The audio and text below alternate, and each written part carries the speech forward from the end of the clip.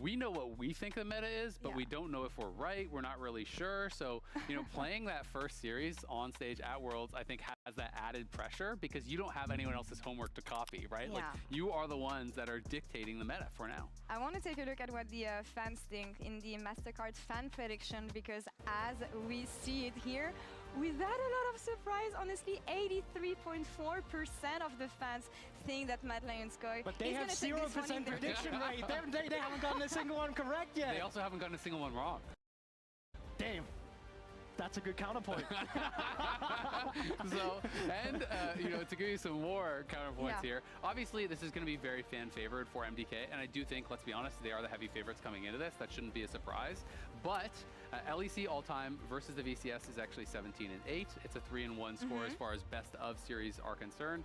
And then MDK themselves versus minor regions is 17-9 with a 4-1 score against VCS. So obviously we have seen some big VCS upsets. We have seen Mad get knocked out in play-ins before. It definitely could happen. But you know, you want to see those players go in, play confidently, and you know, just believe in their skills because they are the better team. They just have to be able to show it on the day. No, I agree, and I think actually you just have to look again bot side because Daddy's going to be the guy that we've been talking about the entire time. MSI 2022, Shogun as well, got 5th and 6th at that MSI. He is the miracle maker. He is going to be the guy that's going to have to make them believe at this Worlds if they want to make it further, because they are underdogs going up against Mad Lions, and they really need to bring their A game. Make them believe, bringing in the log line. Love it here, but when you think, I think we're gonna have to use it a lot, and we can use it a lot. Actually, it's gonna make a lot of sense for our teams. But GB, there was no expectation on the side of Mad Lions, and they actually, I feel like they prove everyone wrong. Do you feel like that's something they can do at Worlds, especially when you think about Mad Lions' reputation? No, I absolutely think they can do. I think they obviously get some stigma with their reputation, but I don't think this roster got enough credit for what they were actually able to pull off. They were in the slump. They looked like they had to come back next year, and they came back from that, and they look solid. So I think it's okay to have hopes for Mad Lions. It's okay to have hopes. Let's see what they can make happen. Actually, I'm so excited for this first matchup. It's gonna be 2024 kickoff, 21 days of competition and peak League of Legends ahead of us. We are ready for the best moment of the year, and the journey starts now. Let's fucking go.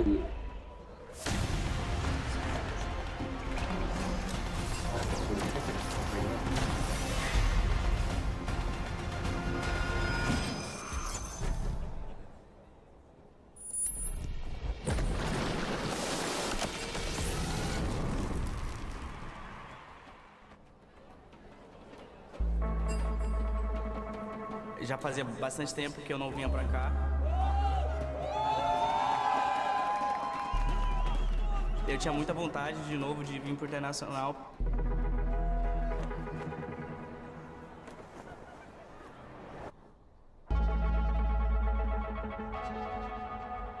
大家都是一整年的努力，都是为了进这个最后一步。Mình nghĩ chắc chắn sẽ có kỷ niệm gì đó đáng nhớ.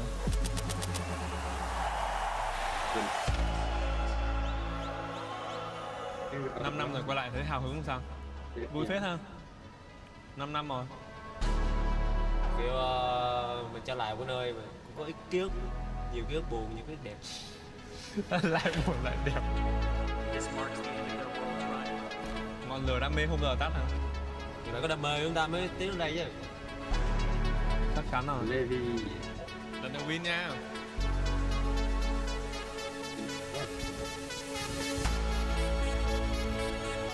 Yuiさんベルリンに戻ってきましたけどどうですか？まあでもなんか懐かしいね。懐かしいですね。懐かしい。UEC で学んだことめちゃくちゃあるね。やっぱり一番はなんだろう。まず考え方を柔軟にしないといけない。お、정격이다。わあ、ちょっと。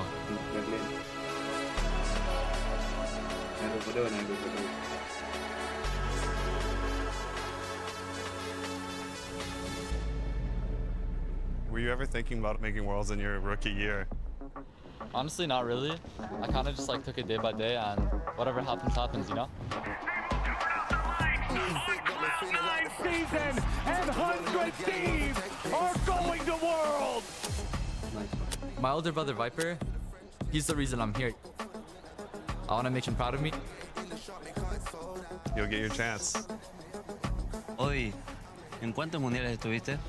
Y estuve en 4 mundiales. Para mí se siente algo bonito, se siente algo especial. Espero ser la persona que pueda darle la última sonrisa a una región entera. Espero que todos demos lo mejor de cada uno y que salgamos con la cabeza en alto.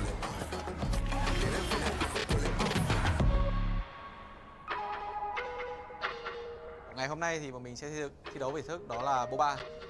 Trên những cái gì, trên những vị tướng nào và thể hiện đúng những chất tướng mà mình pick, tự tin vào những con tướng mà mình sở hữu được. I mean, it's gonna be a lot of regions. It's gonna be super fun. It's gonna be a lot of different metas. We compete here every week. It's certainly an advantage. It's our stage.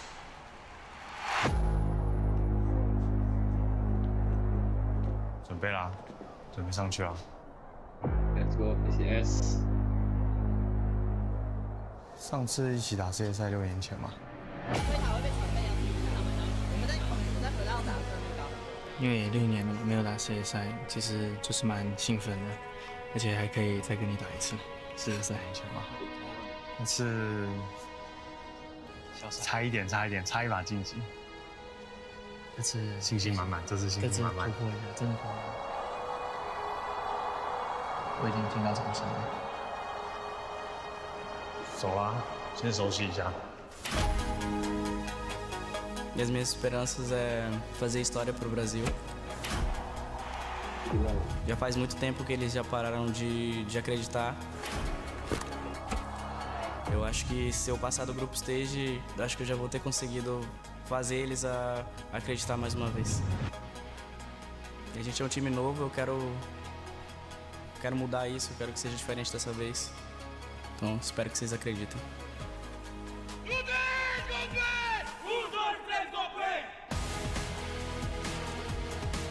那我会在入围赛碾压其他队伍的，因为这是我的目标放得更远。Eu venho sonhando por esse momento assim. Esta no es mi primera vez, tampoco será la última.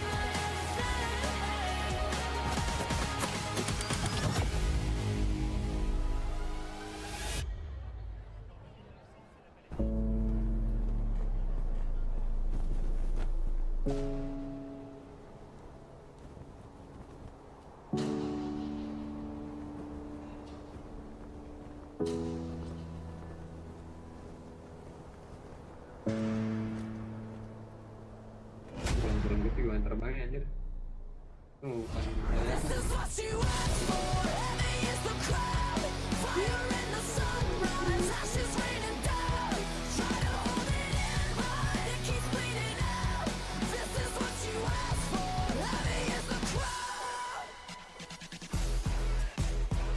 Welcome everyone to our first series in the World's 2024 play-in stage. Mad Lions score a 3rd seed of the LEC, taking the stage against Viking Esports, 2nd seed of the VCS.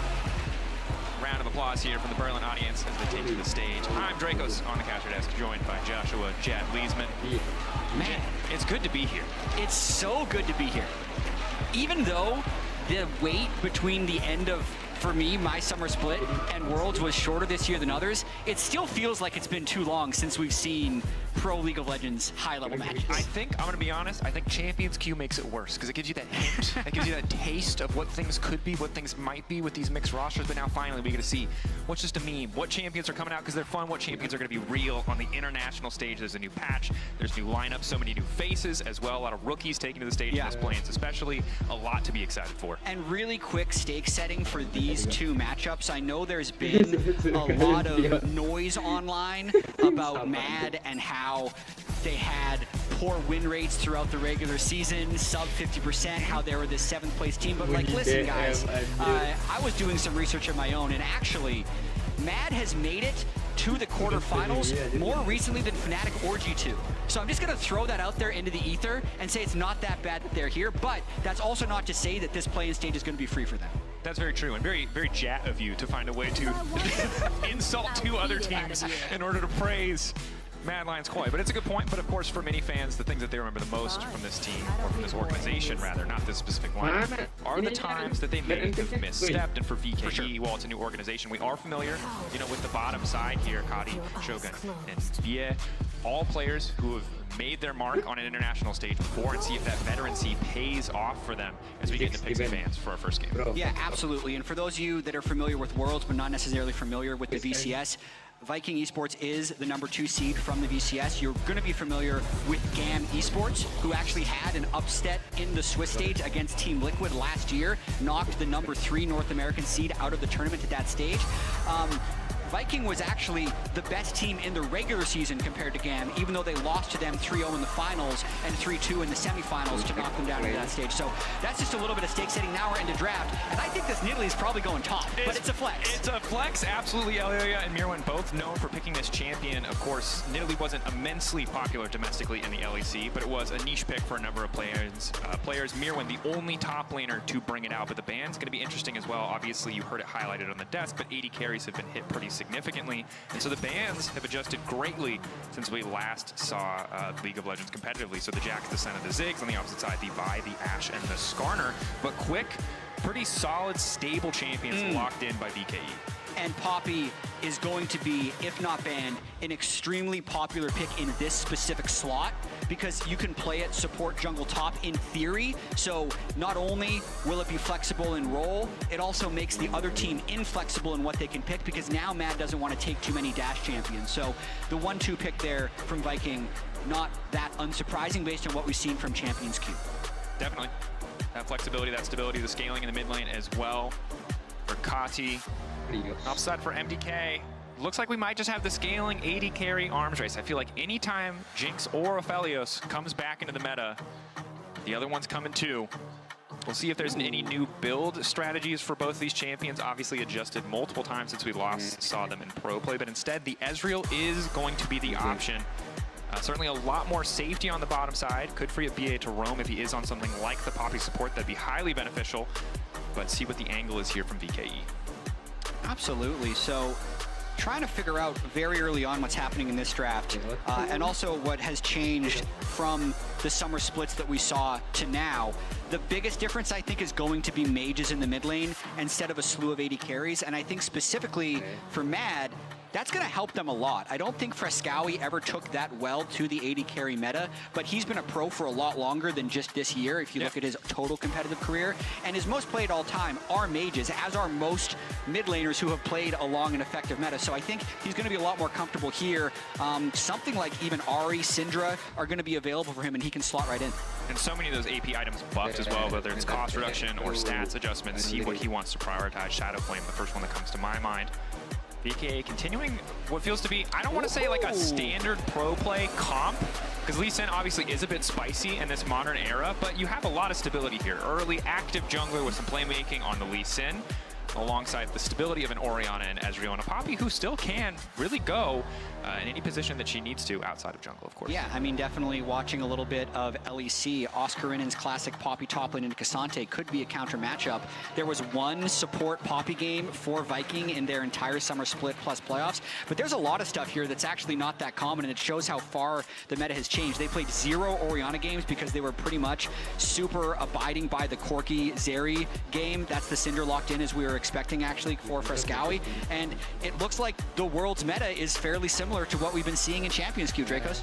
Yeah, very much. And I think interesting because to me this feels like this is almost the safe League of Legends competitive meta. Mages in the mid lane, 80 carries, and like, we've been here. We know what this is about. This is the realm of outplays that I'm ready to cast, that I'm ready to talk about. The Camille, however, something a little bit more spicy for the top side of the map, and I really like this from the side of VKE. I think it would be easy to say, hey, Nanoway, we expect you to fall behind. Yeah. We're going to focus elsewhere on the map, but instead saying, no, we are ready to play towards the top side of the map. We are ready to try to support this rookie top laner in finding a lead. Well, I'm interested here, Dracos, because Mirwin, even though he had 4 Nidalee games, his most played champion in summer plus playoffs was actually the Cassante. Didn't have a good record on it though, 1-4. So how confident are you with this very standard looking Mad draft? I think I'm going to give them the benefit of the doubt that there's been an evolution in the time that since we've last seen them. But I think one of the biggest criticisms leveled against Mirwin was, hey, this isn't an ace up your sleeve that you have these ranged top laners. This is actually the only card that you have. This is the thing that you are good at. So the question now is, will we see that evolution where on a more stable, blind pickable top laner, can he still have that same level of impact? And if people out there are skeptical, I think that's fair. For me, I think we just have to wait and see. Yeah, and we're going to get to see it pretty soon. When I look at these comps overall, I'd say Mad have a little bit better front to back because they have the Cassante and Nautilus as their actual front line. And Viking is going to be a team that is going to have a really hard time if they do fall behind. They're very all in with their Poppy, Camille, Lee Sin front line. That's very much burst them or you don't have a front line. Yeah. So really curious to see how aggressively Viking can play out this early game. Definitely a good question. But of course, when you're playing against something like a Jinx, something like a Nidalee, if you can one-shot a champion, those champions, very easy to take down. Get that Jinx off the board, suddenly that scaling potentially not as strong for the side of MDK. Are now moments away from getting into game. And here we are, MDK versus VKE. This best of 3 series, of course, deciding who will move up. No one eliminated yet. But if you manage to win these first 2 series, you'll already be moving on to the Swiss stage. Both teams hoping to kick off with a win here in this first best of 3. Yeah, quick hit on the format. As you mentioned, there are 4 teams moving on from the play-in to the Swiss stage, unlike last year where there were only 2 teams. So for these teams that are actually in the play-ins, it is a little bit more forgiving of a format. If I'm looking at the top lane engage right here, they're going to get some nice poke down. Definitely not a forgiving level 1. Yeah. But anyway, that's pretty frustrating. Not sure what the time is on the clock as of this moment, but given how persistent Elyoya is being, minions just now spawning, Nanaue is not really going to get a chance to reset unless he wants to use that TP early on. I mean, Elyoya is going to probably throw a spear on him, and they're just going to get even more vision.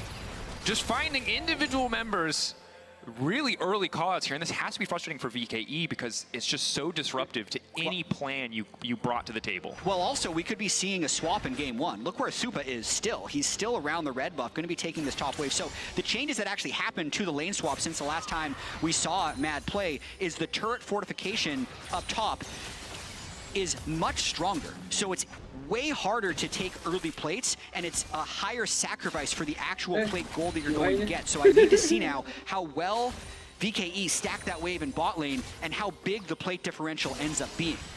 It's a good question. From 75% fortification to 85% fortification on that top lane tower for the first 5 minutes of the game. It is nigh impossible to kill.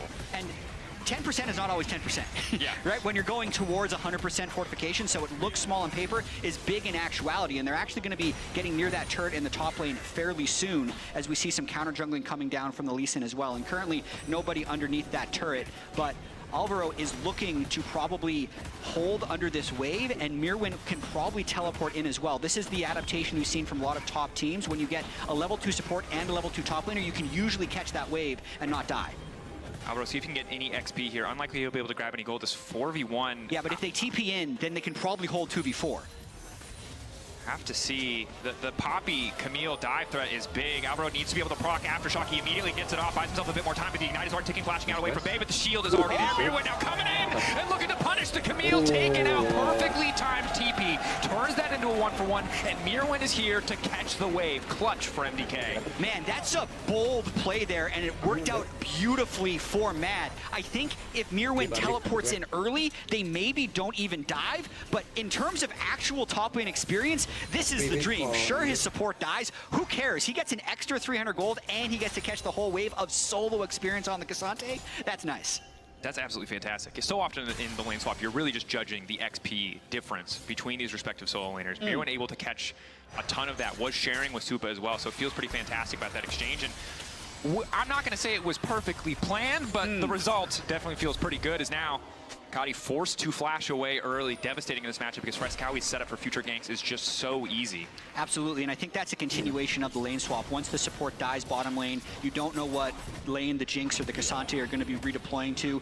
Definitely just lost track of where the Nautilus could be, so good gank there by Alvaro, and maybe overstaying a little bit in this lane, but it's totally fine as long as Supa is uncontested in that bot lane on Jinx. Yeah, Supa happy to have that time isolated on the top side. Only a single plate being taken across that entire swap, much more about that early dive, which is big. You can see the gold essentially neck and neck 6.5. 100 gold difference, really all it's separating. We'll see as we get closer and closer to that first grub spawn. If anyone is going to reset, try to reposition on the map to try and find a man advantage or more vision control around that objective.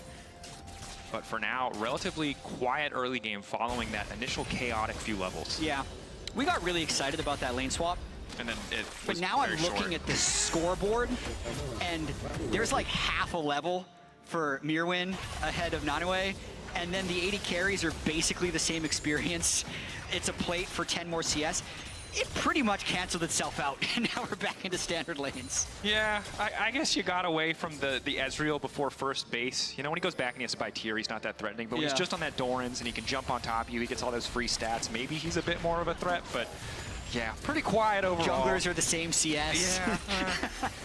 This is the modern era of lane swaps, you know? Frankly, I think MDK did get away with murder there because the Balance team really tried to make it as unappealing as possible to lane swap. They said, you will lose so much money if you try to go for this. As Mirwin top. Level 5 will be difficult to lock down. Doesn't have 6, but does have Flash. Not opting for the Ghost in this matchup. Still tanky. Not sure if he has the W, the Pathmaker up and available, but won't even need to use it. Yeah, and Lee Sin just had a bunch of free time there. You can see there's no jungle camps up at the moment. Grubs haven't spawned yet. Nobody's on Drake, so he really just wanted to get some poke off. On the lane swap thing, I think that's going to be a developing story throughout this World Championship, is how much are we actually going to see, because we actually got to speak to the Balance team about the lane swap changes, and there would be ways to actually eliminate lane swaps, but the collateral damage to the way the rest of the game functions would be way too high. So the existing lever to diminish lane swaps, which is essentially the turret fortification. How much stronger can the turret get? They just turned that dial up, right? It's not 100% damage reduction, it's 85%, and as you can see, it's like a 3 or 4 minute swap, and now a swap back, now the fortification has fallen at 5 minutes. So Game 1 of 1 for lane swaps. We're going to see what ends up happening through the rest of the series and honestly throughout the rest of Worlds. It's a good question. Of course, objectives being traded here, both tower plates and grubs for Dragon. So MDK grabbing a couple plates topside for the Jinx. Elyoya going to pick up all 3 of the initial grub spawn. Grub trade early on, I feel like much better than the Drake, but if we end up in a late game situation, that might change. Instant hook onto Poppy, coming in from Alvaro. BA on the way out is Supa ghosting already. This is a bit aggressive. If the spear doesn't land from Elyoya, but it does! That's the damage they need. MDK finding a kill on the top side, and Nanaue is going to feel a lot less comfortable sitting under that tower, but luckily does tick over to level 6. Yeah, really nice getting the kill onto Elyoya there after the grubs, then also being able to invade and take this red buff. Might slingshot him ahead of the Lee Sin a little bit, and that I think is the most positive play that Mad have had yet this game. Certainly, and I think it's pretty difficult for there to be a counterpunch on the bottom side from BKA, because the Lee Sin Ezreal against a potential level 6 Cassante is just a difficult target to lock down, especially when he already has double cloth armor, and now he might see the re-dive. BA coming in, level 6 there, Supa going to be in trouble. Knockback interrupted by the traps, BA, no! That's not how you want to start it, the rocket! Now the reset, Supa getting excited and getting the hell out. Meanwhile, on the bottom side, Mirwin a little bit aggro here, potentially even greedy, but now going to go Pathmaker through, wants to go for the solo kill, getting away from the Lee Sin. It's greedy, he wants to style, he's feeling alive, but a bit overeager, and it's going to cost him as VKE are quick to punish. Swing and a miss there for Mirwin. Would have had the tools to escape, collect this big wave under the turret, goes for the big play and falls. That kind of cancels out the positive play for Mad on the other side of the map. Supa narrowly avoiding that fast play that Nanaue tried to pull off on the top lane. So all told, it was another trade, really, even though they were somewhat disconnected plays. Yeah, hovering in the darkness here, ready to protect his control ward, but you're completely correct. I think Mirwin, I respect that this is a stage he knows, he's feeling comfortable, he's feeling confident, he wants to go for the play, but it's one of those classic situations in pro play where you didn't need to. If it worked, great, but you kind of already won on the top side. You don't need to go for anything else. That said, won't cost him in the 1v1, and that is going to be big. He's still fine versus the Camille. Nanaue already running relatively low on mana, does have 2 biscuits. But Mirwin comfortable at least in that 1v1. And we're going to get to see this again. I actually like the idea of the fast play from Nanaue here to try and burst out the Jinx, but they just weren't quite quick enough. If they sit under the turret, maybe the dive just gets canceled out, but if they could have gotten that 1 kill, they really could have burned a lot of tempo. Mirwin right here, I think he actually does have a kill angle, but you can see he misses his E, he ults over, he flashes, missed his Q3 as well, then can't get the dash through on a Shogun either, so missed a lot of spells there to prevent the kill onto Ezreal. Yeah, good movement coming in ultimately to avoid some of that K'Sante burst will come through. Yeah, and listen, Shogun is not like he's some scrub on Ezreal. He's 11-1 on Ezreal this summer, so he's definitely very skilled and comfortable on the pick. That's one of the reasons they would have picked it after seeing the Jinx already. And if any champion in the game can dance around a K'Sante, it is the Ezreal. This is not an immobile 80 carry sitting waiting to be jumped on.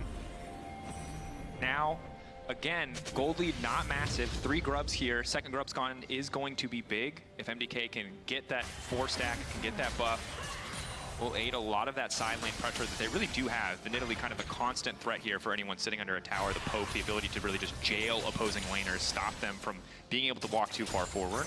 Yeah, and I want to see how Elyoya continues to play this Nidalee as the game progresses, because there's a couple different ways you can play it. You can play it to just consistently 3-man the bot lane and just kind of fire spears and keep getting advantages, or you can do to counter jungle the other team. You can see a defense already set up here for Viking with both Camille and Ezreal top, which will match the 3v3 of Mad and probably just make Elyoya retreat. VK, you can see, have the tools to kill Supa. In the previous play, they fumbled it just a little bit. Nanoy wants to keep it going. Traps on the ground once again. Not afraid to walk forward. That initial magic damage shield now fading away. Elyoya backing away. The mark not going to get procced by Ezreal as an entire creep wave will be lost in the bottom lane. Well highlighted observers. The cannon minion slows that a little bit, but a couple hundred standing gold essentially paid by VKE to get involved in this play. Guri not going to find the kick, but they have successfully zoned MDK away from the grubs thus far. Yeah, I mean, VKE spent so much on this play already. They only get 1 grub. They've lost waves mid. They've lost waves tops. And I think they're going to get a fight here. Mirwin. Ulti from Mirwin is going to be big, trying to get around Caddy. Going to move forward, going to find the Ezreal, pull him right over the wall. And there's Supa. Hand delivered the nightmare of every single 80 carry. What a huge play for Mad here, because it's not just about the kill onto the Ezreal. It's about everything else. Every wave was sacrificed there by VKE to either get a kill or secure the grubs. They do not get a kill. They do not get the majority of the grubs. That's now a 5-grub game for Mad, so they're going to be getting the little extra voidlings every time they hit the turret. And on top of that, it's actually Mirwin who's able to get the flank. What a nice play. They're going into 5 people, not getting locked down, taking the Ezreal to safety with himself, and getting the kill. Beautifully done. And there's so many times in pro play where you will see teams willfully sacrifice, you know, something like standing gold or a wave to make a play. But when the play you try to make also fails, it's just all those deficits start to compound. And now we're seeing MDK pull ahead with a pretty significant goal lead. And with the grubs backing them up as well, it'll only make the Herald more powerful. It'll only make further pushes on side lane powerful as well.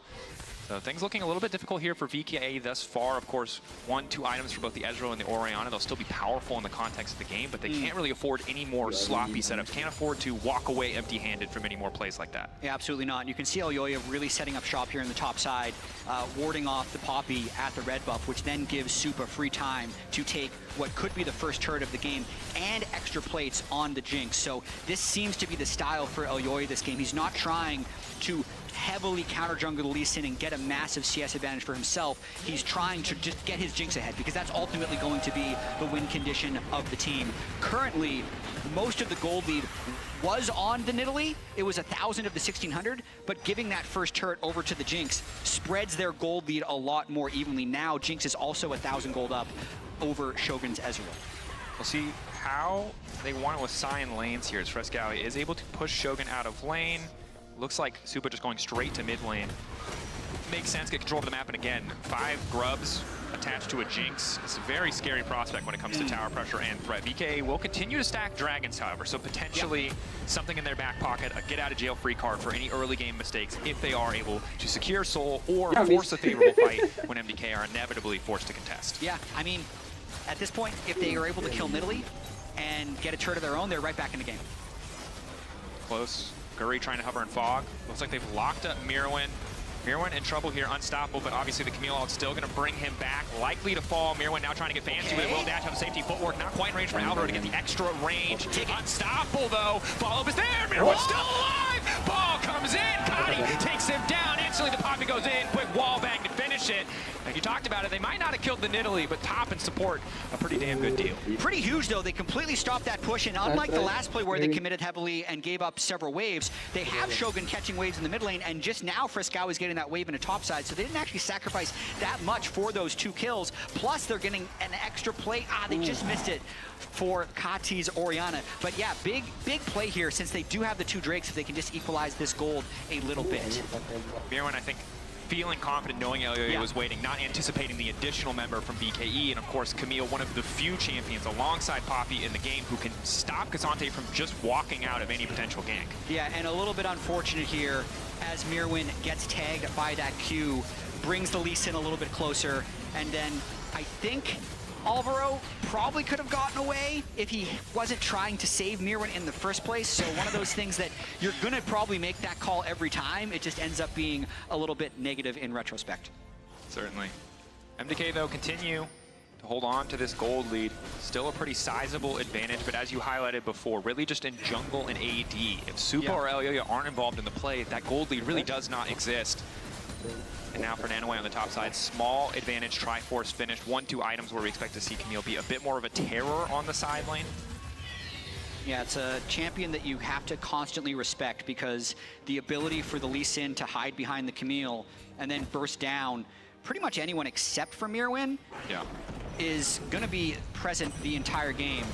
So Syndra Frescowy has to be very vigilant of that possibility whenever he's pushing sides this game. Definitely does. That Camille side lane threat is going to disrupt so much of what MDK would normally be able to do with a lead like this. So for now, they're just going to focus on playing around the Jinx. This is nice. Keep core members strong. I like using the Herald in mid lane, just get more passive control over the map instead of trying to get that additional gold from going on side.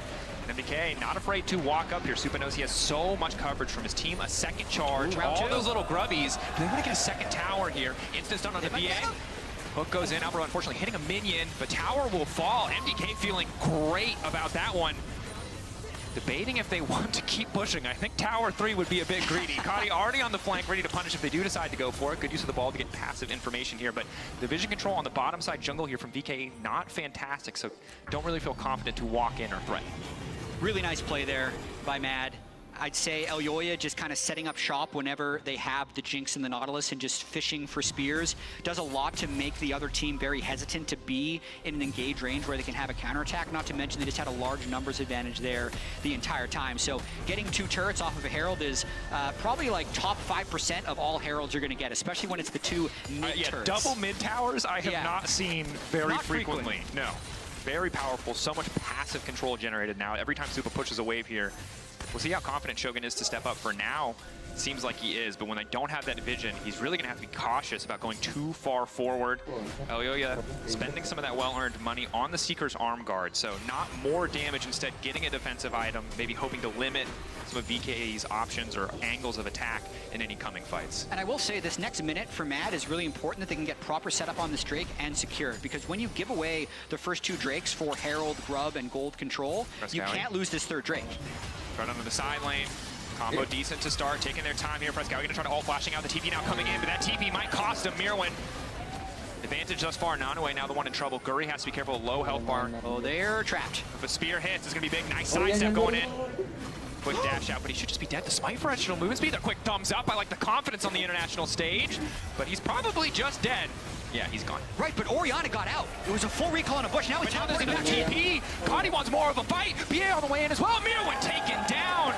Aggressive maneuver coming in from VKE, but they are able to get that kill. Kati could hide in that bottom turret bush right there, and he was able to get a full channeled recall off, then teleports back in to get the kill. And even though they killed the jungler, they're down both soul inners, so they might not even be able to secure this Drake. Someone needs to answer this wave on the bottom side. Nanoway, will he overstay? No, happy. Just get a bit of extra pressure and walk away. Recall's coming through. Nanoway should escape, but Elyoya off on the side. Are they willing to chase this Camille to the ends of the earth to stop this recall? There's no TP to save him this time, but it's also, they don't entirely know where everyone is, and they also don't know where the Camille is entirely, plus with the flash up, that's big. So because everyone's respawn timers took so long and they're redeploying now towards mid lane, it's again the setup for this Dragon. So we're in a bit of the same situation where if Mad can't stop the Dragon Snowball, they'd actually be in trouble despite how much gold they have on the Nidalee and the Jinx. Yeah, Supa is powerful. If they can protect him in a fight, if they can get a full 5v5, they're going to feel good. But right now, it's VKE who pushed that wave and who forced MDK to respond. VKE who are going to be first and set up on the Drake, doing their diligence now to clear out some of this vision. Well, I will say, with the Camille showing on this wave, and no TP, Matt should just walk in and take it. Yeah. DK had first move in mid, but instead prioritizing giving Nanaway some time to pick up XP, maybe take down a tower. Obviously under no threat themselves, right? The MDK have not taken a single Drake yet, so instead just getting some free gold, maybe feeling like once Camille gets to 2 items, their game plan gets a lot easier, as it will just be a tower for Drake exchange. MDK would like to make it positive in their favor, but Kadi quick with the shockwave there means that no wave to play on. No, that was a really nice ult there by Kadi to save that turret, because you could see Mad wanted to go for a turret trade there. Maybe we see a little bit of 1v1 action. No, he's just going to dash away. Very constantly here to cover, but play just going to fizzle. Taking blue here with this. It's a bit bold. Yep, a little bit. All right. Oh, yeah, he's going to get it, though. He said might be blind, but you can't say he's not confident. Nope. Turret ends up going to the Syndra anyway, just 30 seconds late, so it ends up actually being the turret trade. Gold lead stays about the same, but I'm actually pretty impressed with Viking here sticking with Mad. I think since this gold lead was about 2,000 or 3,000 8 minutes ago, I've seen a lot of other games between major region, play-in region, snowball from that point, but they've held on. They've pulled off a couple of nice plays with Nanaway's Camille. I'd say Kati's Orianna has really shown up in the right spots, and they haven't really been heavily out-macroed here. So this game will come down, I think, to Mad finding ways to get picks in the jungle, take second-tier turrets, and ultimately force Baron, because I think if they end up having to wait until Soul for this game, we're talking like a 40-minute game, and it's a total flip. But with this advantage, there would be a play. Like, say if they can actually catch Camille up here in the top lane, keep going for that turret, these are the types of plays Mad's going to be looking for. And MDK as a team, of course, love to fish for picks. One of the simplest ways in the mid and late game for them to close things out. Oftentimes, not always the cleanest mid to late game macro team in the context of the LEC, so a bit of a test here for them in their first play-ins game. Right now, advantage on top side, multiple members committed, no real other pressure point on the map for right now. Nanaway over-committing, the spear connecting instantly, just one tapped here, but now the TP coming in. MDK have to be diligent on the retreat. Instantly, everyone is recalling tier 2 tower and a kill going to be traded for this tier 1 tower. Shogun is at least firing back. Yeah, probably caster curse to macro a little bit there. I think that was a split call, if I'm going to give Nanaway the benefit of the doubt. The fact that the Orianna teleport came in on what would have been a flank ward meant they were probably saying that they were going to be looking for a fight, so Nanaway wanted to have the turret there for the fight and trap them. But Mad was faster on the play. The Demolish plus the Jinx took the turret faster than he expected, and he ends up just looking like a fool. Jinx now getting closer to 3 items as well, i.e. the Phantom Dancer Zeal, even a bit of lifesteal in the mix. Supa's playing a pretty comfortable game at this stage. Yeah. Hasn't really been under too much threat. Haven't really been any big 5v5s yet, outside of a single play around the top side and that second grub spawn. But Baron's now on the table, and obviously Jinx always going to be pretty fantastic at taking that objective if left unattended, as VKE trying to make a fast play on the mid lane. Supa getting out. Oh, he's walking up now. Backstep is good, good movement. Oh, he's going to be really fed this game. He's not even reached his final form there, and he's already dodging around, getting huge poke damage onto the Lee Sin. I think the player that has been largely silent but is now very important, as that recall almost gets interrupted, is Frescowi's Syndra. This is the item buff for Storm Surge, and it's also the champion that has become viable because of it. He's at a point where he can probably one-shot the Camille at the start of a team fight, which is really going to diminish Viking's ability to engage. Definitely is, right? And both buff items, the Ludens and the Storm Surge, adjusted in between the mini patches since we've last seen competitive play, regardless of what your personal playoffs were played on. We'll see how he wants to leverage that threat. Even just the scatter of the week to start fights alongside Elyoya is going to be such a massive threat. And the frustrating part is, if you buy MR to deal with this mid-jungle duo and end up in a team fight, Supa's going to eat you alive. Yeah, absolutely. And there's very, very low Mercury Treads usage by this team. So like Kati goes a little bit damage heavy. I could see a little bit of MR from Orianna in this matchup generally, if it's a Nidalee Orianna mid-jungle. But I think because the Jinx is so accelerated, the game plan for VKE is probably just going to be to try and punish the immobility of the damage dealers. Even if the Syndra and the Jinx are very fed, if they are somehow both in range of a Camille Orianna engage, they will disappear. So it's going to be these team fights are going to be very skill dependent on whether or not Viking can land their skill shots. About to set up Shogun. Or Shogun might just be very far ahead of the mid lane wave, and that might cost him. For now, it's just the flash. Zap does hit. MDK want to follow up. Alvaro immediately going to find the flash. The knock-up still going to come through on the ulti, but BA managing to get at least a little bit of a disengage. The Poppy now trying to walk away. Good Ezreal TP on the flank as well. Camille coming in, but Orianna nowhere to be found yet. That shockwave will be everything if they can find MDK group, but MDK able to retreat, able to back off without losing too much. All right, so let's check what actually got burned. The Camille loses the teleport, which diminishes their ability to trade when giving up Drake. There's no flash on the Ezreal, and Matt is trying to set up for this Drake, but it's not going to be given. But it's important to note, when they started to push out mid lane, already VKE were on the side lanes. You can see that entire bot lane wave getting deleted. They're losing gold just to be here. MDK conceding a couple waves, conceding some prio on the map. Committing a lot, but now, oh my god, the magic damage is massive, and now Shogun's been caught out as well. He doesn't even have room to play the game. VKE couldn't find the angle to force a fight. Can't even find the angle to group up and fight together. Kadi getting nothing done. Supa finding the kill. MDK fully confident in their ability to execute on that 5v5. That might be the play that breaks the game open for Mad. You could see the Syndra power there, bursting the majority of the Camille's health before the final spear comes through to finish the job. Now 6 kills for Elyoya's Nidalee. Watching this one more time, even if they don't land the hard CC, just the R button. 1, 2, 3, 4, 5, 6 spheres, not even a Giga 7 or 8 sphere move right there, is enough to take him down. And then with the Camille down, there is no one in front, and they can clear the rest. They take the Drake. Now they go for Baron. This is a bit dicey. Curry is here. Flash smite available. Frescow with the initial interrupt. Now they instantly turn on the Lee Sin. They do not want to let them get the steal. BA trying to buy as much space as he can for his jungler to escape. Thus far, wants the rocket. He can feel the wind on his backside.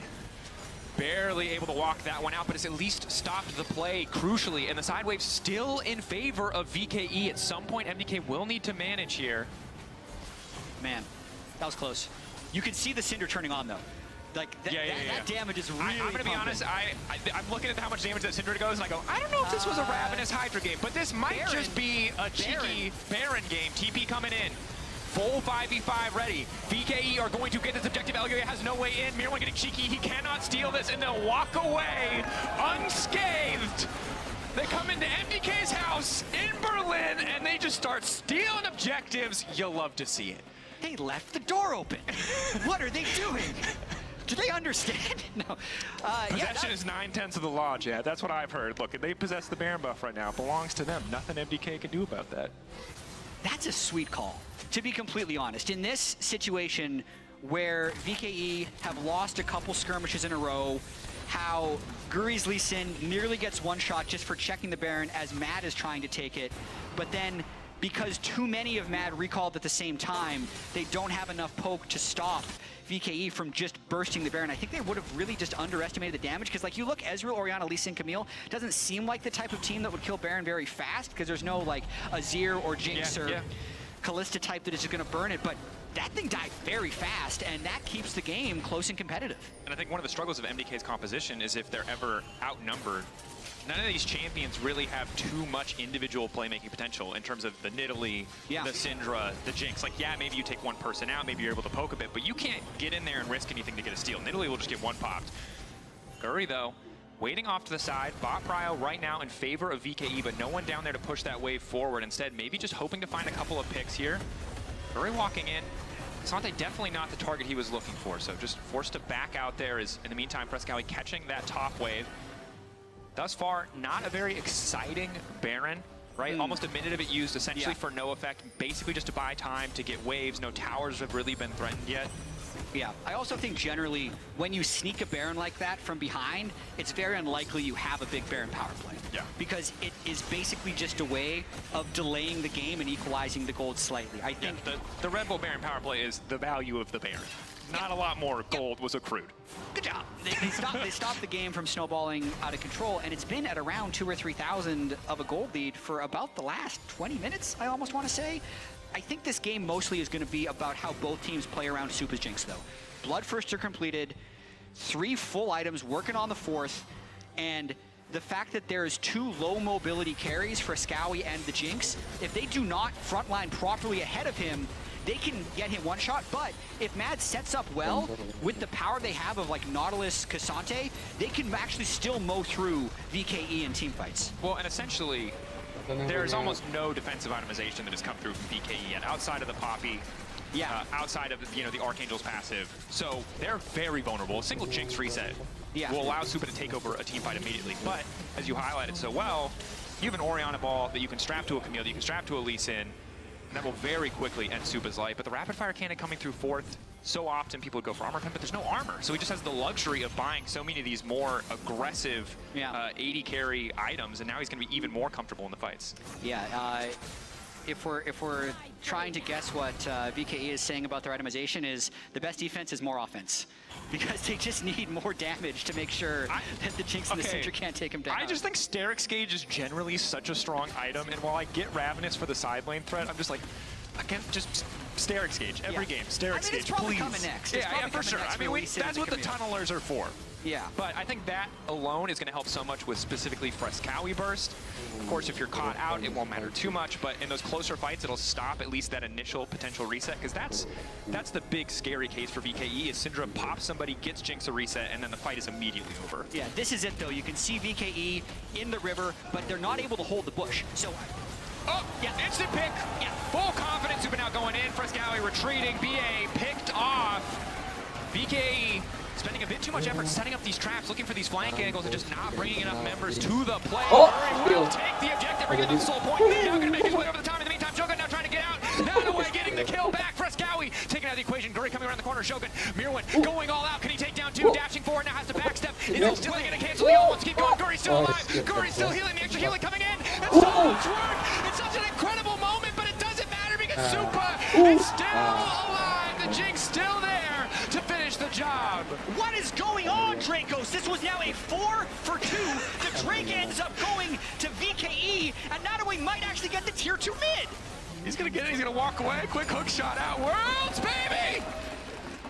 Okay, so to recap, it looked like Kati was in a foolish spot, and that was just going to be it. Because they're able to get 2 kills before the play even starts. It's now 3v5, so Mad definitely lets their guard down. There's no way Frescowy expected the Camille to still go for a play after all that.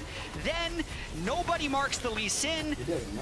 He's able to steal it, and then this extended fight is just hands from Shogun, being able to get enough damage onto Mirwin. Because if they're just, like, the fact that they killed Elyoya in all of this is going to be the biggest tragedy, and the fact that that went over to Ezreal. What an insane sequence. I think, yeah, that is the optimum word, because that was wild. And just a reminder for all the Lee Sin enthusiasts out there that Sundered Sky is insane. I think that was about 800 health from Sundered Sky procs alone in that fight, allowing Guri to play on the absolute edge to salvage what he could from that exchange. And despite so many of the bigger plays, like the grubs, a couple of these straight contests going to MDK, the gold is neck and neck, and Nanaway is just becoming a bigger and bigger threat. Cassante's resistance is meaning less and less now that he is at 3 items. Yeah, if he ever finds the Syndra or the Jinx without Peel or the rest of the team there, he will kill them. All I'm saying is, Supa is very rich, but Supa is also desperation rich because that is a Seeker's Arm Guard on 80 carry, which is not completely uncommon, but that is a respect to Nanaway, respect to the burst potential of the enemy team sort of purchase, because he knows if he's ever picked off, very likely MDK could concede at least a major objective, if not the entire game. Yeah, I think it's a smart purchase for how rich he is at the moment. When he has enough money to buy a full Guardian Angel, I think he'll sell the Seekers and probably buy the Guardian Angel, but by that time, he's probably used it at least once. But Baron's up, and it's time to set up and wait for someone to come in, because what happened on the last Drake, the start of it was actually very good for Mad. If they can find Orianna or someone trying to move into their zone, they're going to be able to win that fight because they have a stronger front line and they have good ways of following up on that front line. But if the game gets too chaotic, that's when it's going to favor Vikings. We're also in an interesting situation because Nidalee obviously wildly far ahead of Guri on this Lee Sin, but so many late game situations with a Nidalee or Lee Sin in the game, you're like, oh, late game they have less value than their counterpart.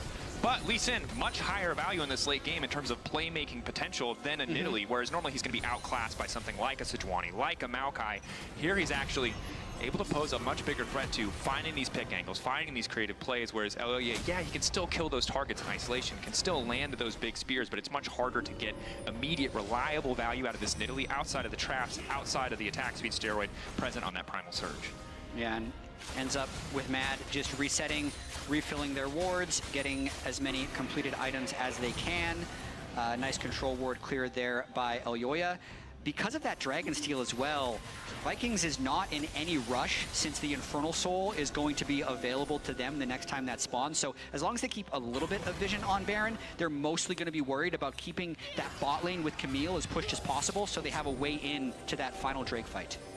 Walking in, Mirwan going to spot the Camille. Mirwan very fearless. I was thinking Nanaway was potentially in trouble, but because if Mad was able to move down the river there, they could have punished the flashless Camille, but he just slides right out of there undetected. It's difficult, I think, for Mirwan to be too much of a threat without committing a lot of resources. Because if you go all out, Camille 3 shots you. True. Right. If you don't know 100% that you have the damage to finish that job, Camille very powerful at this point in the game. So for now, just a bit of poke, a bit of harass, multiple objectives up on the map. This is where that decision making is going to be so crucial. And when you look at the veterancy of both of these teams, Elyoya really the leader of this MDK lineup is the pick initially coming out. BA forced to flash out. Knock him on Nakati. Really able to walk away. So ulti down for Albro is a big to start the fight. We really have to watch Camille here. That's a nice trap. It found him. Otherwise, he still wants to control that zone there. There's not enough wards for Mad to actually stop him from being here. Mirwan trying to mark him, but he's jumped on now. Mirwan not unkillable. It's a matter of time before that life bar is just going to be deleted. Poppy ready to disengage the play. VKE uncertain if they can go for the finish here, go for the kill. I mean, Drake's up now. Mirwan has to base TP to get back. Shogun getting chunked out. Mirwan canceled. Excellent ult coming in from Shogun. He's been so clutch for this team so many times in there. Giving them the advantage. Flip it. Mirwan with the TP. Alvaro going in. Nice look to start things off. Caught him to get deleted. That's what they needed. Now Jinx finding the reset, but no immediate targets hit. BKE immediately retreating. Might just be able to go for the 50-50 here. Elyoya hovering. They're not going to hit the objective. They know it's instead about the fight. Nanaway caught out. CC locked down. No. X-Tech ultimatum. Not enough. Shutdown coming through clutch for the Syndra. Dragon going down for MDK. Good discipline in the moment, but they want to go quick. They want to go for the end. An immediate TP to the top side. Frescowie wants this tower at the very least. Maybe even the inhibitor to follow. Those are really long death timers on the Orianna and the Camille. That was a nice patient fight there by Mad, so it's still 3v5. This is at least 2 inhibitor turrets. They don't really have any good wave clearance. They don't really have any good way to stop this push, and Supa is incredibly powerful. Reset's going to be coming through for all of these little objectives. Still dead. They could go for it. Alvaro hooking in. Knock back onto Supa is big. It'll at least buy them a bit more space, a bit more time. Guri debating if he wants to follow up. Sonic Wave hits, the Resonating Strike not going to come through. Nanaway 22 seconds. 9 for Kadi. Shockwave will be big here. Mirwan isolated. Shogun caught out. Rocket to finish the job. Another kill comes through. Surely this is the end for VKE in game 1. Kadi here. The last stand. MDK, are they confident to keep pushing? Camille 4 seconds away. Nanaway still incredibly powerful. Shockwave then. Kadi locked up. The hook into the spear buys him a bit more space. Nanaway once again rooted. Once again CC, but this time he's able to get the ult off. And Elyoya just gets deleted. True damage coming through, but the blade legs not doing enough work. Pullback from Mirwan is good. Hook shot wall die, but the only place left for VKE is the Fountain. Supa wants another kill. Flashes in with confidence. He might not find the kill, but he damn well will get the game. MDK strike first in this series. It was a journey, but they got there in the end. I'd say a pretty big relief there for Mad DK because, listen, they did control a lot of the early game. I think they had a better team fight comp. They actually had better setup on the majority of the objectives. There were just small things that went wrong throughout a lot of those fights, but ultimately none of that matters at this point because they're 1 up in the series now, need 1 more to close it out. And we'll see if they're going to be able to do that. For now, we're going to head to a quick break. When we return, the AD will talk all about that game and what's to come in this series.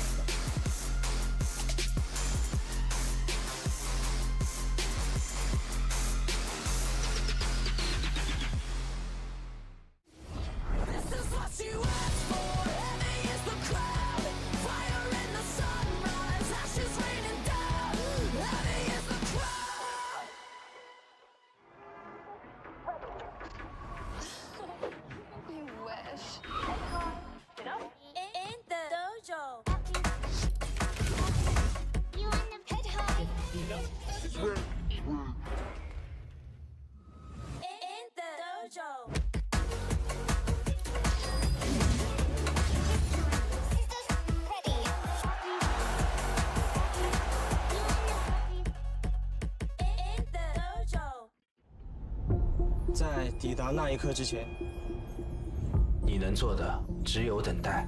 如果故事再重来一次，我想 Jackie Lau 还会做出相同的选择。等待比分失衡，企图从中看清胜负的端倪。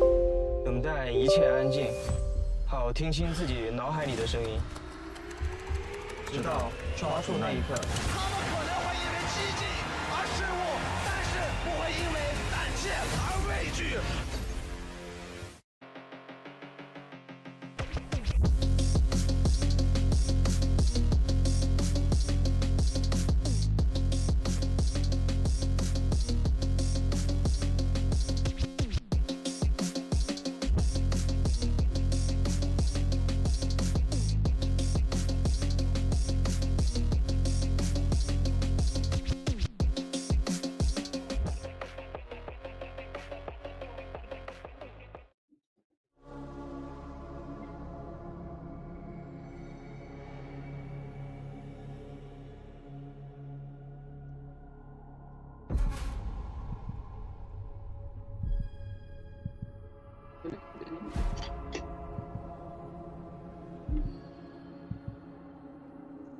You got a pretty disguise, but you're still ugly inside. I see right through all your lies. I'm not like one of your kind. I'm a misfit, I'm a rebel, don't fit your description. I never settle, fight back with resistance, pedal to the metal. We're setting fire to the system, yeah.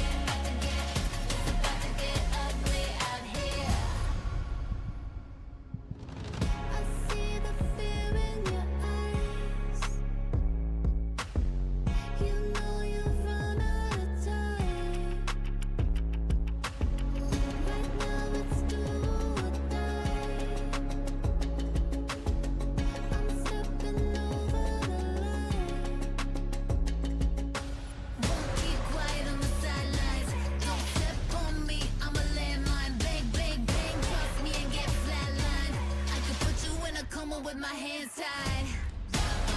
Start up the riot. Start a riot. Start a riot. La la la, feel it ignited. Light it up, light it up. Light it up, it's going down. We gonna burn it to the ground. So rah, start up the riot. It's about to get ugly out here.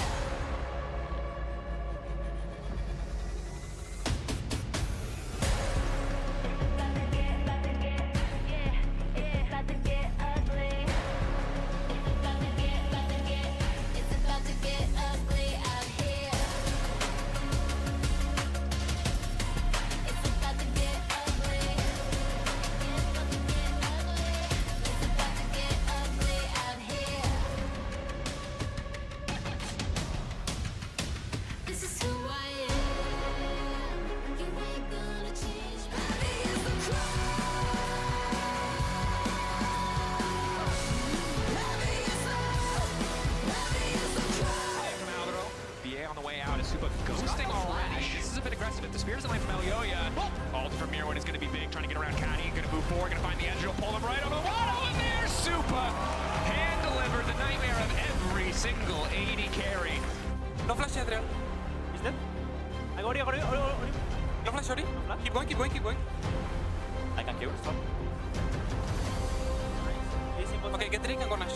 Tequila coming in, and so much work! It's such an incredible moment, but it doesn't matter because Super is still alive! The Jinx still there to finish the job!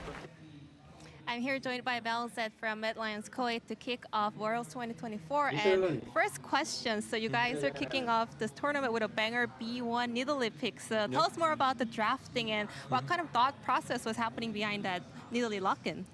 I think we think that this is a really strong jungler that can counter jungler, go deep in taking the vision, and also for us it's a flex pick because Midwin plays it on top, so we play with that. Amazing. Preparing for the series, did you focus on the meta itself or your opponent? We are focusing on the meta. We are testing new things and try to figure out what the meta that suits better for us in order when we advance in the tournament, we are better prepared. And Mad Lions Kuwait is opening up Worlds 2024 in front of the home crowd in a best-of-3 series, which could be a little bit more addition to your pressure and all of your players as well. So how did you guys approach this first match? We are rookies. It's our first Worlds appearance, so we are here to learn and improve. So not that much pressure for us. Amazing. Thank you so much for the interview and best of luck throughout Worlds. Thank you. MDK get the first win here at Worlds 2024, and it's actually great hearing from Melzet. This checking was done during the first game actually, so a lot of confidence on his side. And I love the mention of the Nidalee pick, because GB, we know usually what Nidalee B1 can mean, but it was actually a flex this time around. Yeah, I mean, was it really a flex, right? When you look at the way that the draft turned out, it was definitely a flex for the first rotation, and then as soon as you got to the second one, well, here's K'Sante, so we know it's going into the jungle. My own theory to that was just that I think this team wants to stay flexible. They obviously can play through ranged top laners, through Mirwin, as we've seen many times before. But you cannot forget better than Def Super. When he gets the Jinx, I think he's very happy to play the carry. And I think that's what the team said. Oh, we got Jinx? Cool. Front Dino with K'Sante, we play around Super this game instead. And I mean, it was really clear that that was the Mad Lions gameplay, right? Like they wanted to get all the gold in the Jinx pocket. They started with the early lane swap to get him out of, you know, what they, I guess, assumed it was going to be a difficult early 2v2. And they just funneled as much plate gold as possible into his pockets. They gave him all the waves that he could ever want. You know, they put him in a ridiculously good situation. What did we think about the Viking approach here? Because I know that in Countdown we said especially that they have to be creative, they have to bring a fire here. I don't feel like they made things easy for themselves. No, I mean, I think we saw kind of the strengths and the weaknesses of Vikings. I think we saw that they can actually, you know, at times, you know, find these picks, but we also saw them over-grouping a lot. And we have a couple clips kind of showcasing this. You know, one of the big problems for this team was when they were spending too many resources trying to focus on one side of the map and not really being able to get it. You know, one of the early plays towards Grubs, this was actually different play, I think, that we're looking at. This was a pick a bit of an overextension from Mirwin. Yeah, a bit of an overextension after they had actually gotten the kill on top side, which, you know, they were good at actually getting these kills and finding these early plays, but this was the yeah, this is where it just starts, right? It's very standard. Mirwin pushes in bot side. There's going to be a mid push as well, and VKE is not even in a position where you should actually be allowed to make this play. They're skipping a ton of steps. Right now, they're losing a ton of gold on the bot side. They're going to be losing another wave in mid lane here as well, and they're doing this to overgroup. You can see they're quite uncertain how they actually want to play this out, because they're trying to go for recalls, and Guru is looking for a flank, and then all of a sudden, while starting the play, they're the one who finds themselves in a losing position when the fight finally breaks out. Yeah, exactly. I mean, they were honestly there even just like too early, right? And they had 5 members there, and it felt like they say, okay, well, let's look for a pick. And then as a result, Nanaway goes too far forward. He loses so much of his health that he's then, you know, on a recall timer and, you know, put himself in kind of a difficult situation. We saw them do a similar thing later in the game where they were actually looking for a pick down in bot lane on K'Sante, and they sent 4 bot. Well, you know, Matt is just pushing mid, pushing top, you know, creating gold advantages on the map. But I will say, you know, even with all of those issues as far as overgrouping, this game stayed close for way longer than I thought it was going to. I mean, and Matt, you know, they try to force the Baron, then they get forced on the recall. Vikings take a Baron. This game was really, really close, and had Vikings had better setups, I think, around the dragons and not just gotten picked. Like Cody, the last 2 dragons, he got picked right before, you know, both of those fights actually happened. I think it could have been a very different game. Yeah, I mean, I think it's interesting. I think Mirwin on the K'Sante as well definitely had moments where, especially this one as well, where he overstepped and it looked like MDK is going to have a rough time getting in here. But I think Ilyoa is such a hero as well. He's been landing a ton of crucial spears. And then the big one, of course, is just Alvaro, who just goes for the flash hook. But you're right, it is also a misplay from Kati in this instance because he has his own flash available. It is, but I'd also even kind of give some criticism to BA. It's like, what are you doing here as the Poppy support, right? Like, you're trying to actually set up a flank or something. If they have someone with your carries there to be able to block that hook, the game looks completely different, right? Like, it's very difficult to be playing from that spot. Ezreal and Orianna were just sectioned off to the side by themselves there. And yeah, Ezreal shifts out, but then your Orianna gets caught by the hook. Like, Orianna had a ton of farm, a ton of gold, but was never really put in the position to succeed. You can see the damage dealt, only 11k in a 37-minute game for an Orianna who had a death cap. Like, that's like one shockwave. There's not a lot that he's been able to get done, but they just never were really able to set him up for success. Yeah, and we'll see if Viking can come up with something new, but I don't feel like I want to see a new approach from them. So let's see how the second game goes here against MDK. Casters, take it away. Thank you very much, yourselves. Also us. Two of you, which is great for me. Well, I saw two of them for a moment. I saw double the Azael. I didn't know that was an option, but apparently we get double Azael. I'm hoping we can get not double Orianna. I'm going to be honest. As much as it's the good blind pick, I don't feel like the Desk was talking about, I don't feel like we got to see the full potential of that pick. If they are going to pick it, I hope that they find a way to leverage it just a little bit more in that mid to late game. Oh yeah, for sure. I think Kati is going to want a lot of those later fights back. I think the rest of the team also didn't play around him very well, but he was the one dying in a lot of crucial moments in what felt like a fairly winnable game after the comeback. It's going to be really interesting to see how they adjust though, because once you lose that first game in this series, you do get side select for game 2, and Vikings have decided to stay on red side. So they definitely like the flexibility that red side grants them. Definitely do. And of course, when you're against a player like Mirwin, a lot of your draft strategy, prep, and planning can be deleted very quickly by a man who is willing to play any and every champion in the top lane when he has R5 counter pick. So a bit more safety and knowledge there. And interestingly, despite the success of the Nidalee, instant Jinx lock-in worked out well for MDK. Poses again the threat of this early lane swap. It's hard to imagine it going better for them than it did in game 1 on the side of MDK, but it's still something that VKE are going to have to contend with. And they've decided, hey, we like the Orianna. We know it's a powerful pick. It was just some of the things in execution or some of the supporting pieces that might need to improve a bit. So the actual champions locked in for the first two haven't changed, but the Jhin going in is definitely going to be a target at utility and range. So potentially they thought they didn't have enough ways of actually from long range affecting Mad. And to be fair, like Syndra Jinx is an incredibly long range duo, especially when paired with a strong front line. So the Jhin is going to help answer that a little bit from Vikings. Definitely will. Also nice to have that initial potential setup, whether it's the curtain call or that deadly flourish to lock someone down. MDK, it worked. So why not just run it back? You have the luxury of a game advantage. K'Sante, still the safe blind pick that he has always been, despite many nerfs over the years. I mean, I wouldn't say Mirwin had a huge impact on that game. The Camille definitely got a little bit out of hand later, but I can see how the team themselves would say that that was more of a their own hands issue rather than a draft issue, because they're fairly comfortable just running back exactly the 3 champions they had in that last game here. I wouldn't be too surprised if we saw the Camille here instead of the Jarvan, but we'll have to wait and see, because Jarvan is very good against both Jinx and Syndra from a jungle perspective, a lot better than something like Lee Sin. I mean, being able to go unstoppable with the ultimate against the potential scatter of the week just makes it so difficult for Frescowy to play comfortable at any kind of close range. And on top of that, Jarvan has been one of the picks that has been the most hyped in solo queue, in champs queue, so need to see if that hype is warranted. Obviously, just a couple of passive percentage damage buffs at a couple points, I believe, at the start of the year and in some of the most recent patches. So just a little bit more power into his kit, but overall, we've always known in terms of that CC, in terms of that setup, Jarvan has always been a pick worth considering. For sure, and I think the buff is less of a reason why we're seeing him, and the bigger reason why we're seeing him is there's more teams whose mid and AD carry lack dashes. Sure. I think like your checklist for is Jarvan good here, you have both check marks when the Jinx and the Syndra are locked in. So it absolutely is very good here just because of the teamfight power of the ultimate. I don't know, Chad. I always really like when they pick Jarvan into LeBlanc. That always feels really effective. LeBlanc Zeri. Yeah, it always feels like you're going to be have a high impact moment on that J4. But no, obviously the circumstance is right. The patch is favoring it as well. With 80 carries out of the mid lane, a lot more room for Jarvan to shine. And now the Poppy, interestingly, going to be the pick that is taken away.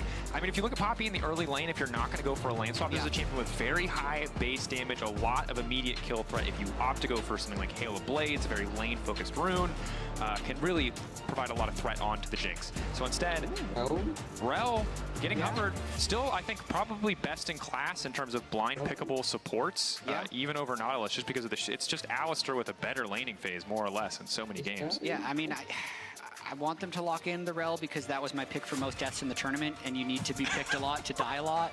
So okay. I was like, that was some wild flame, but I misunderstood your intent there, Connie. You just need to be picked to die. Last year I had Nautilus, it didn't work out. It ended up being Rel, but enough of that. Same picks for Mad so far. A different order though. They're giving us, you know, just a little bit of a mix-up here. Maybe hoping to get the Nidalee band away. I mean, double AP mid-jungle duo can cost you. Wouldn't be surprised to see some potential Merc treads come through. But again, the amount of CC you're actually mitigating here isn't incredibly high. Now that the Rel's locked in, it's a bit of a different story. But Alistar, the hover on the opposite side, again, early lane up until level 3, very likely to concede the 2v2 unless Jhin can fully balance out that early power. That said, as we saw, the lane phase wasn't the big deal in the previous game. It was a lot more about that mid to late game, those objective setups, and that diligence around vision control. Absolutely. I think there was a little bit of a mind game going on there between Vikings and Mad, though, with the way that Mad actually was able to control the Rel.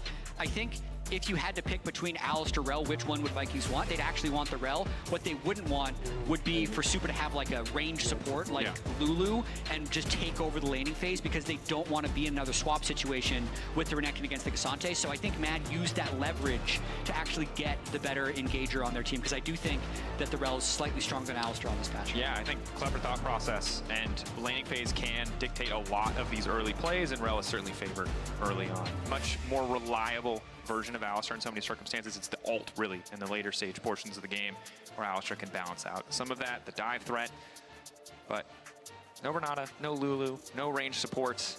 Once again, we have two compositions set to brawl, but I really like the shotgun kind of that VKA are bringing here. Jarvan, Orianna, classic combination. A Jhin who can support without needing to put his life at risk. Alistar as well.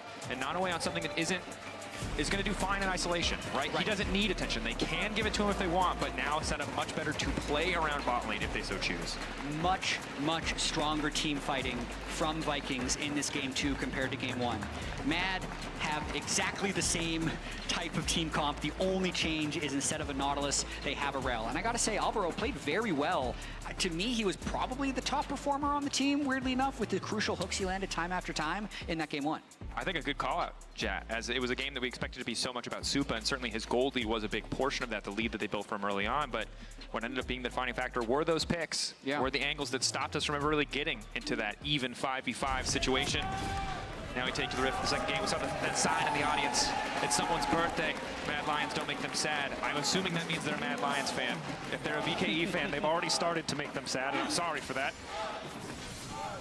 And do we see a swap again? I think it's absolutely in the cards, just with the Jinx and the Cassante and how it seemed quite effective for Mad in the first game. Based on this setup, it would say no, but you can still switch through the mid lane whenever you want. I only think that worked out so well because of the absolutely crazy timing where Mirwin shows up bot lane, gets all the XP and a kill. I don't think you can guarantee that again, but Jat, they're doing it. You might be the wiser man here. They are setting up for it. Supa still on the top side, past a minute. This is going to be difficult for Nanaue. I'm just wondering what's going to be different because that was like such a standard swap, at least what I would consider standard now, where when they try and crash the wave, you bring down 2 level 2 people, and if you're doing it like full standard, you teleport in a little bit earlier and everyone just like walks away, and then you're not even getting that many plates. That's how I'd like to see Vikings actually respond to it, is they just stack the wave and they get as many plates bottom as they can. Going for the dive is actually, if Mad have enough experience to defend it, it's not going to be that big a deal. See if anything happens here as we approach. Actually, we're not going to be approaching level 2. I forgot there's 2 champions in this lane. The old patterns of mid lane in my head. I'm not used to the new reality of 2v2s. So see if there's any angle here. Of course, Guri being spotted on the ward means MDK likely to just start playing towards the top side. Level 2 for BA will be big. Yeah, I mean, they're vertical jungling.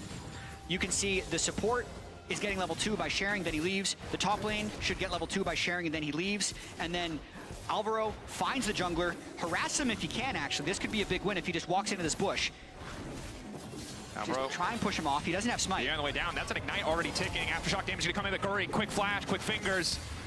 Means he'll make it out of that one, but doesn't have ignite. Might still die here. Martial Cadence not that buffed. Fresca on the way down. There's surely no way Guri gets out of this one. A Dark Sphere, a single auto. First blood for MDK. That's a heartbreaker early on for VKE. Fresca and Alvaro going for a bit more chip damage here, but Kadi there to cover at the very least. TP's back to the bottom side, coming in from Mirwin. Meanwhile, TP from Nanoe on the opposite side. So mirrored start, but the kill's still in favor. Now Yo-Yo already arriving, knowing the jungler's gone. Caddy's got nowhere to go. Might still have enough space to walk away. Why is he sticking around? He's fine. He's sticking around because he wants to kill. No, I'm saying he's like, what? Why can't he walk back in? It doesn't have flash. Oh, fair. We learned that in game 1. But right here, this is why you swap, Dracos. It's because you can create these somewhat chaotic situations. And to me, Vikings just slept on it a little bit. They weren't expecting Alvaro to go looking for his jungler. And just Jarvan gets a little bit low doing that clear, especially when you're in the enemy's jungler, because those camps, when you're counter jungling early in the game, actually have more durability. So you hit them slower, they do more damage back to you, and they just get 2 kills manufactured off of this swap, maybe more. Guri's going to be in trouble here. They've spotted him now. Alvaro's going to go and going to miss on the initial Shattering Strike, but that's a level 2 Jarvan. MDK bullying VKE in this early game. 1.5k, 1.6k gold lead, not even 4 minutes in, and Shogun's now got nowhere to play. Nidalee just going to start auto-attacking with that red buff. She has cleanse. Taking their time. Pullback is there. The cleanse potentially a little bit late. Elyoya wants to go for more. 4-shot big. Okay, walking away. But you're so right, Jet. If it comes down to a situation where you're trying to out-clear speed to Nidalee early on, you're just not going to win that, especially as a J4.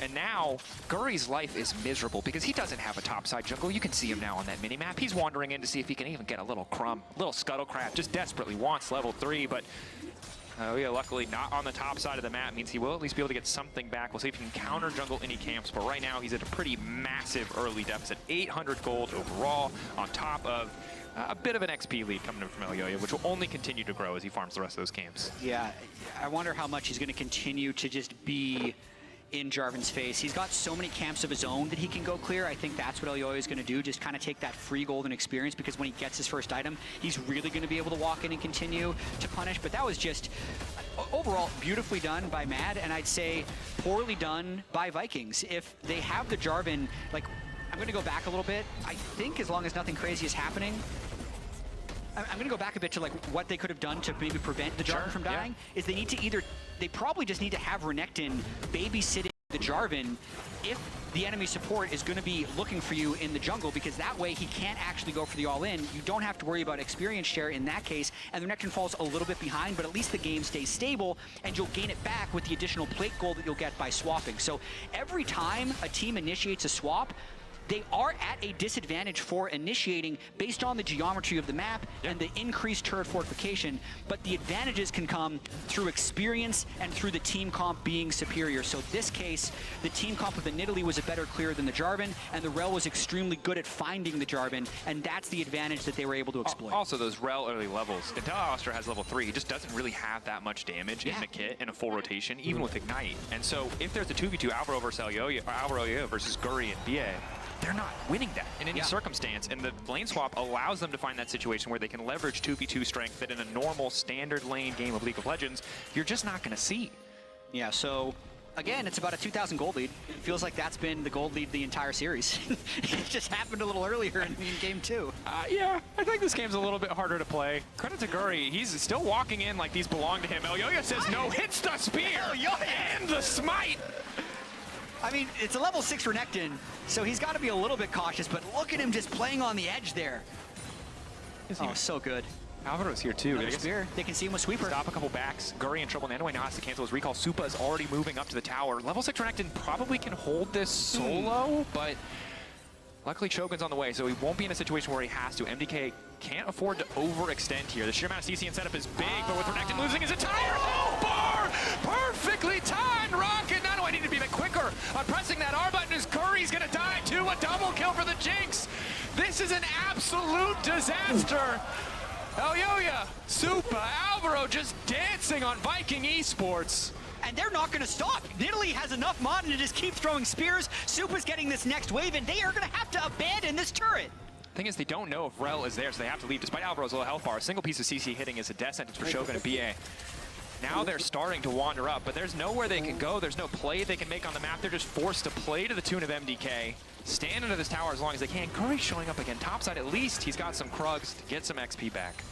Wow, they're playing clean. So I did not see Supa hit level 6, and I'm willing to say Nanoe, Renekton, did not see the level 6 either. He's all discombobulated, just like I am. But that was such a beautiful exchange, because absolutely, your level 6 connection, you think they're mad if they come for me. But my goodness, they were not. Or they were? You gave me like a little... They are mad. I mean, you said they're mad. I know, I didn't actually mean to do it. I know, but that's why I gave you the thumbs up. Thanks, bro. It's like when Amazing played, and we always had to call plays solid instead of amazing. I mean, okay, Jinx is actually level 6 for quite a while.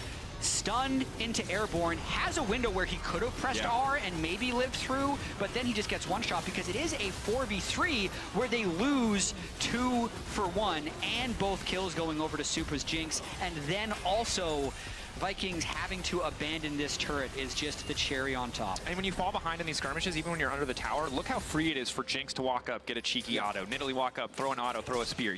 There's nothing you can do. You're literally just trapped there waiting, hoping that they don't have enough in the tank to force the dive. Sreskowy, nice scatter, bit of additional damage. And we take a look at the overall map state. With a lead like this, MDK can do a lot. But Mirwan matched up against Shogun. Shogun not the Ezreal anymore. Might need to burn the flash here. Does have cleanse as well. Q3 ready to go, flash forward, looking to lock him up, but Shogun clean flash out to safety, will at least survive for now. Mirwan gonna immediately cancel the all-out to get those resistances back. Elyoya caught. Good upfront damage. Mirwan gonna try to body block and he off the shockwave there. Elyoya taken down. BKE. Good heads up play. The rocket not gonna hit either. Mirwan now gonna be in trouble as well. One last shot for Shogun, but he reloads. Now gonna find the counter audience as well. Good punish coming through from BKE on the bottom side. Mirwan overcommitting. Elyoya overcommitting. If we learned anything from game 1, it's that Vikings is never not looking for a play. So they're down, and again they go top lane. Two plays across the entire map. Traps are there, but I don't think they can save him. Just barely able to walk away. Nanoway can't get close. BA, how long are the cooldowns? No flash, no ignite. Maybe they're just going to settle for Alvaro in the meantime, but he's got a flash as well. Last tick coming through, one auto will stun, but Alvaro gets the stun back. Stops any follow-up. No rocket for Supa, used it in the earlier play. Tried to get a kill bottom lane. Nidalee on the way up. I mean, credit to Supa, he actually held his flash that entire time, so BA never actually had a kill angle. If he goes back for another headbutt, it would have just been flashed.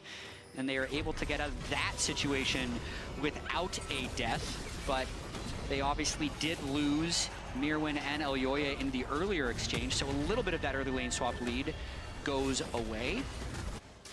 Unfortunately, still leads in just about every single role.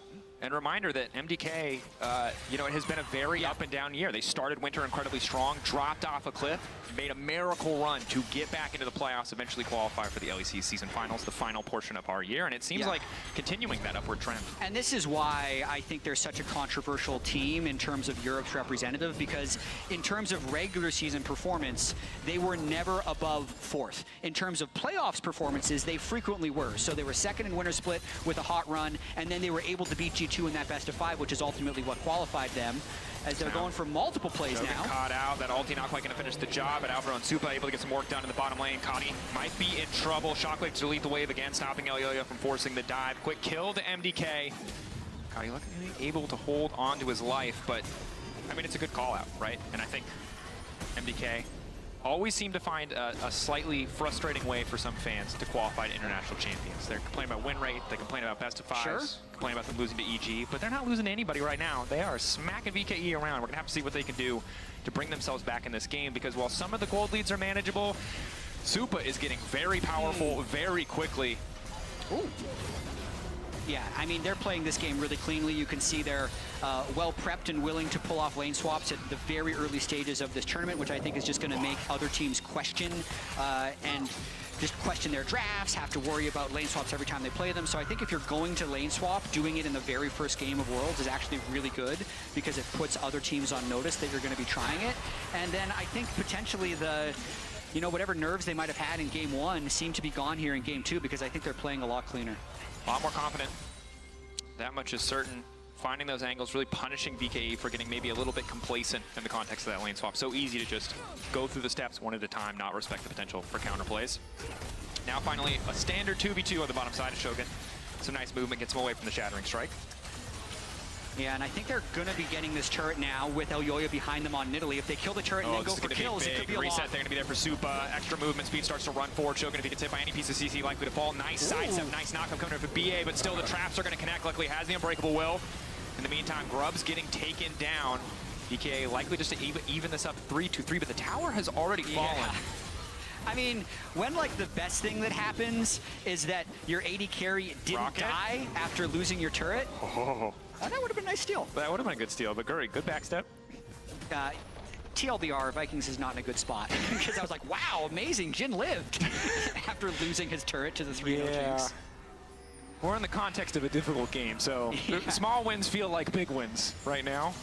And we could come back to this 30 minutes from now and be like, you know, if Shogun wouldn't have sidestepped that chopper, this game would be completely different. But as of now, 4 grub left to the Jinx would feel pretty terrible. But 3-3, not too big of a threat, just some additional damage on side lane. Shogun now at least getting a bit more wave clear here. Going to be able to match Supa a bit more. Supa doesn't know they're in the bush. Instant combo. That is a dead Jinx. Probably had time to push flash. Probably didn't. it wouldn't have mattered, I think. I think it's actually better that he didn't hit flash there because how the ability to follow with Jarvan ultimate was there the entire time. That was a really big play for Vikings. I'd have to watch it back to see how they were able to actually get vision in that bush without Supa being respectful of it. That's the type of stuff that Vikings had in mind when they picked this team comp, the Jarvan Orianna especially, is how they want to be able to play this fight onto the Jinx Syndra, the two low mobility carries. Because the early game was so disastrous, it looked like this game was going to be a runaway, but the 2 kills they got in the bottom lane about 3 minutes ago, that pick, and, you know, Shogun not dying there when they killed the turret, are the things keeping them in this game. Little victories. That's going to be what matters. All they can do to stay in this game as much as possible. You can see 9 turret plates to 2. Further indication of how far ahead MDK have been. Now going to grab the Herald. We'll see if they want to use it once again to break mid lane. Supa with a push set up on the top side if they want to use it very rapidly, but frankly already have control on that top side of the map. Probably do not need to drop it there. Supa and a Demolish Proc will at least get most of that health down, and Shogun too far away, so the tower going to fall. See what the setup is for the next big objective, but the map very clearly favoring MDK as well as the gold. Almost 4K in their favor, only 15 minutes in. It's a massive lead. Yeah, 4K, 2,000 of it is Jinx over Jin. Yeah. So that's good, especially when their own Cassante is 700 gold behind their neck, and they literally don't care about that. It would be mid-bot that they care about the most. Alvaro, who cares about the 1,000 gold on the support, but he'll take it with how much plating and kills they've gotten early game. Yeah, and of course the match card lane economy snapshot highlighting how far ahead really MDK are. But need to see what the itemization choices for Alvaro, how he chose to spend that money. Locket is big, stopping that Orianna burst, and now we've got a bit of creative driving here. The wraparound. Zoom, zoom. Knock into the tower. He's clean with it. Grab it again. He's watched enough initial D. He knows what he needs to do. Will they get back into the Herald? I don't think so. Initial knock coming to BN. I mean, it's 4v5. Decent. Now the engage coming in from Alvaro. This is very favorable. Curry now trying to look for an angle, but he just doesn't have anything. Supa immediately hops into the Herald to stop any potential follow-up, and the play just fizzles. But they do manage to take down Mirror. Now it's reset for Supa. PK needs to get the hell out because Cotty's already blinking out far. Supa wants to step up. He can see 3 kills in his eyes, but he's just out of range. Oh man, I mean that play started with Frescawi just deleting people on the Syndra, finishes his Ludens, has I think level 11 at the start of that play. So I'll have to check if he was 10 or 11. If he's 11, it's a big power spike for that ultimate. Otherwise, he's just fed out of his mind if he killed him at level 10. But that's huge. They get the 2 mid turrets with the Rift Herald once again. We'll see the very start of this play. Yes, he does at level 11. He camps in the bush. One-shot Shogun. That's exactly what you want to do on Syndra, is look for a play as soon as you hit level 11. And then I was actually really surprised that Vikings even thought about fighting this 4 versus 5, but they do a pretty good job of nearly getting something. But when they don't have even Shockwave, very surprised they go for this fight. Difficult for Guri. Frescawi left out to die there. Supa's immediately charging the Herald to try to survive any potential follow-up. I mean, yeah, Supa didn't need to go into that Herald because there was no Orianna ult to follow up at that point. But I understand the sentiment when you're playing Jarvan Orianna. You're always worried in the back of your head about that combo. Definitely have to be careful, have to play respectfully. But again, we're in a situation where this man is so rich, he will soon be able to buy such wonderful 80 carry luxury items as Seeker's Arm Guard. Help keep himself alive a little bit longer. But for now, still working towards that Phantom Dancer. And you know what, Dracos? I want to take something back that I said about 3 minutes ago. When we saw the 1,000 gold lead for Alvaro, and I said, who cares? Yeah. Actually, I think it actually does matter. The first support item, 1 locket versus no locket, is actually a really big difference. So if it was late game 1,000, who cares? But on this power spike, it's big. Yep, and still making plays. Look at that Doesn't need any money for that. But the locket does mitigate the follow-up. The Orianna and the Jarvan maulding. He didn't use it, I'm sorry. It still looks cool. Yeah, you want to talk about how important it could be. But in this case, it's not, because MDK are just wildly far ahead, I think is the yeah. They're styling this game. Like, this is just, and I feel for VKE, it's desperation. Every single play has a price of admittance, and right now their base is the price of admittance. So we'll see if they want to try to go for anything. Nanaway isolated off to the side, a lot of resources burned to try and get this Renekton down, but with Kadi out of the picture, they don't really have good damage to punish the resources MDK are committing onto that tankier target. Nanaway double dash out to safety BA, trying to get a bit more space. Shogun at least getting one kill. Curtain call now coming out, has to be careful of Elyoyo. The spears are going to need to be body blocked as Supa gets hit by one. Last bullet does not connect. Kadi finally here as the Banshees as well, but ultimately just kind of delaying what feels like an inevitable push from MDK.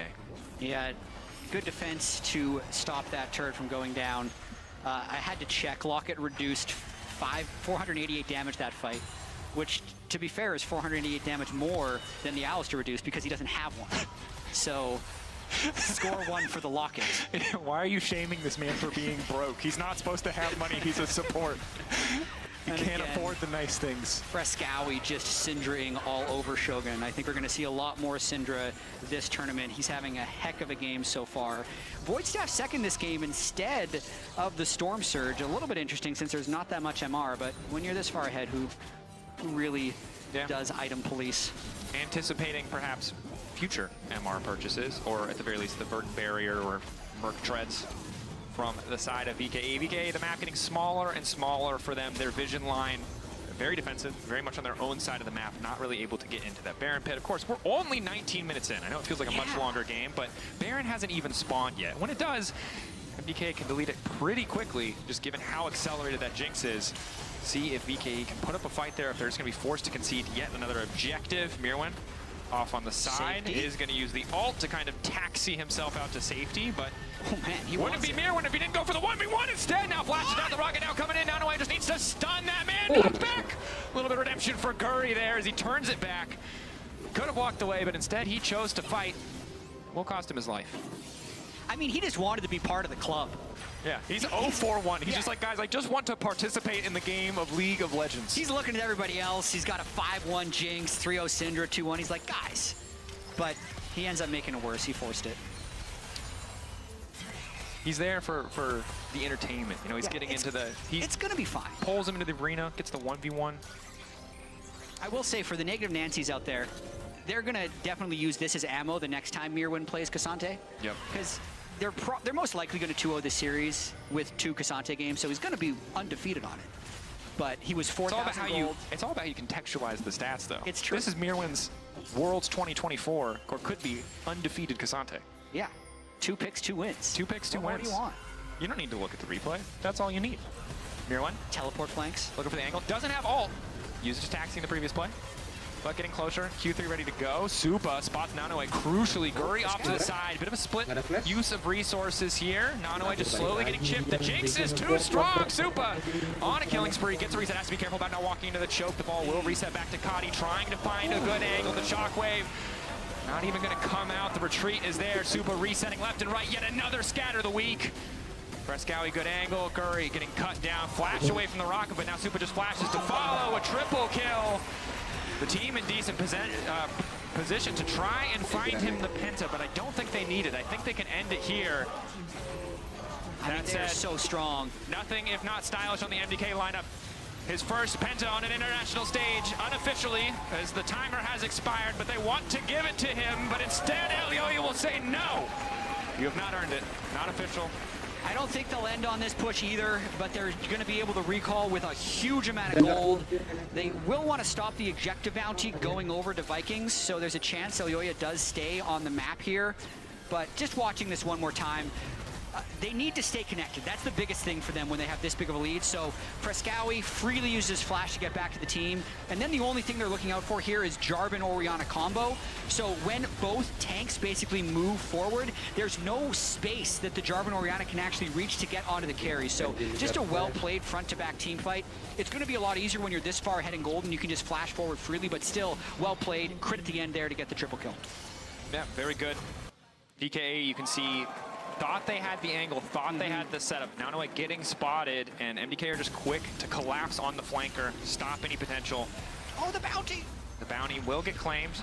The Rocket finally connecting onto Guri, but will not end his life or take the objective as Fresskowy on a side lane. Syndra not normally a side lane threat in the context of League of Legends games, but with the kind of lead that Fresskowy has, is going to demand a bit of respect here. Yeah, absolutely. I mean, they've gotten multiple picks just off of him pushing a wave, going into Fog of War, and then one-shotting Shogun. So it's a very strong game for Fresskowy. And I think just as an overall point, I'm expecting a pretty good tournament out of Fresskowy based on people's impression of him throughout the summer split, because I just don't think the AD carry meta necessarily suited him. He has really bad win rates on the majority of AD carries when I was watching, and even when they beat G2 in that best of 5 that ultimately qualified them for Worlds, one of those was a Vex win, there was a LeBlanc win, and that's like during the AD carry meta. So Galio, like he was experimenting a lot, and certainly a lot of those picks are going to feel better in the context of this meta. TP coming in, but it might be too late. The team is just collapsing. So much initial damage going in onto Guri, knockback onto BA, getting the Alistar away from the rest of the team. Now it's been caught. He's been caught out. Shockwave going to connect onto 2. Nanaway is here, but I don't think they have the damage. Now going instantly in, but Mirwan is there to try and peel for the Jinx. Supa in trouble now. One more shot might be able to finish it, but Supa's still standing. Everyone on the team ready to body block for this Jinx. A double kill for Elyoya. VKE thought they had the angle, but it does not pay off. The Rocket, Guri, still standing, still living. Shogun running. The Jhin probably not long for this world. Guri ready to give his life to protect his AD carry, but there's just not enough bullets in Jin's gun to finish this one. Okay, 4 people wanted to end. Supa wanted to do Baron. And he also didn't want to get hit by a random Jarvan EQ, so he's far away from the team. More power to Mad, though. They are getting more and more fed. The Nidalee Spears are going to be able to keep them a little bit healthier. The small amount of lifesteal that Supa has is going to help him heal on this Baron, and they're just going to extend their lead even further. Nothing really to be done. Mirwan covering any potential angle of attack for Guri. A lot of low health bars, but denying J4 access to the pit. Stops any potential for the steal. MDK walking away. They get the fight. They get the Baron. Their gold lead is 10,000. Set up to win this game. The next major push or objective. Yeah. The only criticism I have for Alvaro is he's not contributing to the Rel Death Fund.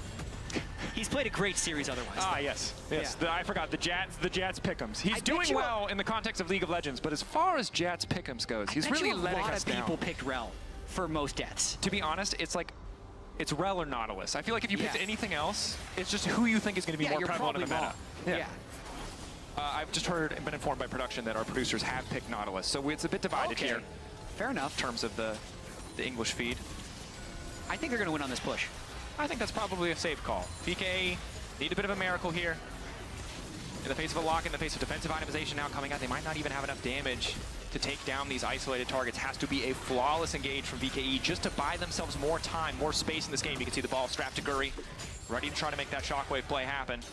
Yep, slow pushing this bot wave in. Mirwan holding Q3 to try and threaten with this move forward. Fresskowy threatening from the side, so he's really preventing an engage to come through on the wave, since no one can really get past him. So difficult. Single auto is really all it takes to slowly chip away at this objective. Luckily, the waves are not synced. Yeah. Or I believe the initial wave is deleted, and then they're able to walk mid. Now they're able to walk back here to really deny those 2 points of pressure. Means that MDK can't just immediately move in and take this tower. But Guri, you can see the poke of the Nidalee is a big threat. And Supa now starting to threaten mid. Here we go. Guri walking up, Nanaway off to the side. Chompers down. Supa ghosting, staying alive thus far, but has to flash back under the tower. Split from the rest of his team. Surely VKE. This is the time to try and find an angle, but Fresskowy, quick scatter. Q3 coming in from Mirwan, hitting onto 2. Rocket goes in. Nanaway still alive. Mirwan taken down. Curtain call there. Alvaro going to be in trouble. What the? Rocket can't save him from this one. Fresskowy pulled back. Caught with clean plays. The shutdown there. Nanaway stepping up, though. He can't afford to do that. Too much damage needed to wait for the rest of the team. VKE slowly winning this fight, but they can't afford to get over eager. That's the reset now coming in for Supa. They have to get the hell out. VKE holding. It's taking everything they've got, but they're slowing MDK down. Yeah, no more alt left. I mean, Supa is so fed, but this has been such a hold by Vikings here. They actually got it 3 for 3. I think they're still losing their inhibs just because the Nidalee is supercharging Supa's Jinx here. He has to be careful about walking too far forward. There's not a lot of kill threat on him quite yet. Looks like they want to go for 3 inhibitors. Banshee's taken out. Supa likely to just be able to grab this objective. MDK much stronger in the 2v2. It's really only that tower keeping VKE safe, but they're going to hold. They're going to live to fight another day. That should have been the end, but credit to VKE finding creative angles. taking Mirwin out of the equation and holding on. It costs them a lot to do so, but every minute they spend in this game, they get a bit more money, a bit more time to scale up. You can see Shogun now at 3 items. Maybe they'll have a shot in the next one. Oh, that's Supa, potentially huge. Flash over, looking to finish it. Flame Chomper, shut down, clutch from Kadi. Supa caught sleeping. Massive gold injection for this Orianna. Baron not on the table. It won't matter too much in the grand scheme of things, but a start for VKE to find their way back. Shogun can't afford to get caught here, though. The movement speed, enough to get him out. I mean, Dracos, there's even after that, there's still 9,000 gold down. Like, this was a gargantuan gold gap coming into that base defense. They might get another objective bounty on this top turret. I think it's actually just collect as many objective bounties as you can while you have Supa down. Who cares about the Drake at the moment, since that's what Yoyo was taking down? And I think the thing is, MDK, you're in a position to close this game out. You should be able to do so cleanly at this stage, right?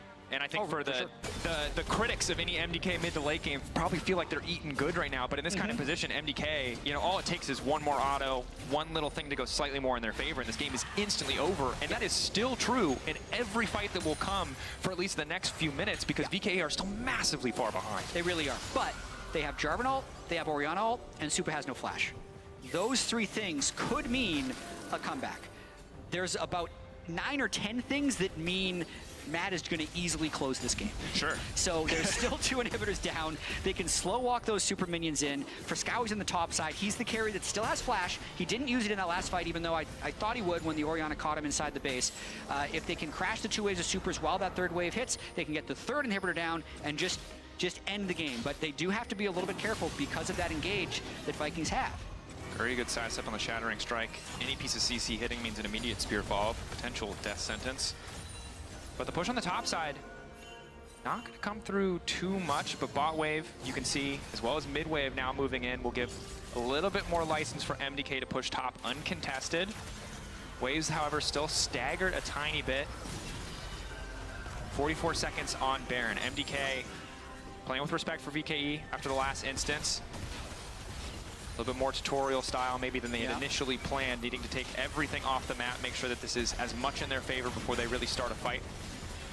Yeah, Mirwin's back here because if Jarvan tries to fly in, Mirwin can come from the backside. But if they engage on him fast, it could be trouble. Nice sidestep coming in from Mirwin to get away from the captive audience. Immediate pick on Nagori, and that should just be it. That's all it takes. Single mistake, single misstep. One of the 9 or 10 reasons you were talking about, Jat. MDK have the gold advantage. The team fight options limited already for VKA with full 5 members, but with 4, there should just be no shot. It'll take a miracle for them to get anything done here. Yeah, Orianna sells really good wave clear, but this is the 3rd inhibitor likely going down. Vikings just so difficult for them to hold. They can try an Alistar Orianna combo, but that might not be enough damage to take out a carry. And Super Splash is almost back. That's so much pressure on Kadi. You can see Shogun about to fall.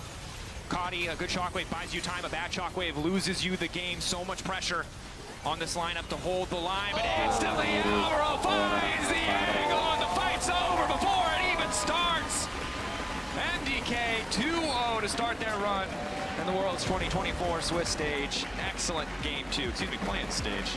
And I'd say Alvaro had a spectacular series. I think there's some nitpicky things you could point to for Mad in here where, oh, they should have won cleaner, blah, blah, blah.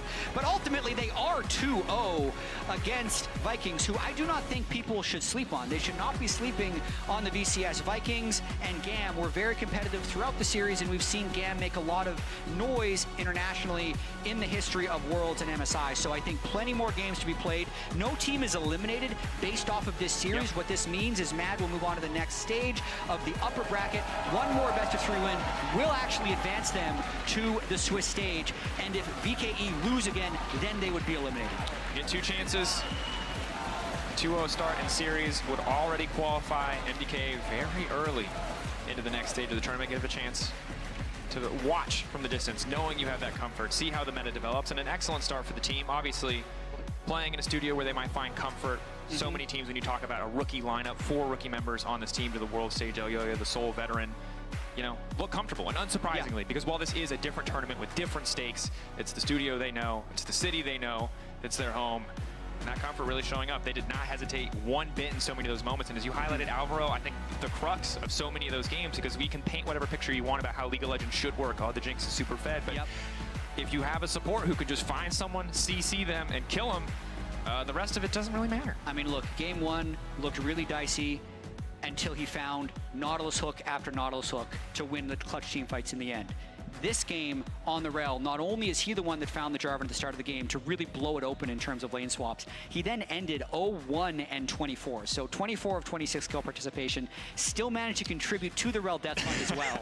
So I really can't ask for anything more. Maybe like 2 or 3 deaths, but like I'm being picky. Yeah. I mean, you could ask for more for the rail death fund, but in any other form of gameplay, I think you got the most you could possibly just run get into out the of nexus a at the rail end of the pick. game. Just like a little bit of running. No. I don't remember who I picked, but now I need to go check because we might be at odds here. It's for sure Nautilus or Rel. If you picked anything else, tell us why, because I can't understand why that would possibly be. Of course, we're getting ready for an interview now, and we'll see kind of what the perspective is from MDK. Yeah. Definitely feels like a good start as an LEC pundit. There's always nerves, who's going to show up when you have teams like MDK who are so momentum heavy and often can be, emotional or get lost in the moment. You see a game one and you go, uh-oh, but that game two, instilling so much confidence, and it turns out we are now ready for our interview with Ji-Sun and Elyoya. Ji-Sun, take it away. Hello everyone and welcome to the post-match interview. With me on standby is Elyoya after his fantastic 2-0 victory. Congratulations on the win. Thank you so much. You nailed the opener for Worlds 2024 in front of your home fans and also in your home ground. How do you feel? Right now I feel good, also because I got 2 wins on Nidalee, which has been a champion that I struggled with, so right now I have really good feelings. Speaking of Nidalee, you were able to showcase a fantastic performance on Nidalee back-to-back this series. So, especially in game number 1, it was a B1 pick. So tell us the strategy behind that pick. Well, so far I think we've had a lot of success with this champion in scrims. And it's a champion I have always struggled with. I think I had a mental block with it. And yeah, so far I'm pretty happy that I could pull it off and that it gave us 2 wins. It's amazing to hear that you were able to jump off that mental hurdle. And how are you feeling about the current Worlds jungle meta, and are you confident right now? I'm pretty confident right now on the World jungle meta. I think it's still a bit unknown. People don't really know what's the best, even myself. We have some doubts on what's really the best champions. So I think throughout the whole tournament it will define, but I think we have a pretty good idea, and so far I like it. Also, earlier today, Melzet mentioned that Nidalee is not just a pick for you, but also a great flex pick for the top lane. But we also all know that you are not completely sold on Merwin's top Nidalee. So today, did you have that in mind, or was Nidalee just for you? That was the whole point of playing Nidalee today. So we could show that it's better in the jungle than in top lane. So like we don't have to see Merwin Nidalee again. Amazing.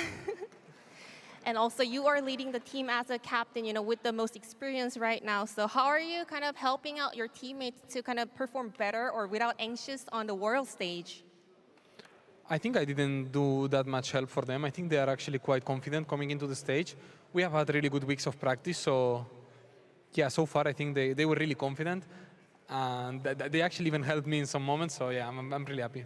Oh, rookies helping out the veteran. That's nice to hear. So before I let you go, it's a great start for MDK to kick off Worlds 2024. But before you go, is there anything you would like to say to your home crowds? Yeah, I mean, thank you for the support, obviously. And let's see this time. Thank you so much, Elyoya. And one more time, congratulations. And everyone, one more time, give it up for Elyoya. Thank you.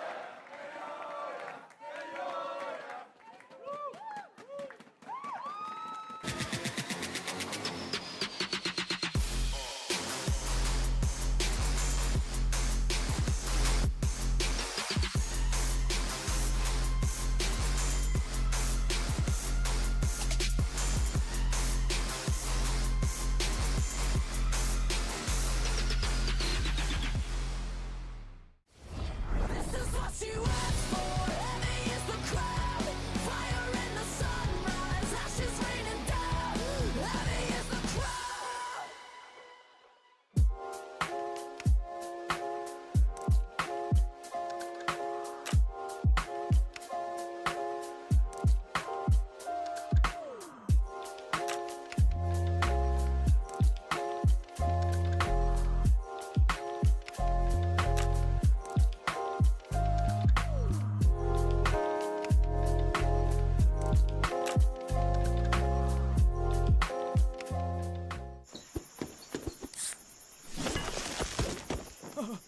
Red Bull gives you wings.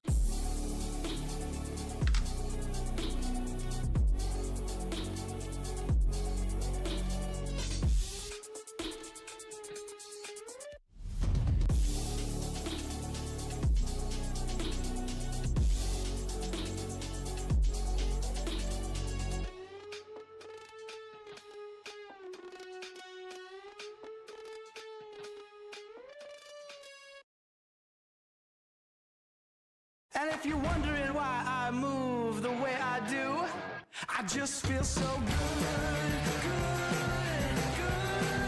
I just feel so good, good. I just feel so good.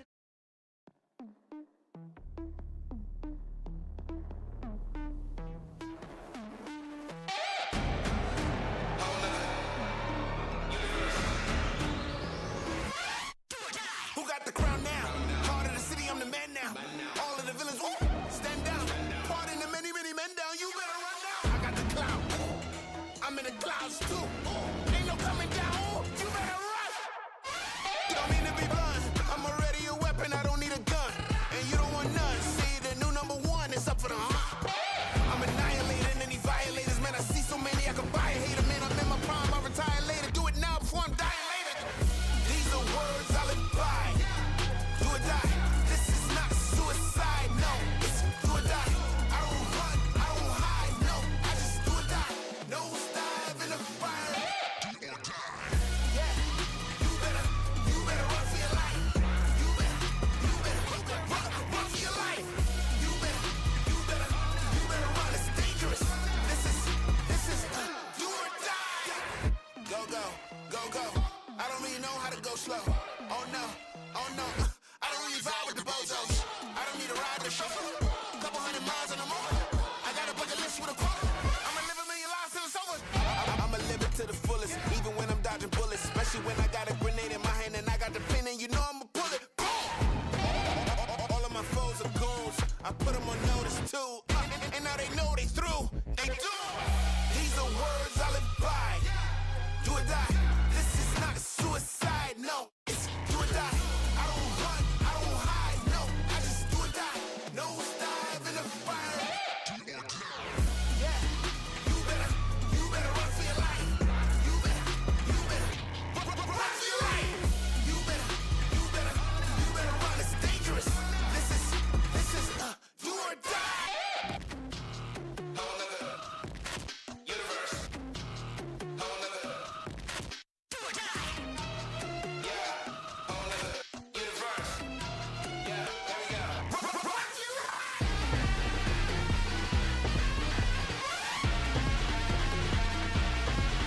Do or die.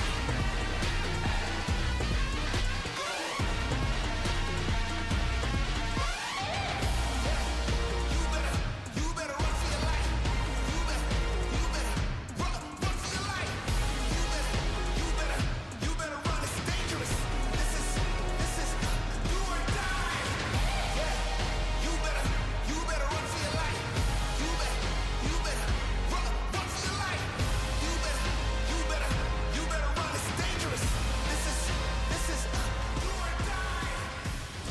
This is what you asked for. Heavy is the crowd. Fire in the sunrise. Ashes raining down. Heavy is the crowd.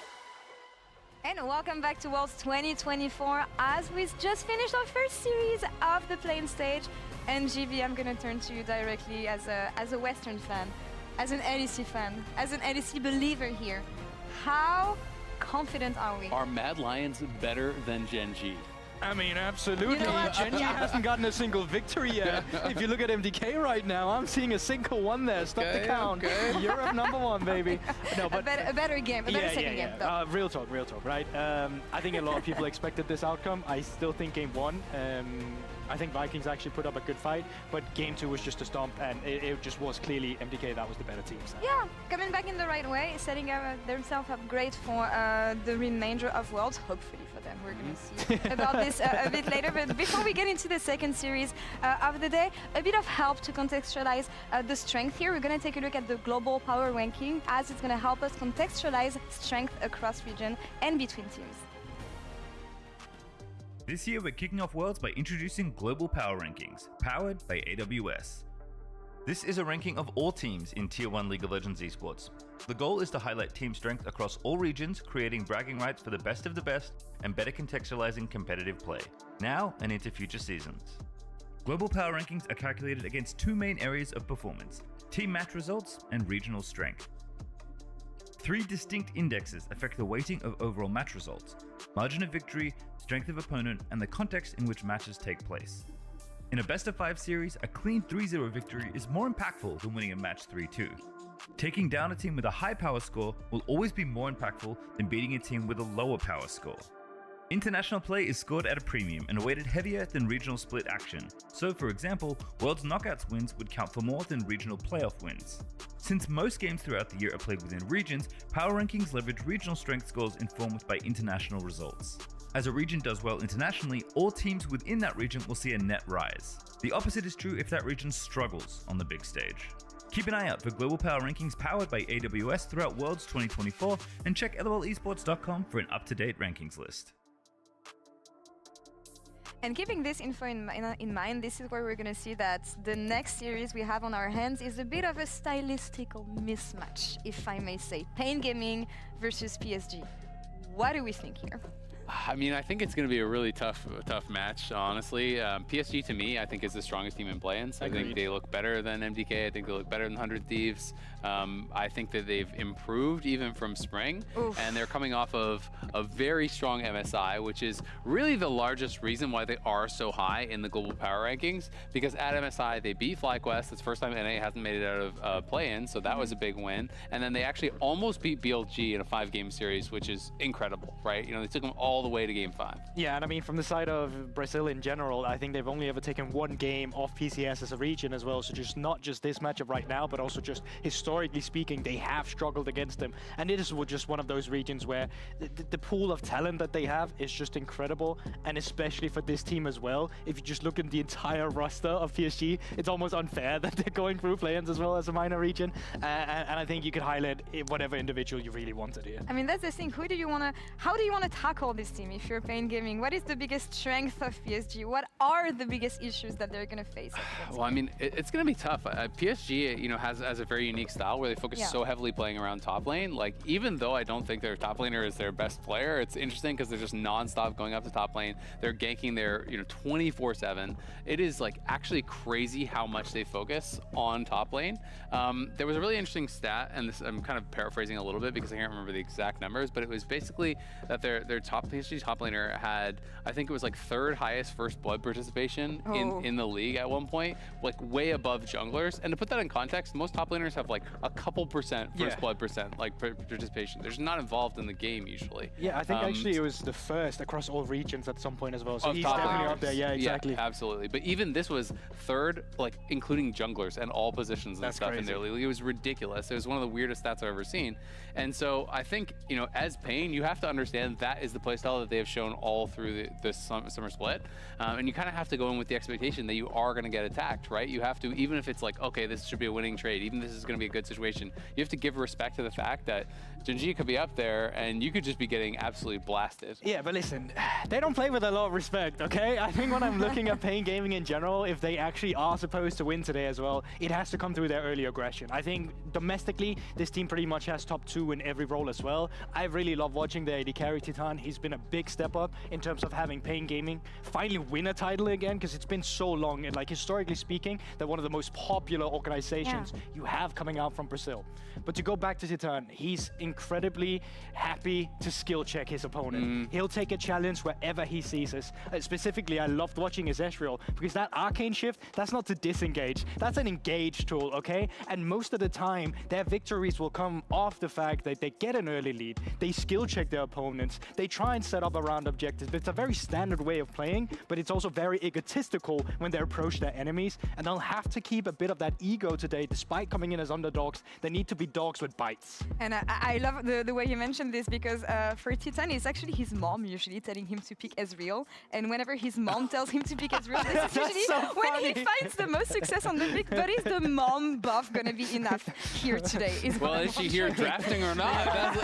Turns out she's the genius behind the draft. Yes. MDK just know what they draft coming into today. What's Pain your Gaming, they favorite just Malaysian ask 10 food? pounds. There you have it. I mean, that's the thing, and it kind of has a feeling of Last Do you have Dance, some I feel. answers? No. I don't really know the names. Whenever And, talking to the fans, the expectation is that Goreng the is the players classic are gonna do Malaysian. well, But this is especially from given the Indonesia, fact right? that Pain Gaming is Yeah, a and from returning team. Malaysia, We I haven't think, seen or them no? since World Maybe Cup I'm 16 just when we were I would terribly. say this one. in Europe, But and it feels like they had because, to, you know, they I had mean, to I overcome a lot it's of the only hurdles name I know, domestically maybe even to get mango here, sticky so rice, but yeah, I that's don't know true. if it's from Malaysia Yeah, also. absolutely. I mean, changes on I the don't want to say horizon for play the that is LCS and for the CB law, typically from, obviously, like, from you know, we other don't country, know but if exactly nasi goreng is from... all the Especially details about two it, but it is massive gonna be, fan bases who combined look American just region broke along with and the Indonesia. LCS, right? Sorry, Malaysia and Indonesia. Some of the players definitely they're saying, okay, you know, things aren't necessarily changing for the worse, but they are changing, and they want to have, you know, a good kind of final representation here in this current era of the CBLOL to be able to showcase that they are a strong region, that they can really compete.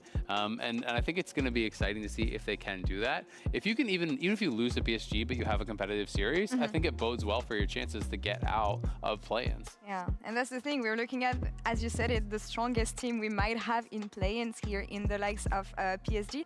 Pressure's on their shoulders. Or Yeah, not. and I mean, like, really to contextualize why PSG has become so strong, like, I'm sure a lot of viewers out there are very familiar with them because they very often make it to the international stage, but they've really perfected not the current one, but the former meta we had here in summer. Like, having 80 carries on Mabel, playing through AP junglers on Junjia, or just supportive with the Sejuani. Like, it was so easy for them to just, as soon as they hit that mid-game, spread out the map with Mabel as an 80 carry, make sure that the enemy never got anything to really pick in this game, and just pick them apart yourself when you came around for the team fights with this big gold lead that you've been able to accumulate of just taking sides. And one of the things that I think people, you know, kind of assume when you're looking at smaller regions is that they're going to have, you know, holes in their gameplay. Even if they're mechanically really good, they're not going to be good at playing the map. They're not going to really, you know, excel in the macro game. PSG is a different beast with that. You know, we were talking about this earlier. One of the questions is, was it, you know, just individual improvements and team improvements for PSG that made their macro game so much better in summer compared to spring, or was it more of a meta thing, right? Because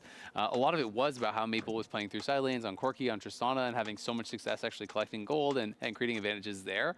And so it's going to be interesting to see if they can kind of, you know, emulate that same style they had so much success with in summer here, even though the meta is changing and Tristana and Corki and stuff have kind of fallen out of favor. But I mean, that's like almost like a thing that Pain has to hope, but I hate to be the one disappointing their dreams because Mabel goes way back. He's been here multiple times. Like mages, like when I first started watching Mabel, like, that was when he was playing Victor and all these other control mages as well. Oriana's Syndra's already back. We saw that in the first series, so I think it's just going to be easy for him to go back to default here. My big question is, how's the team going to adapt to that? Because I think individually, Mabel's going to be fine with this, but as a team, I think they might have to adapt to Mabel suddenly not being on the side lane. You mentioned Maple. I feel like, I mean, he's one of the legacy standout players that we have.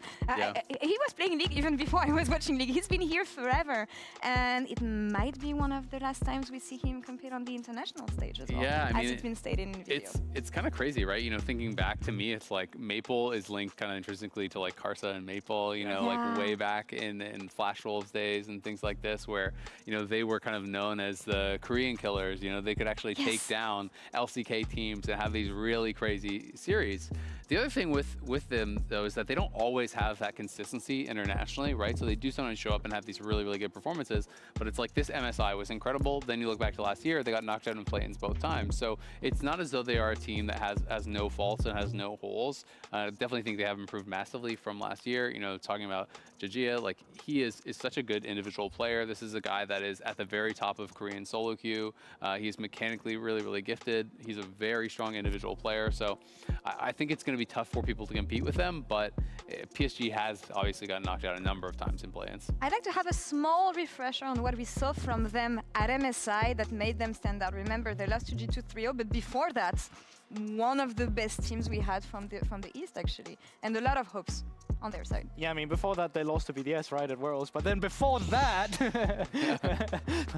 but it really is just as a sales said, right? It's the fact that they often come with a little bit of inconsistency as well. I will say, like, this summer split is probably some of the most consistent I've seen them in a long time, at least domestically speaking, and I'm really hoping that they can continue with that, because I want them to be able to challenge. I want them to be a team that can be Korean killers again, and not just be a play-ins team. I mean, it's going to be so interesting, right? Because, you know, I do think a lot of people have been watching them are saying, okay, this could actually be the best team in play-ins, but the question then becomes how far can you actually take that, right? And talking to some of the PCS casters and talking to some of the people that are actually experts in the region and cover them, they think this is the strongest they've ever looked. So, there's a lot of confidence that, when you're talking to like a lot of Western analysts, people are like, okay, they're the best team in play-ins. But when you're talking to some of the PCS analysts and some of the PCS coaches and experts that I talk to, they're actually, as good as TL or as good as G2, and people are putting them really high up there in the PCS. So there's a lot of expectations coming from that region. I don't know that I agree with that, that I would put them on that level. But this is a team that, really could make a pretty big splash at Worlds if they are able to take down some of the big Western teams. They haven't made you believe yet. They haven't made me believe yet. But they will. How many They'll times make can you make this one believe. fit within a day? We're about to find out in just a few minutes as the teams are ready on stage. So let's send it over to the casters for Pain Gaming versus Paris Saint-Germain Talon. Hello. Welcome back to the Caster Desk as we get ready to meet our teams for the second series of the day. Their histories so wonderfully highlighted by our desk there, and it's getting close to be time for Champ Select, powered by Omen and HyperX. And personally, I'm excited to see the mid laners because just checking some playoff stats, ain't nobody touch a mage for 3 months. Absolutely. So this is going to be a new old look for both Maple and Jinkato. So Yeah. see what's good. It's one of those things where, like, let's say you've been on a diet for like the last couple months, and then you decide to eat a hamburger. Yeah.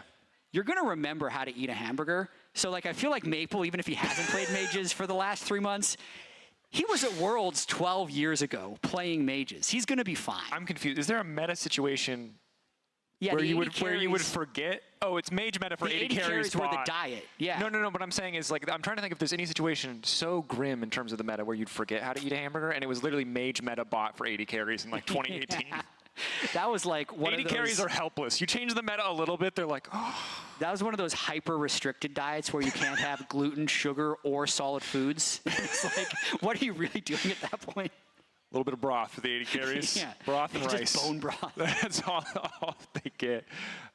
For me, I think the thing that I'm most curious about is to see like how Pain Gaming are going to be able to keep up in the early game. Because I look at Junja, and this is a guy who is terrifying as a jungler in an international context, right? This is a guy who has a ton of achievements under his belt, who's looked really good in a lot of different regions. And also, this is our matchup when we look at the global power rankings powered by AWS with the biggest discrepancy. It's 19, that's PSG, to 52. Yes. And that includes teams who aren't attending Worlds, but it's important to highlight like how big of a discrepancy there is because while PNG, they didn't get to represent themselves for a lot of their regional rating, the entire regional rating of the PCS is PSG. Yes.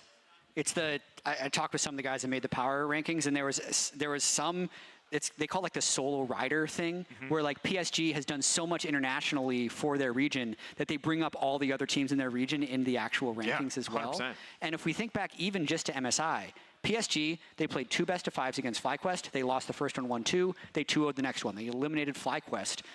At the time, the number 2 seed from the LCS from MSI, and then a lot of people forget, they took BLG to 5 games. So they were very competitive against a top LPL team at MSI, and now they're in the play-in stage. And it's tricky to say because in past years, you would consider a loss, like if you're a major region team, LEC, LCS, you're kind of expected to beat PSG as a minor region, but PSG doesn't feel like that. I think a lot of us colloquially discussing it think they might be the strongest team in play-ins, but obviously we're gonna have to see once the games start. Yeah, it's definitely a good question. So much will be decided. We'll know more going into the Swiss stage if PSG are able to make it that far, kind of what shape they're in. Because as Ayo highlighted well on the desk too, right? This is a team that has shown incredible tournaments, incredible series, like that series against BLG at MSI. And they've shown some that have been really rough and questionable, whether it's a bad read on the meta or maybe 1 or 2 players underperforming. So seeing what form they are in, seeing how they stack up against a team like Pain Gaming is going to show us so much in terms of what we can expect from this version of PSG at this tournament. Yeah, and I'm also being told that we can't expect this game to start quickly, but just so you know, I'm not the one that is keeping the players off stage. Like I actually love this shot. You can see that we're waiting for the walkout to happen. But this gives me a moment to talk about play-ins as a whole. And listen, I will stop this the instant they're ready to walk out on stage, but I'm going to get into it now. So last year's play-ins versus this year's play-ins. It is more forgiving. Yeah. It legitimately 100%. is. So last year, we had 14 of the 16 Swiss stage teams pre-qualified for Swiss. So only the top 2 could make it from play-ins to Swiss. Now, there's only 12. So the top 4 can make it in. And the differences in terms of the strength of teams in the play-in is last year, there was no North American teams in play-in whatsoever. The top 3 seeds from both NA and EU were in the Swiss stage. And the 4th seed of EU, BDS, was in there as well. So technically, the European team got stronger in terms of being added to the play-in. You're adding the number 3 NA team, but then you're also adding 2 extra slots. So I think now resetting those expectations for PSG, it's not like a, can they make it out of play-in? Because last year they lost the final game to BDS. BDS actually knocked them out of being able to make it to the Swiss stage. Now it's kind of expected. That guy can jump. That's some now it's kind of expected, because I feel like that was a really... That's not that bad. It's okay. Does that happen a lot? He's just tall. He's walking off like he's... I know. Uh-oh. Oh, he's getting getting stopped. You're not allowed to do You're not that. supposed to jump. But that was impressive. Yeah. You had your moment. A little jarring. Little jarring. Wasn't ready for that person to appear behind us. No, I wasn't. But I think it's a good point, and I think it's important to remember specifically why LEC got a 4th seed in play-ins. Do you remember? I'm kidding. We don't need to go back. We don't need to realize. But it is a good point, and I think it's kind of the underlying expectation for all of the major region teams, and PSG included in this, is that they will make it out in a way that looks confident, that looks solid, because there are 4 slots. It's not like they're not guaranteed to have to fight each other to make it out of this portion of the tournament. And so for people who are really confident in their respective representatives, whether it's MDK, 100 Thieves, PSG, whoever, it's a lot about gauging how good they look against competition that is not the expected favorites, and seeing where an upset might occur, or potentially poking holes in any of their strategies or game plans. Okay, it looked like that was like not that high a jump when we did that pan. It's not as high up as I thought we were. I haven't been to your new studio yet. The last time I was casting here was 2019 with you, so it's good to see. That's true. We were just standing on the side. I was living in a blissful time of joy. I'm less impressed by that jump at this point. Oh, I also heard it is a peripheral issue that they're working on, and that's safe for air. I do wonder where they're working on the peripheral. It would appear they're working on it. Oh, no, we see someone on stage. We see they're on stage. They're working on the peripheral issue. Changing some cables. We have to take a little bit of credit, because I'm going to be honest, anytime you start a new broadcast at a new tournament, there's always hiccups on the first day. You know, we tested everything yesterday, and you never know what, Murphy's Law, what's going to break, what might break. And me and Jap both said independently to our producer, wow, it's been really smooth. We did. There's been no delays. Yeah. And so we're going to take the L on that one. This one you can put on the casters, folks. We did the little curse thing that we do sometimes. So what is the, when you commit a crime, statute of limitations? So what is the statute of limitations? No. Can we just can someone just clip Jack going, when you commit a crime? And can we just have that? Yeah. I need that clip. Just. I feel like because of the situation we're in, the statute of limitations about some of the worst delays I've been a part of is cleared. Yeah. Right? And, knocking on wood. I don't know if it's, I think it's particle board. This is going to be all right, we're gonna way better than that. But sorry, we're ready? No. We were caught in a moment. No, we're still triaging the peripheral issue for Pain Gaming. We were caught in equilibrium. Yeah. There was a chance that we would encounter what we would call a longer delay, which would mean sending back to the AD. And there was a chance that we were going to introduce the players. And I'm telling you right now, 20 seconds. 20 seconds. We ended up on the side of the players are about to get on stage for our second series. PSG versus Pain Gaming. The wait is over, folks. Get excited. It's actually happening. The lights will flash. We'll get ready to go. 3, 2, 1.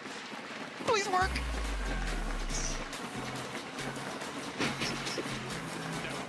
We had no count in our ears. Jad just threw that out there. He's the magic man. He made it happen. And 2 teams are going to make magic happen on stage today. PSG, Pain Gaming, going head-to-head.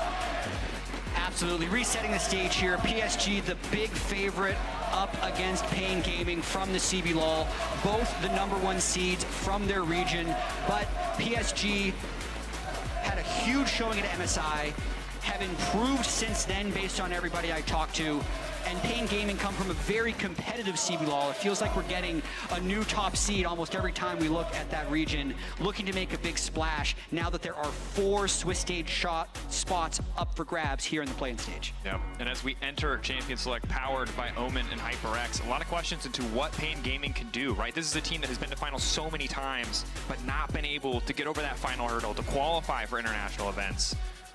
Now we will see that they're here, if they can be the ones to make the upset happen, if they can do something crazy. So many, like the history of the CB Law, obviously, is these incredible upset games against major region teams in unexpected situations. And also, like, we've been the beneficiary of it. I can't lie, from an LEC perspective. H2K very glad that, you know, INTZ came in back in the day and was able to find those massive games. That's a deep grab. Yeah, that's 11 years ago. Yeah. Wow. Oh, I did not need to come face my own mortality at this point of the day.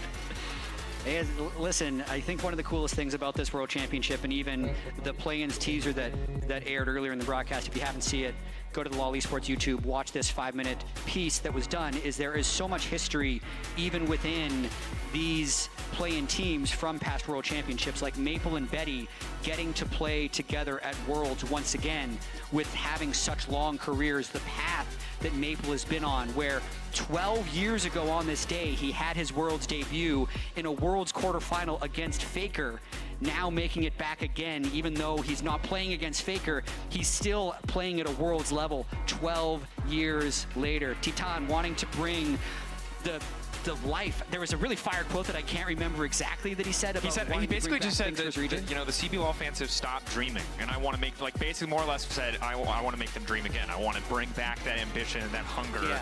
Not, you know, assume a foregone conclusion or assume that they're underdogs. And I think, you know, you find these wins against PSG, you show a good showing here, even if you can't find an overall series win, that lights a fire. Yeah. Absolutely, and I will say the only thing that is currently holding them back from doing that is that damn peripheral. I saw even when he came back on stage, he was struggling with the mouse cord. It was all over the place, but I see them in lobby, and I think we're getting a champ select right now. Now, here we are, moments away. Got the timer. We'll see what they want to go for here. I see a band popping up. I think we'll get it on your screen shortly. Time for Champ Select, powered by Omen and HyperX. Maokai gone, Aurora gone. Completely different bands already. That is what I love to see in the first day of play-ins. Everyone's going to have a slightly different read on what they have as their overpowered champions. There's also been that question of, like, how soon do players come to Europe to begin their scrims and boot camps, and what pockets of scrims have they been involved with? The one thing that we did learn, I think, most definitively from the first series was that we do still have teams that are willing to lane swap, and it is very highly likely that we still see a strong mage meta. Syndra, I think, was fairly dominant in both games, with Frescowi playing it twice, and it's one of the bans here by Pain. Orianna going to come out as well, so we're going to see new picks in the mid lane at the very least.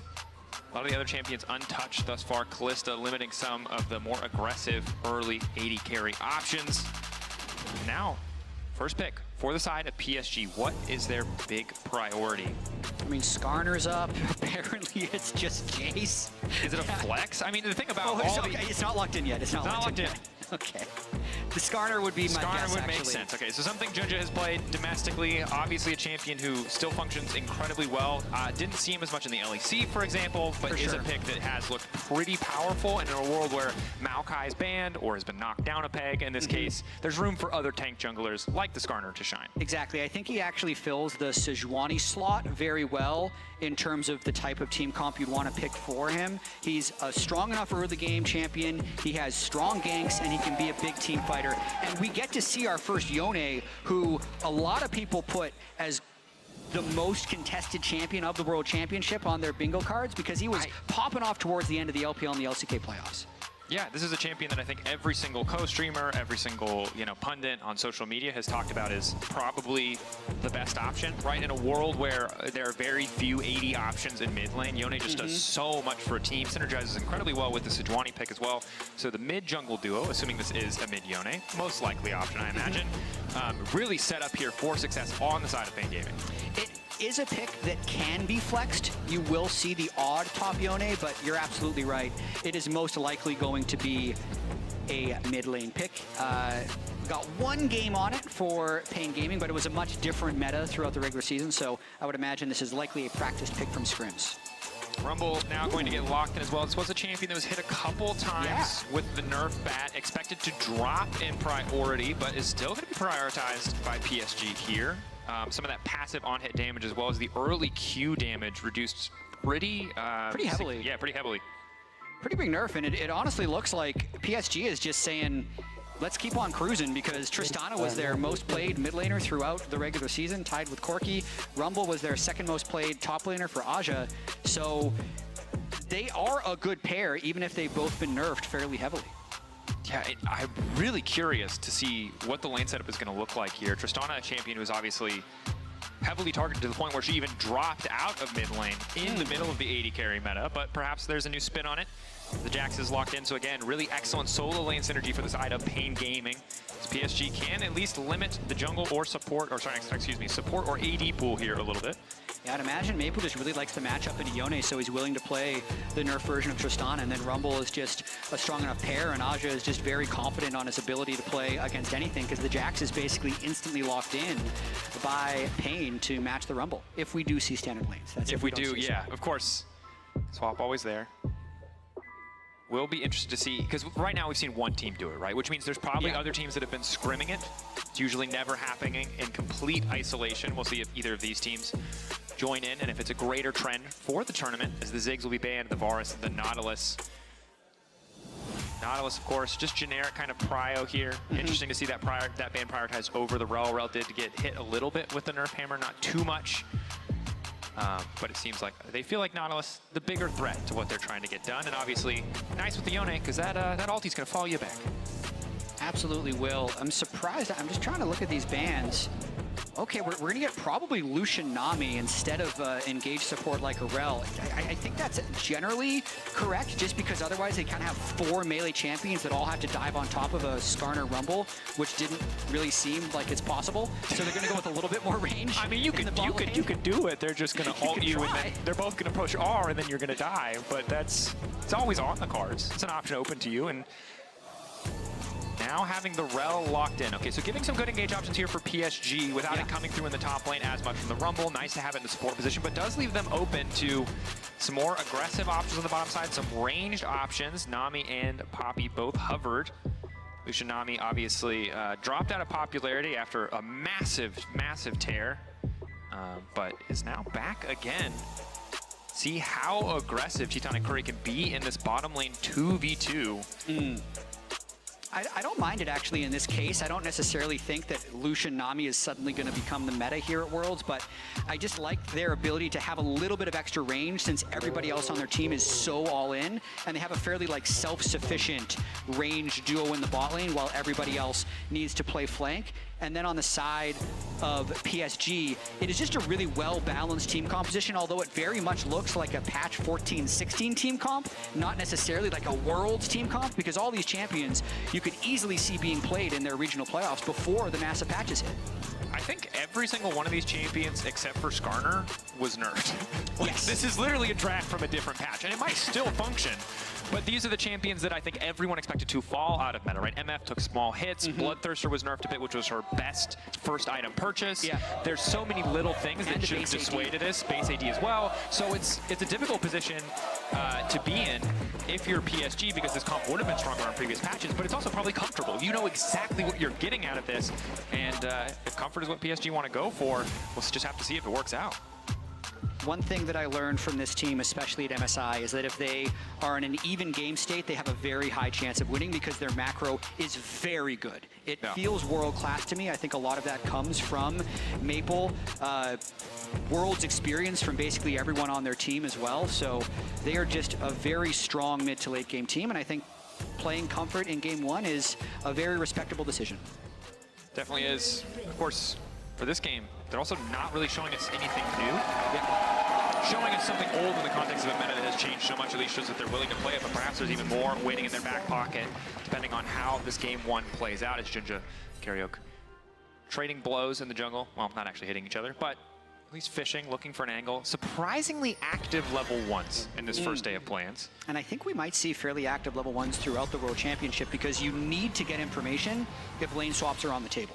So wherever you have a stronger, 1v1, 2v2, being able to push someone back and get a deep ward to actually scout the jungle is very important. So they're kind of thinking about getting that ward down, and that was a mistake because they've given away early vision and a cheeky little CS on a Sejuani. That's 10 gold right there.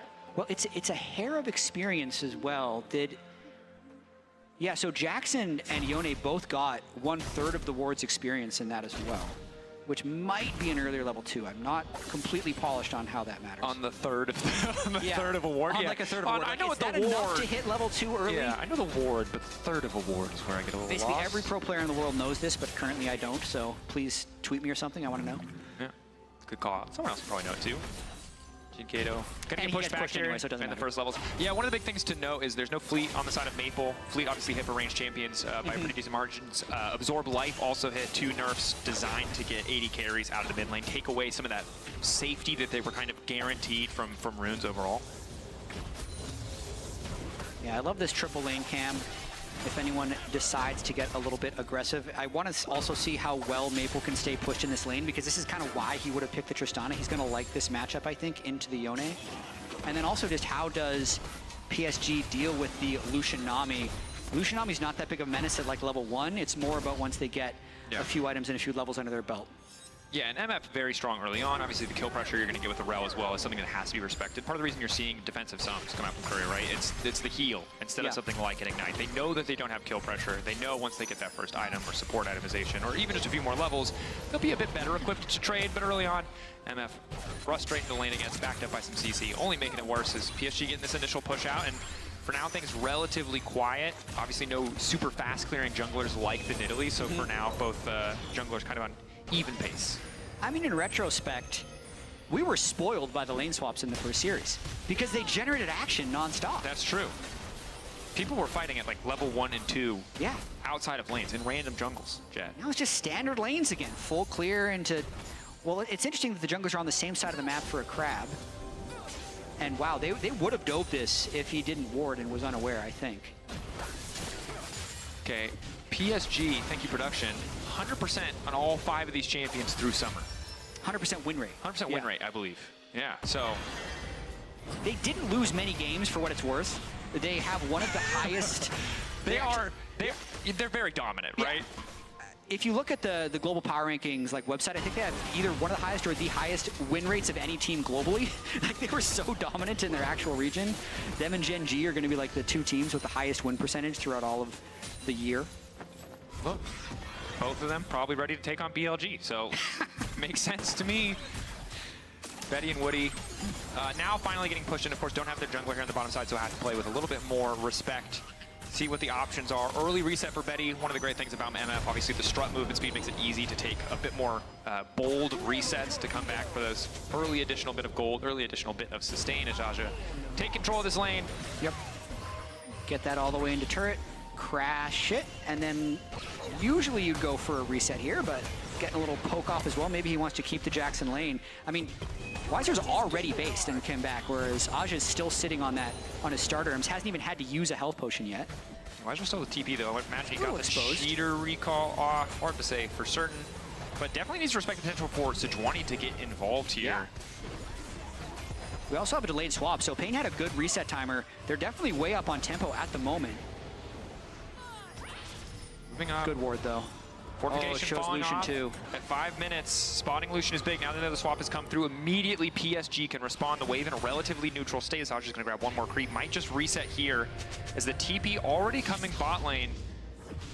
Pain doing what they can to try to fight for a bit of a tempo advantage, but with both bottom lanes on the top side of the map, I imagine we'll have a bit of a scrap for Grubs. PNG right now ahead on tempo overall. Yep.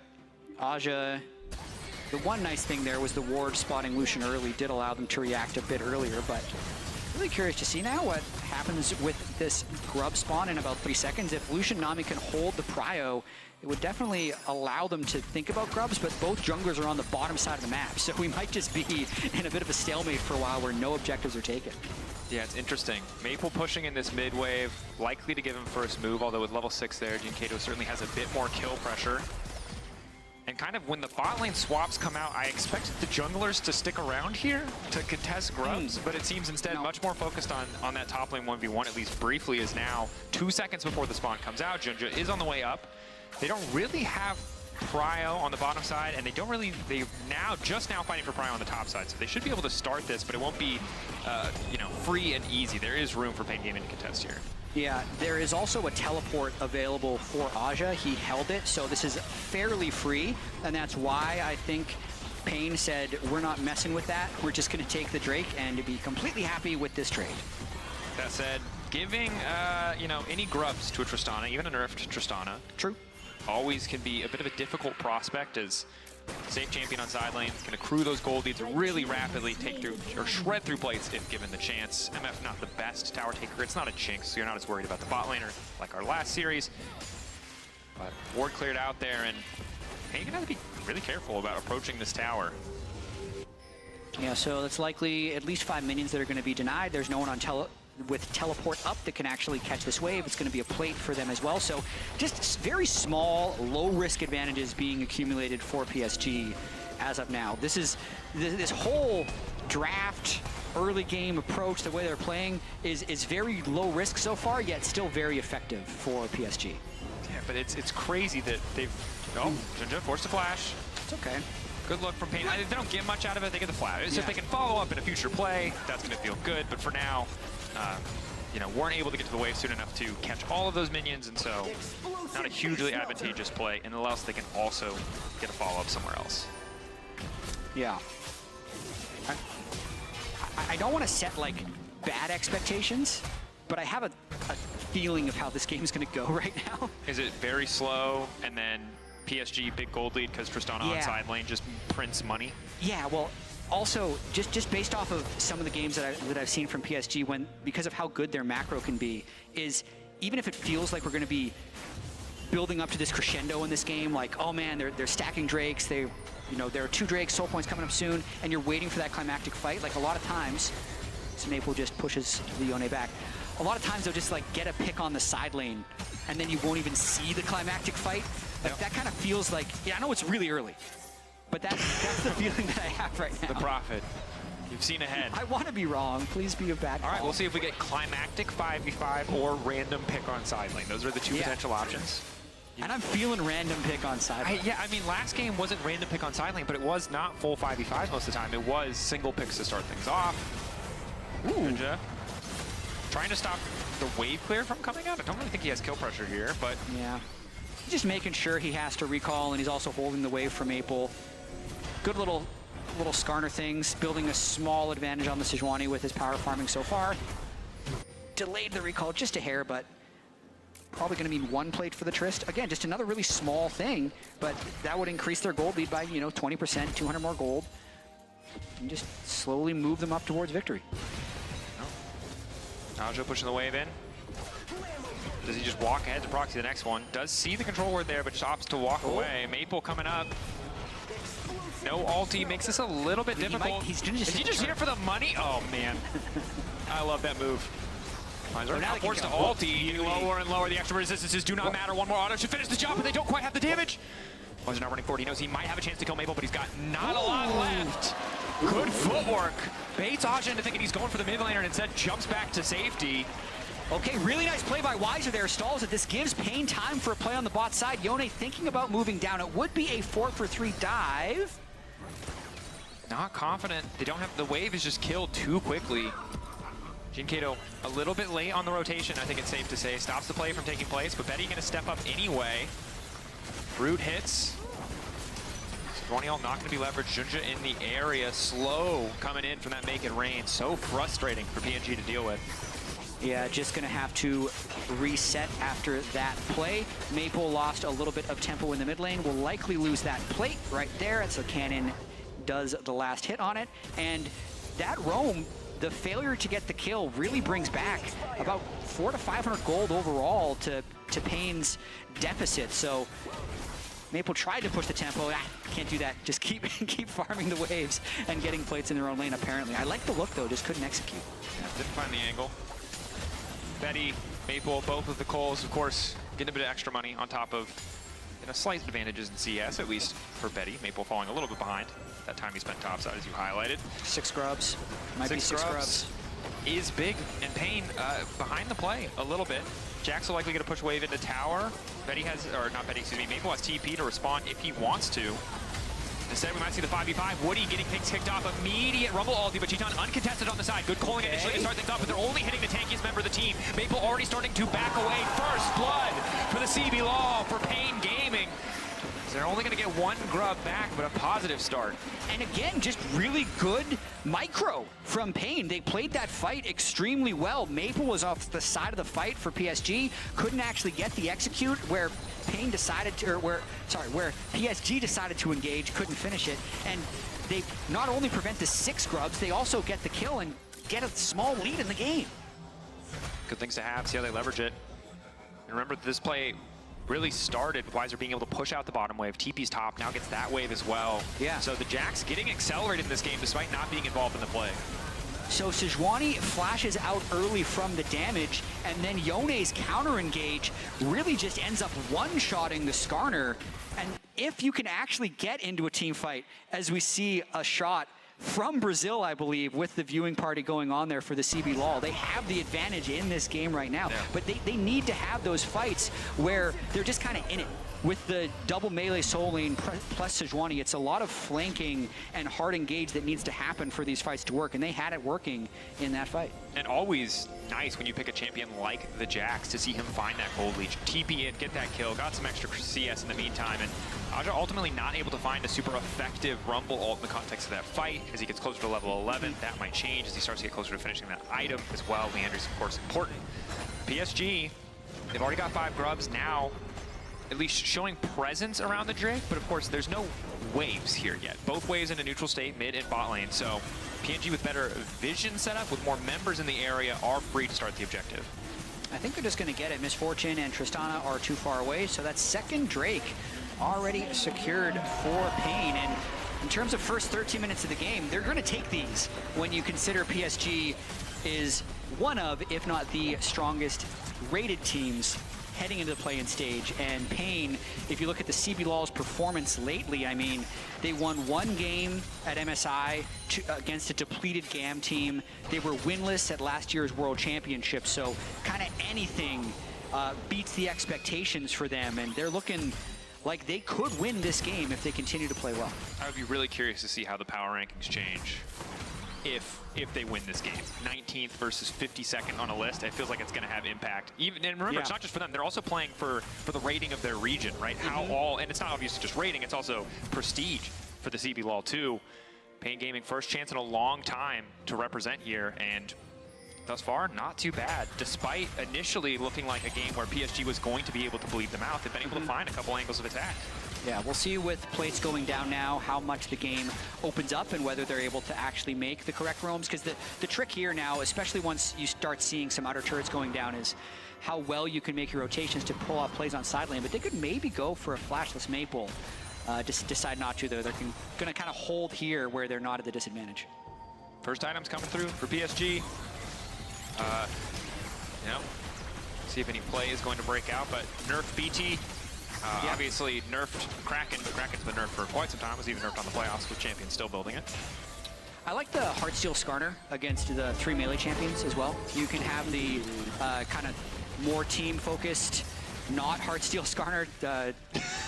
Geez, I forget the name of the item. The Sejuani has it. Instantly, gonna see that all. It's a quick pick. We look away for about a moment. Betty's ult not able to do enough work as Chitani Curry quick to clean up that kill. These Sejuani ults are really connecting. Apologies there, looking at item names when there was a fight happening, but that's another it was kill a second. It was a second of fight. Should have seen it coming. Came out They of could be nowhere. going for more here. Jinja. Just trying to walk through the wall there, but we'll be all right. And again, these little picks starting to pay off. Still gold leads everywhere but top lane for the side of PSG support. I'm just going to say is not significant. But I think more and more pressure on Weiser to do some work on this Jax. You can see him just going into Aja, has that Trinity Force completed, knows that he's powerful in those short trades. And as the game progresses, if you're able to keep your CS up on Jax and not be forced to overgroup, you can start beating that Rumble and also the Tristana in side lane. So Weiser can absolutely be a force.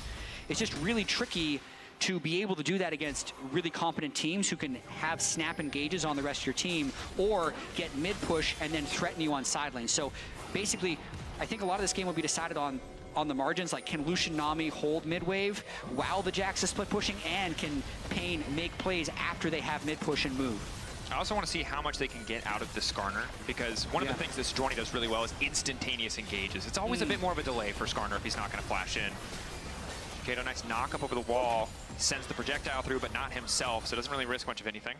And Jack's free hitting on mid-turret here right now, so pretty nice. When they have the 4v4, they're the ones getting free time on turret. Rumble was too afraid to free hit the top lane turret because he was worried about actually coming down for a fight. So little bits of turret damage. Teleport top lane and maybe break that turret as well. Now the response, though, this is going to be very difficult for Weiser to hold. And the tower down top lane as well. Maple there to pick up that money, and PSG going to grab 2 towers.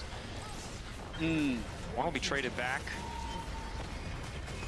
So a bit of an awkward exchange overall. 1.5k gold lead now for the side of PSG. They obviously take towers much faster, and with the Tristana on side lane with 5 grubs, yeah, you can see how quickly that tier 2 is going to fall. Really nice teleport there by Maple. Even though they weren't the first ones on the turret, they had a bigger wave, and they crashed 1.5 turrets top lane as well as killing the mid lane turret. I think a small mistake there by Pain, resetting basically everyone from the bottom lane instead of moving it up towards the mid lane, because that would have likely meant they could defend the mid turret and then probably take the mid turret as well. But let's see if they can get this on the bounce back. Might end up being about pressure for Drake instead. Betty here to cover. Red buff and the BT shield allows him the safety to just walk up, clear this wave. Pain Gaming hovering to the bottom side. They've already got 2 Drakes. Infernal Soul on the table. Only, of course, would be their 3rd, but ever closer, putting PSG in a position where eventually they probably are going to just have to fight the full 5v5. Pain Gaming not afraid to just use their man advantage, walk in, fight for that vision. They saw Maple bot, they see Aja top, they know they're favored. Betty, though, fearless, just continues to step up here. Would be a soul point fight, so it's very crucial for the overall outcome of this game how well PSG can clear out this mid wave and approach. Getting that control ward is really crucial. They control this bush and river because it means Pain doesn't have a great way to flank, especially that control ward up towards the red buff as well. That's where the Yone or the Jax is going to want to approach from. Jax going around the corner. Have they marked the ward in the brush? Looks like the answer is yes. Hovering off to the side. Rumble now coming in. Objective. Jin Kato immediately going to try to kick things off. A lot of burst used on the Skarner to little effect thus far. Junja with flash, with smite. Objective in their sights, bursting it down. They get the objective.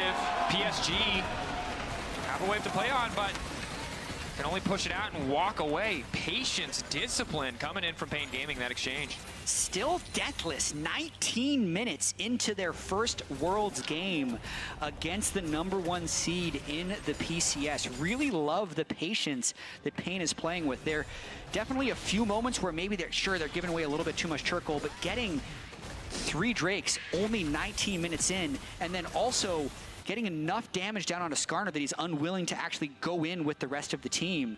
They're putting on a pretty great showing for game 1 here at Worlds. Definitely are. And you talked about, hey, the Heartsteel can feel so good against these 3 melee champions, but Junja's just not getting any stacks. He can't get into a fight. They're not scrapping at all. So an item that he purchased early and he prioritized, while we'll still give that little bit of burst, he's not getting that additional value of the scaling HP.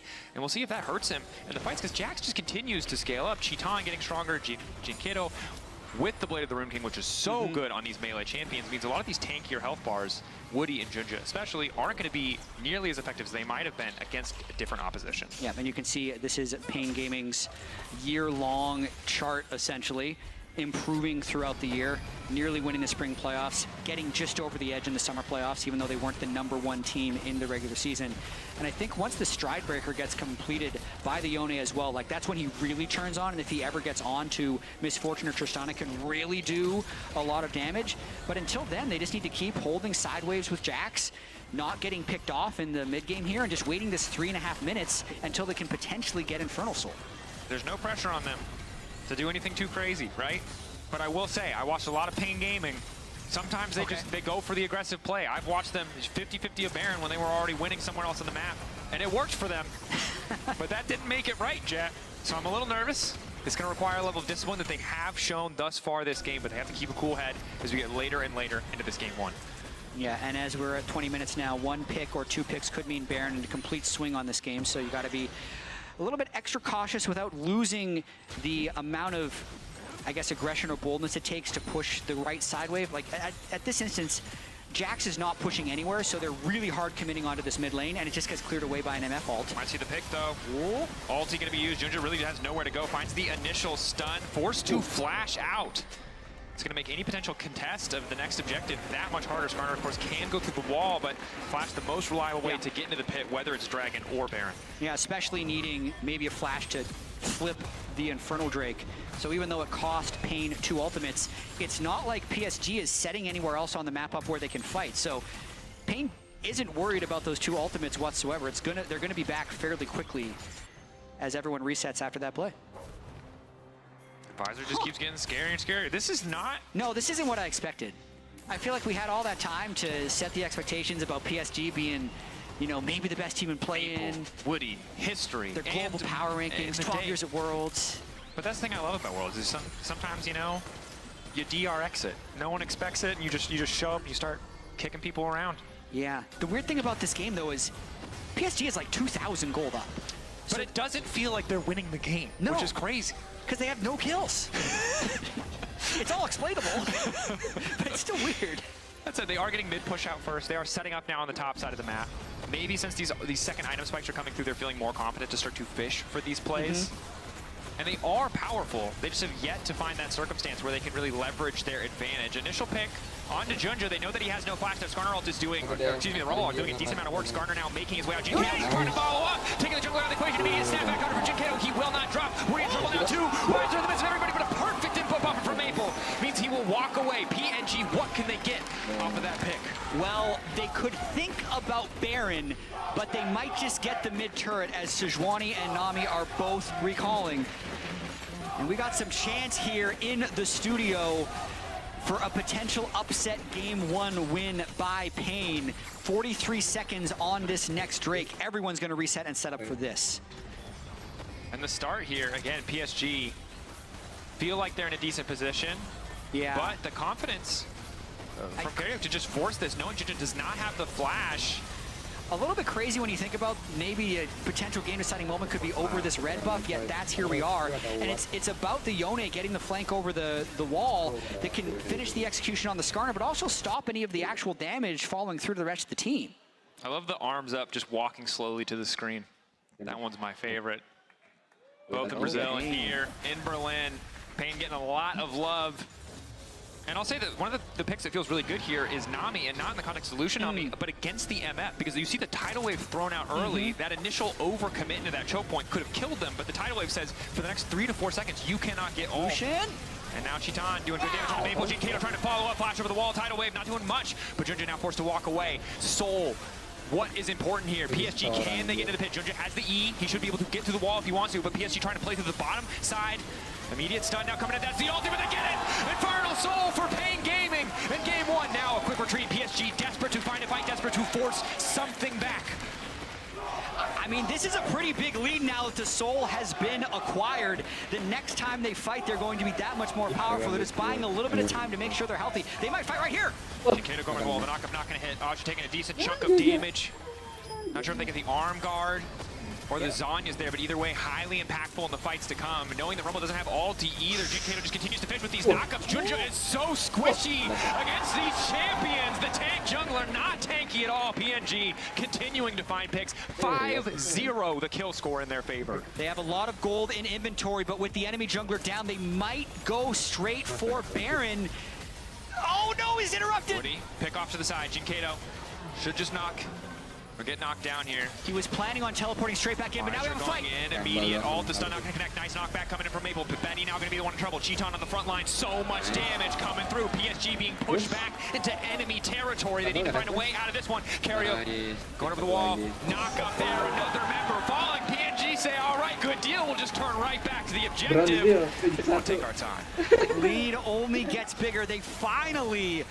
I mean, surely they have to reset at some point. 1,000 gold on Titan's Lucian. He is looking so good in this game. Going all the way back to the very start of that Infernal Soul fight. His flank on the side, which takes Maple to about 5% health. Potentially a game-winning, confident move. Finally able to get back to base. A little desynced on the recalls is going to delay their redeploy to maybe go for this Baron, but they are so strong at this point that they are in control of this game. I mean, Jax having second item right now is so impactful for the fight. He's not going to go down quickly. He's going to force an ult out of Maple to keep the backline safe. It's really, for the side of PSG, we talked about was going to be teamfight or random pick at the sideline. The answer is neither. It's going to be PNG in total control, Jat. And right now, Betty's ult, the potential for a combo here feels like PSG's angle out, but it's so difficult to set up when they're so far behind. And when Pain Gaming are playing with such confidence, instantly punishing Junja. Over the wall. Wiser now coming in. Quick stun. Ulti not even going to come through. Pain Gaming. They got the pick they wanted. Jungler out of the equation. Not a 50-50 anymore. Baron belongs to them. PSG just can't fight back. Pain's been completely relentless. Tristana was pushing mid. There's no one that's able to re-engage to help the Skarner. And now they're on Baron with no smite. They could finish or they could peel early. Betty's ult is going to be big here, but Curry has ult as well. Can just throw it in. Jinkato poking. Objective low, but there's no smite. Kirk doesn't have smite. Oh, geez. This is, oh no. Not like this. Not like this, Pain Gaming. Oh my goodness. Don't do your namesake justice. Brazil does better than the engage. Now coming in. Taylor going to go long. He goes to the very back. It doesn't matter. Betty take it out. PNG. The smite. Just in time. But Clutch. It might have been messy, but when it matters, he stands up. Just like they drew it up, let's bait PSG into the Baron pit. Let's get the smite. They only lose one, and they secure the Baron. Dracos, this 15-second staring match with Baron at 1600 and no smite was crazy. Yone can't even get out the back of the pit. Sejuani seems like he's gonna die. Yone sacrifices his life for it, but then the smite actually comes up as the next Baron auto literally would have killed the Sejuani, and then Titan, just absolute beast mode at the end of that fight. I love it. This world, baby. I didn't expect we'd see this kind of banger on day one. I thought we'd ease into it, but we're starting strong here. That was a mid-game hug. That pop-off, you can see his arm shaking. That's adrenaline. That man hyped up. 6-0-6 so far on this Lucian in game one. They do need to close this game out. They would then also need to beat them again. Yeah, but remember that while this composition from the side of PSG feels a little bit outdated in the context of the patch notes. Absolutely. They're undefeated on it domestically. This is the definition of comfort. And yet this entire game has not looked comfortable for PSG outside of the first 5 minutes. Credit to Pain Gaming. Look at that win probability. It's not 100. It'll never 100% hit 100 until the end of the game, but it's about as close as it can get. They are so favored in these exchanges. PSG, can they mount that comeback? Can they turn this around? They don't have control of anything on the map right now. They don't have Infernal backing them up. Betty is powerful though. 2.5 items, a good ulti, someone caught out, maybe they can get something done, but Junja, this is where it's really hard to be the Skarner. You don't have that dash in, dash out luxury that a Sejuani does. The ulti not as reliable, the CC not as reliable. Feels so bad to fall behind as this champion, and now he's just sitting there getting poked. He can't do anything about Cheeton just walking up and hitting him. Now Karib looking to get things started. Ulti coming out from the MF, but Jinkato just goes in, disrupts the play. Okay, Jax needs to crash the mid turret as well, but it's fine. The cannon minion is still just slowly chipping away on that tier 2 turret. Gold lead is extending. I mean, at this point, Pain just need to be patient as they have been throughout this entire game. The Lucian has enough range that he can kill these turrets. The Baron is going to help them extend their gold lead. It's probably going to end up going to Elder just because they are generally a short range team that needs the other team to walk out so they can engage. PSG are a 6K Baron power play, but there's a part in my brain right now that's always just anxious and scared, right? And that anxious, scared part looks at that Elder Drake and says... Is it because the Baron almost killed Sejuani? Is that why? that definitely flared up there, but all I will say is Elder is the great equalizer, and as much as you can have a 10K gold lead, if someone steals an Elder with 4 members on their team still alive, that team fight gets a lot more even. And here we go. I think they're going to fight before Elder. Junja, again, just going to get picked off here. Pain Gaming, eyes on their perfect target now. Guys are stepping in. Quick pick on Aja as well. He goes golden, but for what? He's just delaying the inevitable. Pain Gaming, they don't even need the Elder. Just stepping near it is enough to bait in PSG. The TP's now coming through as well. The Jax is damn powerful, but this is a confident move. Titan goes in. 1-2 punch there. 80 carrying top lane together. Betty, there's just nothing they can do. People down for the count. Pain Gaming in game one for a few minutes looked like PSG had it figured out. Like it might be an inevitable conclusion that they'd be able to outplay. But after those few minutes, Pain Gaming finding the picks, finding the kills, finding the setup, their patience paying off. playing better in game one, pick after pick, objective after objective. Pain Gaming make the upset happen in game one, even if they lose someone to the fountain. And Dracos, a dominant game one was expected. What wasn't expected is that it would be Pain doing the domination. What a shocker here in game one as PSG have to walk off stage with the loss and regroup, now having to win 2 games in a row against the CB Law. What a game one performance. And this is a moment where if you're a PCS fan, you're hoping that that was just some comfort and they didn't want to show anything in terms of game one draft, and there's something else cooking for them because you're grasping on a straws. That should not have been possible, but Pain Gaming made it happen. We're gonna head to a quick break. When we return, game 2.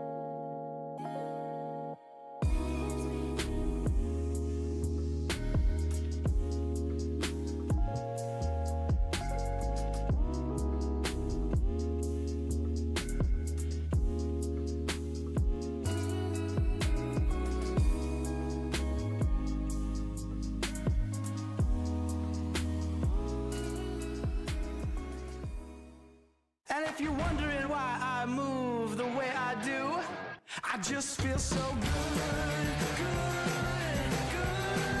I just feel so good, good. I just feel so good. The human body was built to move. Not trapped at a desk in one singular posture for 12 hours a day. It's time your chair evolved. This is Secret Lab Titan Evo. Ergonomically engineered for you. Gamers, hybrid workers, artists. Backing your every move.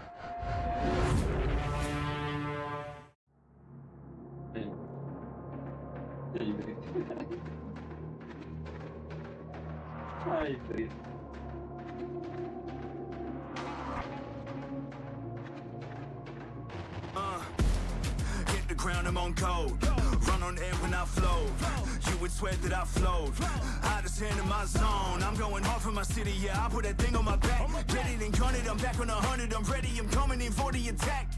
I'm on beast mode, God level, cheat code, new age, hero, good verse, Evo. I'm on the move. I'm on the move. I'm putting in work. I go berserk, got something to prove. Cause I got power. I got the energy for all of my enemies. I'm on the way, saving the day. Ain't no one ahead of me. I'm on the right here, right now. This is the moment we running it. This is the moment we running it. We doing this for the love of it. Give me your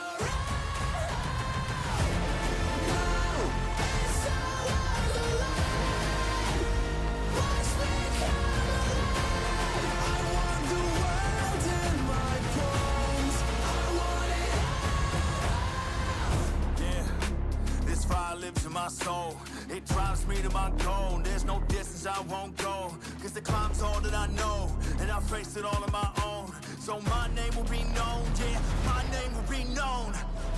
Right here, right now. This is the moment we running it. This is the moment we running it. We doing this for the love of it. Give me your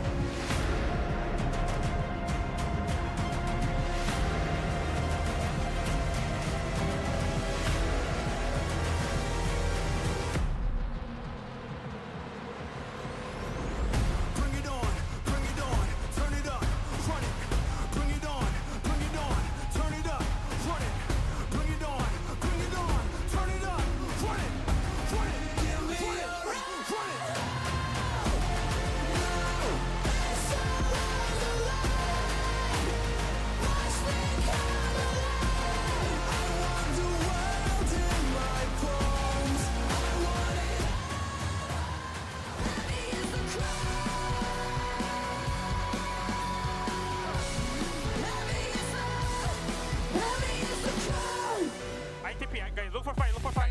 Go scanner, go scanner, go scanner, scanner, scanner, guys. I give you here. Scanner, guys. Get the mini error now.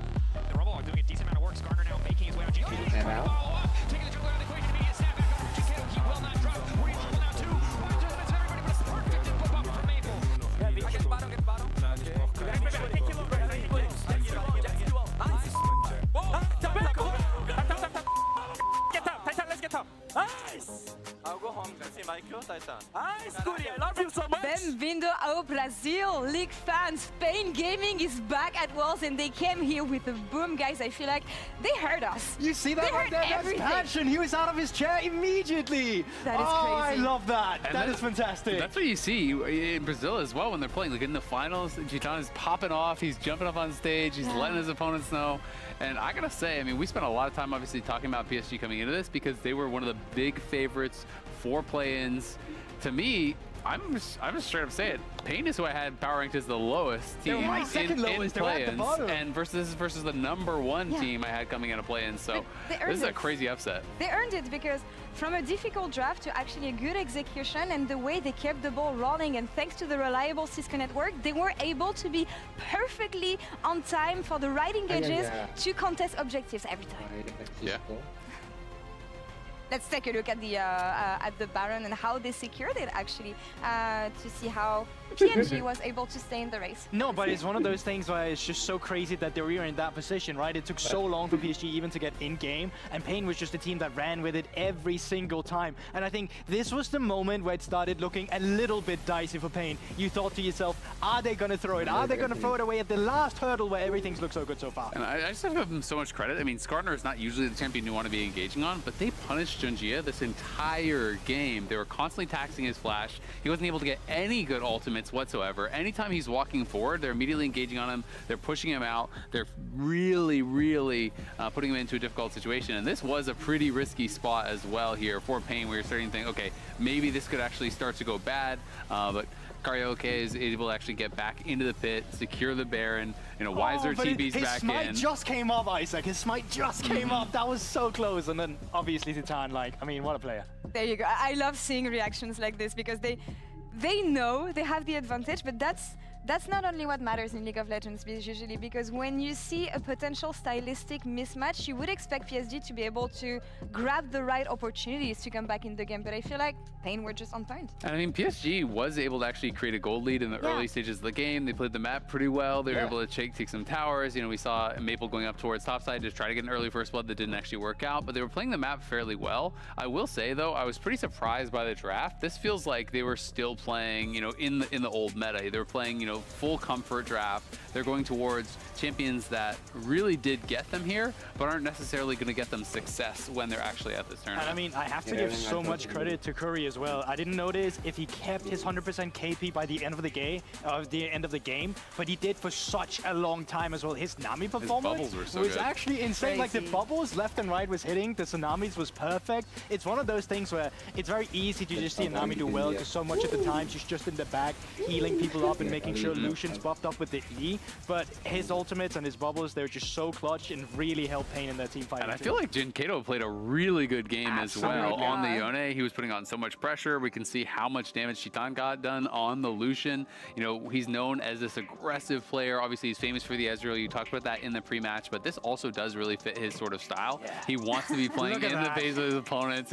Look how pumped the CB LOL fans are. I mean, this is something that I think everyone can love about the CB LOL is the passion from the fans. They have some of the most hardcore fans in the world. They're so devoted to the teams, to the league, and it feels good to see them kind of get rewarded, you know, with a good game, with a good performance here at Worlds. Yeah, but I have to say as well, like, we have to have a hard look at PSG because their expectations were very high coming into this tournament. So dropping this already with the old school draft that they had, from what they have success with, but clearly not what we used to have at this Worlds. And I wanted to kind of talk about, you know, how many of these champions have actually been nerfed, right? And it's like, you know, I mentioned, this is really the kind of draft that they got here with. They use this a lot with Woody playing these kind of setup champions to set up AoE combos, you know, for the MF, for the Rumble. MF got nerfed. Bloodthirster got nerfed. Tristana was nerfed, you know, on 14-14, I believe it was. But there's also more system nerfs for AD carries. Tristana has a 43% win rate in solo queue on this patch. Like, it is one of the worst champions in the game in mid lane on this patch. Rumble also got really big nerfs on 14-18. It was 20 damage plus a ratio nerf on the Q alone. Like, 20 damage on your rank 1 spell is crazy. Plus the E also got nerfed. Like, all these champions took so many nerfs. They picked all 3. Yeah. And yes, it is extreme comfort, but I think maybe they just thought, you know, we just play a comfortable game and we're going to blow Pain out. Yeah. But Pain showed up in a really big way and pushed them in a way I think they weren't expecting. Underestimated, the wrong approach. Back to the drawing board here. In any case, for PSG, they're going to stay on blue side.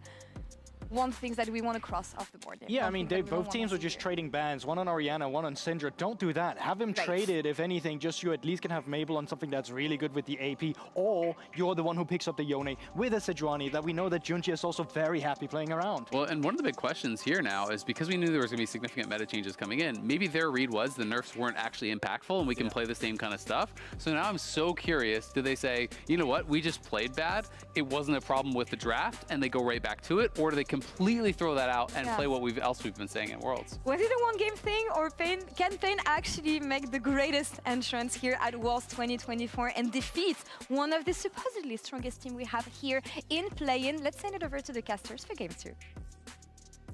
That's a fantastic question. And luckily we have a game of League of Legends to answer it for us. Yeah. We don't have to answer that ourselves. No, we don't. But I am nervous. It was brought up on the desk, we brought it up as well, about what this Game 2 draft is going to look like for PSG, because there's 2 versions. The positive version is, haha, we wanted to see if you were ready for our brand new strategies. Version 2 is, okay, we kind of thought the old stuff was still really good and we're now shell-shocked and aren't really sure what we need to do next. Well, you were telling me during the break, there is a bit of a meme. Yeah. Some poking fun at PSG of how they'd only play things that the LCK has played. Yeah, notoriously their coach is a very big LCK fan, and often they'll copy draft trends and strategies from the LCK. But the interesting thing about this tournament is the LCK hasn't played yet, so there's nothing to copy yet. So in theory, their draft was up to date to their standards. I mean, that would be a problem. That's so rude. They can't update it until Swiss. You know what? Fair. But one step at a time. First, they got to make it further. Still the favorites. You know, on more even draft footing. The Sejuani this time taken away, but a lot of bans remaining the same. I mean, yes. So here's the situation we're in Game 2. Interestingly enough, it's much like the first series where the losing team opts to repeat on the side that they lost from. So PSG had choice after losing, decides to go blue side once again. Their bans in Game 1 were Maokai, Ashe, Orianna. That's the same. The bans on the side of Pain were Aurora, Syndra, Kalista. So the Aurora was first ban, now it's third ban. So effectively exactly the same bans. First pick was Skarner. How salty will this run back be if it is run back is the real question.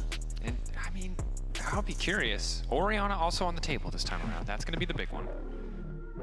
Do they want to prioritize I completely trolled that. Yeah, it was the Sejuani. Sejuani was the one adaptation, which I understand why. They love Skarner. Yes, and now there's no slot that can match that in theory, because I was mentioning that the Skarner Sejuani fill similar slots. Yeah. So now they're the ones with, in theory, the tank engaged jungler, but you can still go with Vi, you can go with the power farmer. is on paper good, right? Like, obviously it depends. You highlighted it very well in our first series on, you don't want to pick Jarvan too early because he's dependent on the enemy team having these more immobile carries, but clear that Yone is not considered a threat.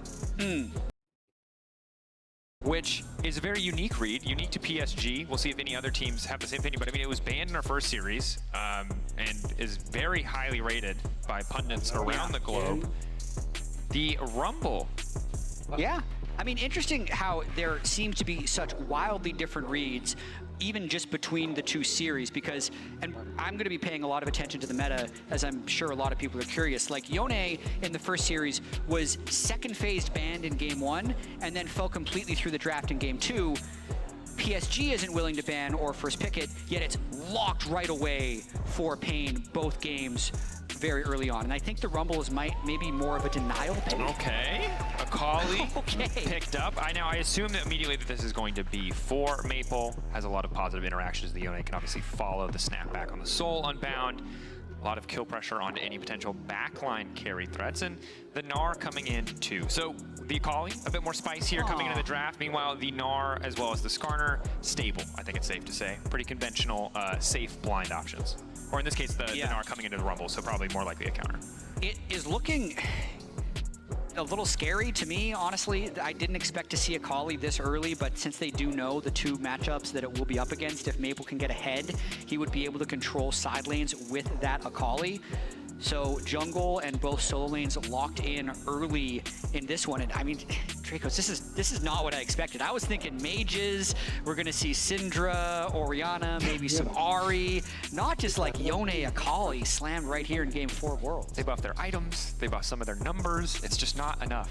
But it's not like Akali's shown her face for months. No, I mean, she's been a popular pick in solo queue, but she kind of always is, right? And this is a champion who, you know, in the right circumstances, in a decent lane matchup, can do really well. But I guess a lot of the sustain nerfs targeted range champions kind of left, you know, something like Fleet Footwork in a much better spot for melee champions. Perhaps allows her to weather the storm in a melee v melee matchup.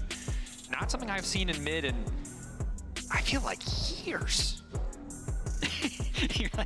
I'm trying to think back. All I can think about is Silas Akali meta. But yeah, something like that. It's going to be I'm volatile. Sure it's happened. I mean, Garen versus Nasus was very recent. Yeah, I'm sorry. I forgot about that. Yeah. Okay.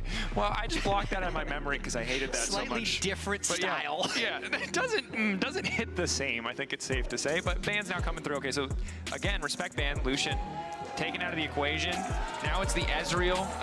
Not quite the same reliable sustained damage output, but as long as she's hitting those Qs, it's going to work out. And PSG, again, I feel like they're very comfortable just putting Betty in this position if they do lock this MF. Yeah. To just kind of be reliable with the ultis, bit of a safe pick, obviously pretty decent matchup. She can usually get push. It's hard. Jhin instead. Yeah, right. I was going to say, that's not a good MF angle. There's no one to set up the misfortune other than like a really crazy lucky Gnar ultimate into the MF ult. So the timing would have been, to me, almost impossible to do. And their solo lanes really lack utility, so you need to slam as much utility as possible in your bot lane, which is when Jhin becomes a really good pick. So I do actually really like that they pivoted there from MF to Jhin. It also frees up Maple and Aja to just get aggressive, get in the fight if they need to, right? Jhin can kind of be left on the back line, doesn't have to worry about too much. But if this Bard does get locked in, will really punish an immobile champion like the Jhin Vi on the enemy side. Ooh. Also a threat that'll have to be reckoned with, the ability to lock down some of these more mobile champs. Is this a good Braum angle? I'm trying to think. It's locked in, so it better be for Pain. Rel Braum is okay. So the lane is fine. I'm just trying to think about the rest of the champions. 3 people have to go in. I think it's pretty good. Yeah. I think that the two strengths of Braum, right, are mitigating AD carry impact and making any diver's life a living hell. Because concussive blows, you can't outplay it. So many things in this game you can dance around, but if Braum auto attacks you once, you will eventually be stunned, no matter what you do. Yeah. So, some good angles. Obviously does limit a lot of their upfront engage, but because they have the Yone and the Vi, they're feeling a little bit more confident. And Curry, remember in the previous game, on the Nami, spent most of the game kind of just using ult to stop Betty from ulting, for stop Betty's effectiveness in those fights. So it's not like they were reliant on having that utility in game 1, although a bit less CC coming in from Weiser could hurt them in some of the setups. And again, it's not a graphical bug you see on your screen if you're just joining us. That is 1 win for Pain and 0 wins for PSG, which I really didn't expect. That person has a sign. That person expected it.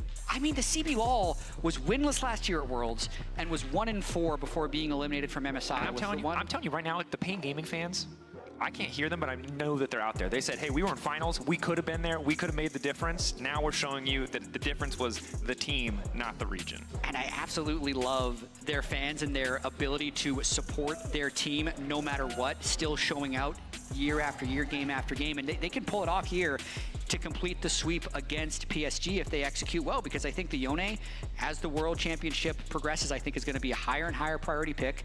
It feels like this is just a really odd meta read from PSG. Game 1, they play nothing but nerf champions that they had played throughout all of Summer Split.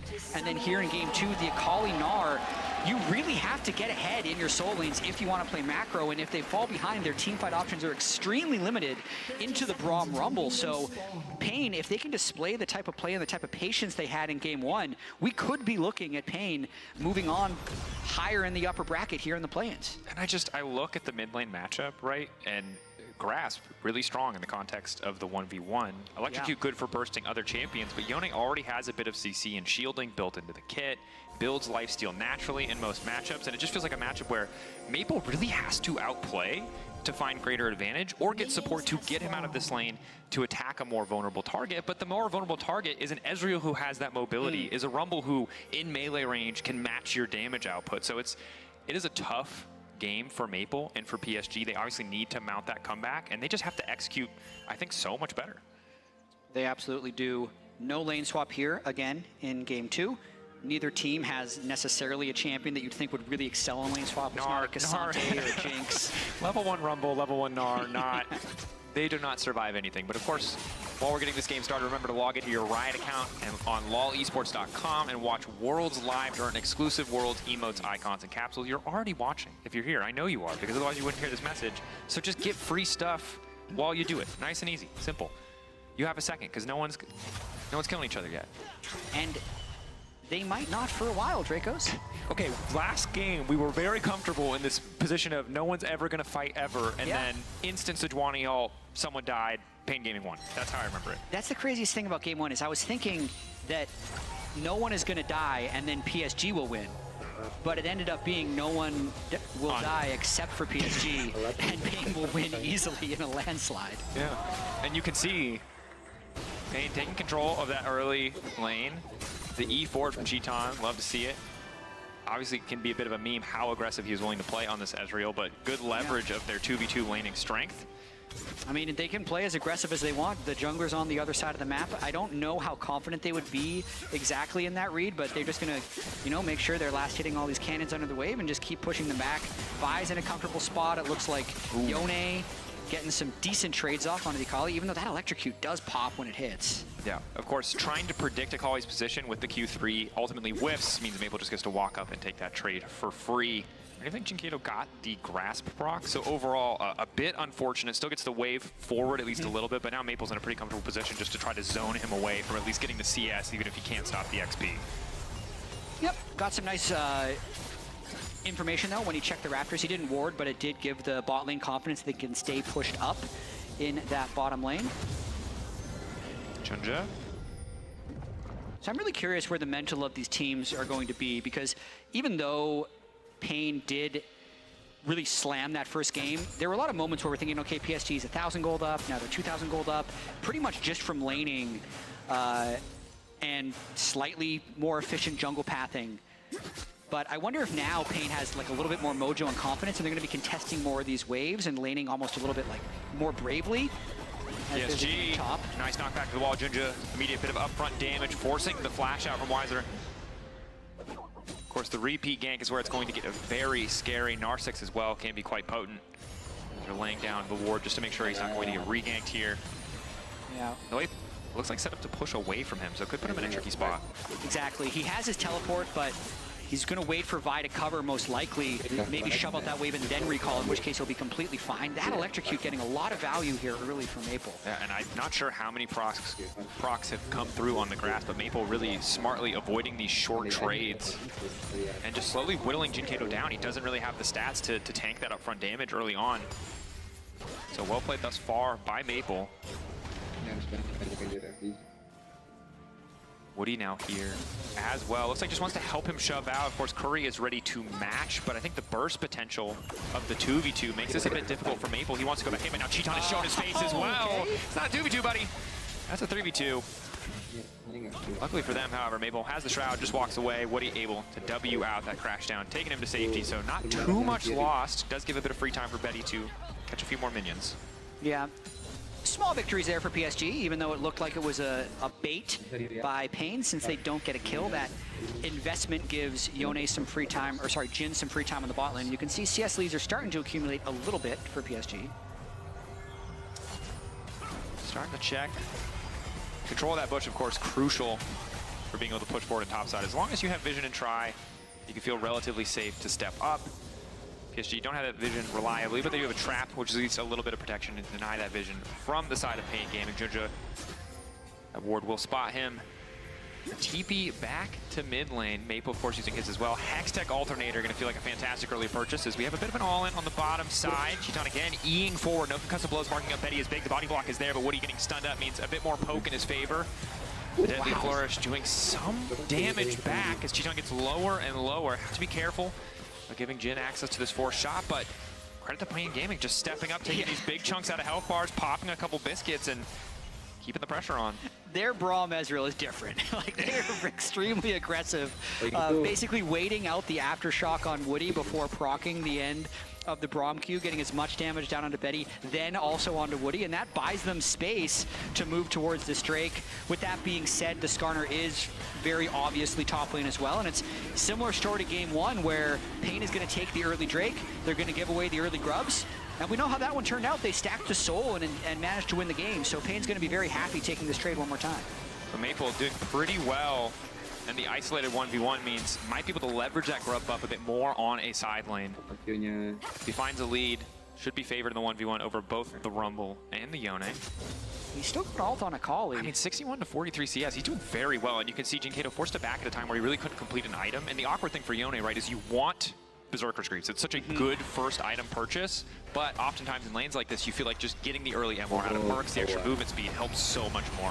Yeah, he's going to be really delayed, and this could be a kill. Lockdown there, Visor in trouble, but the initial damage coming in for the Rumble is massive. Over the wall is the Visor trying to finish it. Visor still living! He's still alive. Juju wants to hold coming through! He's overheating. Big R. Haji holding on. First blood, they managed to finish the kill. Now trying to get out the Q round. Trying to get closer to Haji. One more sec. No! The Dente blow's not enough. Denver to finish the kill! Oh, God! A game! Not even inches, centimeters, millimeters, decimeters, but PSG come out on top. Game of pixels. I can't believe that Rumble ticked out at the end of that, and then also Aja getting Mega at exactly the right time to make this a 2-for-0. That's the type of disaster play you can't have happen when you're already soft losing lanes, because now you look up at the scoreboard and they are substantially down in this game. Let's watch it one more time. So it's basically blind checking on top of this control ward. Skarner just goes in, gets the slam, and there's a fight bot too. Body block there, ready for Cheaton. But you highlight it now. Level 6 coming through, PSG pressuring the bottom lane, knowing they were in the isolated 2v2, seeing so many members top, giving a lot more access to push in, and now matching up the plates, and even a small gold lead for Betty, despite the early aggression coming out of Cheaton and Curry. And this is rough, because while the Gnar only has a 400 gold lead, Skarner very ahead of the clock. And while I wasn't as jazzed about Heartsteel in the previous game, when you have a lead, that item is incredibly powerful.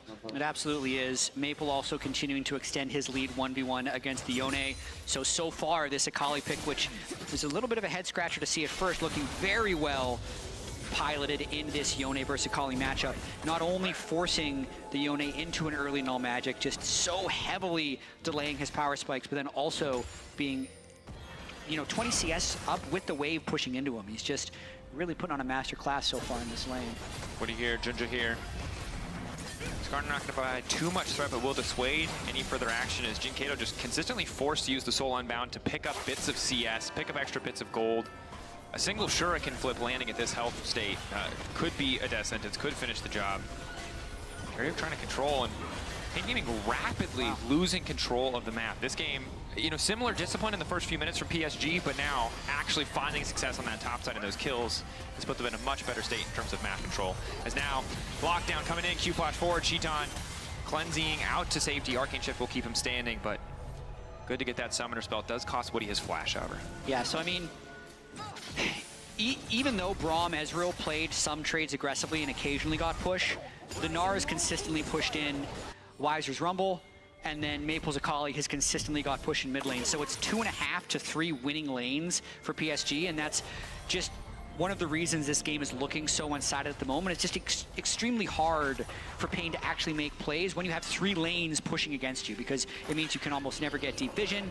You're almost never feeling confident in your ability to win a 2v2 or a 3v3 when your jungler's there, just since you're not going to have vision on the enemy jungler, and if the other team is pushed up in lane, they're likely stronger as an individual, and you'll lose that fight. So that's one of the reasons I feel like Pain is sitting on 0 kills and the gold deficit, on top of the little bit of a disaster that happened in the top lane. Yeah, and I feel bad for Jinkito. Yone players out there, you know the importance of these first item spikes, of finishing something like Blade of the Rune King or a crit item, something that has, you know, attack speed and crit chance together, or just attack speed, because it's effectively also CDR, you're getting double value, but Hexdrinker has no double value stats for Yone. That is a purchase of necessity in a matchup that has been so Maple favored thus far, and means that while he'll still get value out of the knockup and the ult and fights, his net damage output is so much lower than it would be with any other item. Because now you can see Maple just threatening Cheeton in the picture-in-picture there. Pain Gaming determined to set up for grubs. It'll only take PSG getting one to get them the might spawn. As Junja started to speed forward, finds the initial CC, the initial knockup. Ulti now coming back to Curry. They blocked down 2 members, but a Jinkito off to the side, hoping to bring it back. Prom Unbreakable does a little bit of work. Faja doing a lot of damage down, and Pain Gaming might just be better in the fight. We're getting caught up, but they want a little bit more. Betty locked up. Maple not quite able to hit on the Shuriken flip. Aja coming in though, and he's just untouched. The Gnar ready to take over, but he needs to start stacking rage, but he's just tired. He has the debuff on, he can't stack anything. Finally now getting it. Cheeton standing behind Jinkito, ready to take over. He might not even need another item. Q3 there. Maple trying to finish. Captive audience not going to hit. Bloodbath on the top side of the map, and still only a single grub taken down. 3-4-3, and the teleport gets burned by Aja's Gnar. That's exactly the type of fight you want to happen if you are Pain, since you are getting pushed in every single lane. If you actually have the opportunity to have a scrap like that, you're going to take it. And I feel like the Yones get out of jail free there after completing the Hexdrinker, getting 2 kills to get back on track. And this is kind of like game 1 where Pain end up just out fighting them. So despite the 3-man Skarner ultimate, it's not comboed with anything. It's on top of the enemy Rumble ult, so he ends up getting chunked fairly low to begin with. And then Aja had Mega on the turret at the start of this fight, so is exhausted by the time he teleports in, and then is unable to make a large impact before falling to the Yone. And while Maple's in a decent position, he just cannot finish these kills off. Jinkito, the edge, the Shuriken flip not hissing. Pain Gaming able to grab the dragon in the meantime. Oh boy. And you look back for Pain Gaming, right? This is an organization that has an incredible history in the context of the CB law, but Maple alone is a man who has enough history to match just about any organization. 2013, you talked about it earlier, debuting against Faker on the international stage. Really incredible. 12 years to the day was his world's debut. Trying to make a deep run here. It has to start here with a win against Pain after they drop game 1. Still in a relatively comfortable position, but I think definitely a lot sweatier than it was 2 minutes ago. Now that the second Drake has gone over to Pain, knowing how they won the first game by stacking Drakes. And honestly, Maple's been that clutch guy for so many different lineups or so many different names. Have to be that again. Here's Visor getting picked off. Aja looking to carry some of that burden himself, as Aja cannot even lane. Cheeton on the way down, only level 8. Not the most comfortable position to be in. I mean, if they bring Vi as well, they might be able to burst him out, but most likely it's just to save Rumble. Weiser had such a good game 1 on Jax, struggling a bit here on the Rumble, which they early picked. He's hunting though. Going in. Aja just really not under enough threat there. Woody able to back him up, and Cheeton, of course, already heading back to the mid wave to try and catch that one. Right now, things feel pretty good for the side of PSG. Of course, you highlighted Yone, a little bit of a get out of jail free. Isn't able to complete another item, but getting the recurve, getting the boots too, means that his 1v1 in his side lane, at least he'll be able to push pretty reliably. But right now, Junja just shows up to deny any potential of him defending that tier 1. And there's a lot of standing gold here for PSG that they're looking to collect. They can get this top turret for Maple, really continue to accelerate him in the game. And if they can also kind of slow play this bot lane and get 2 outer turrets with really no retaliation possible, it's going to likely blow open a lot more of this game.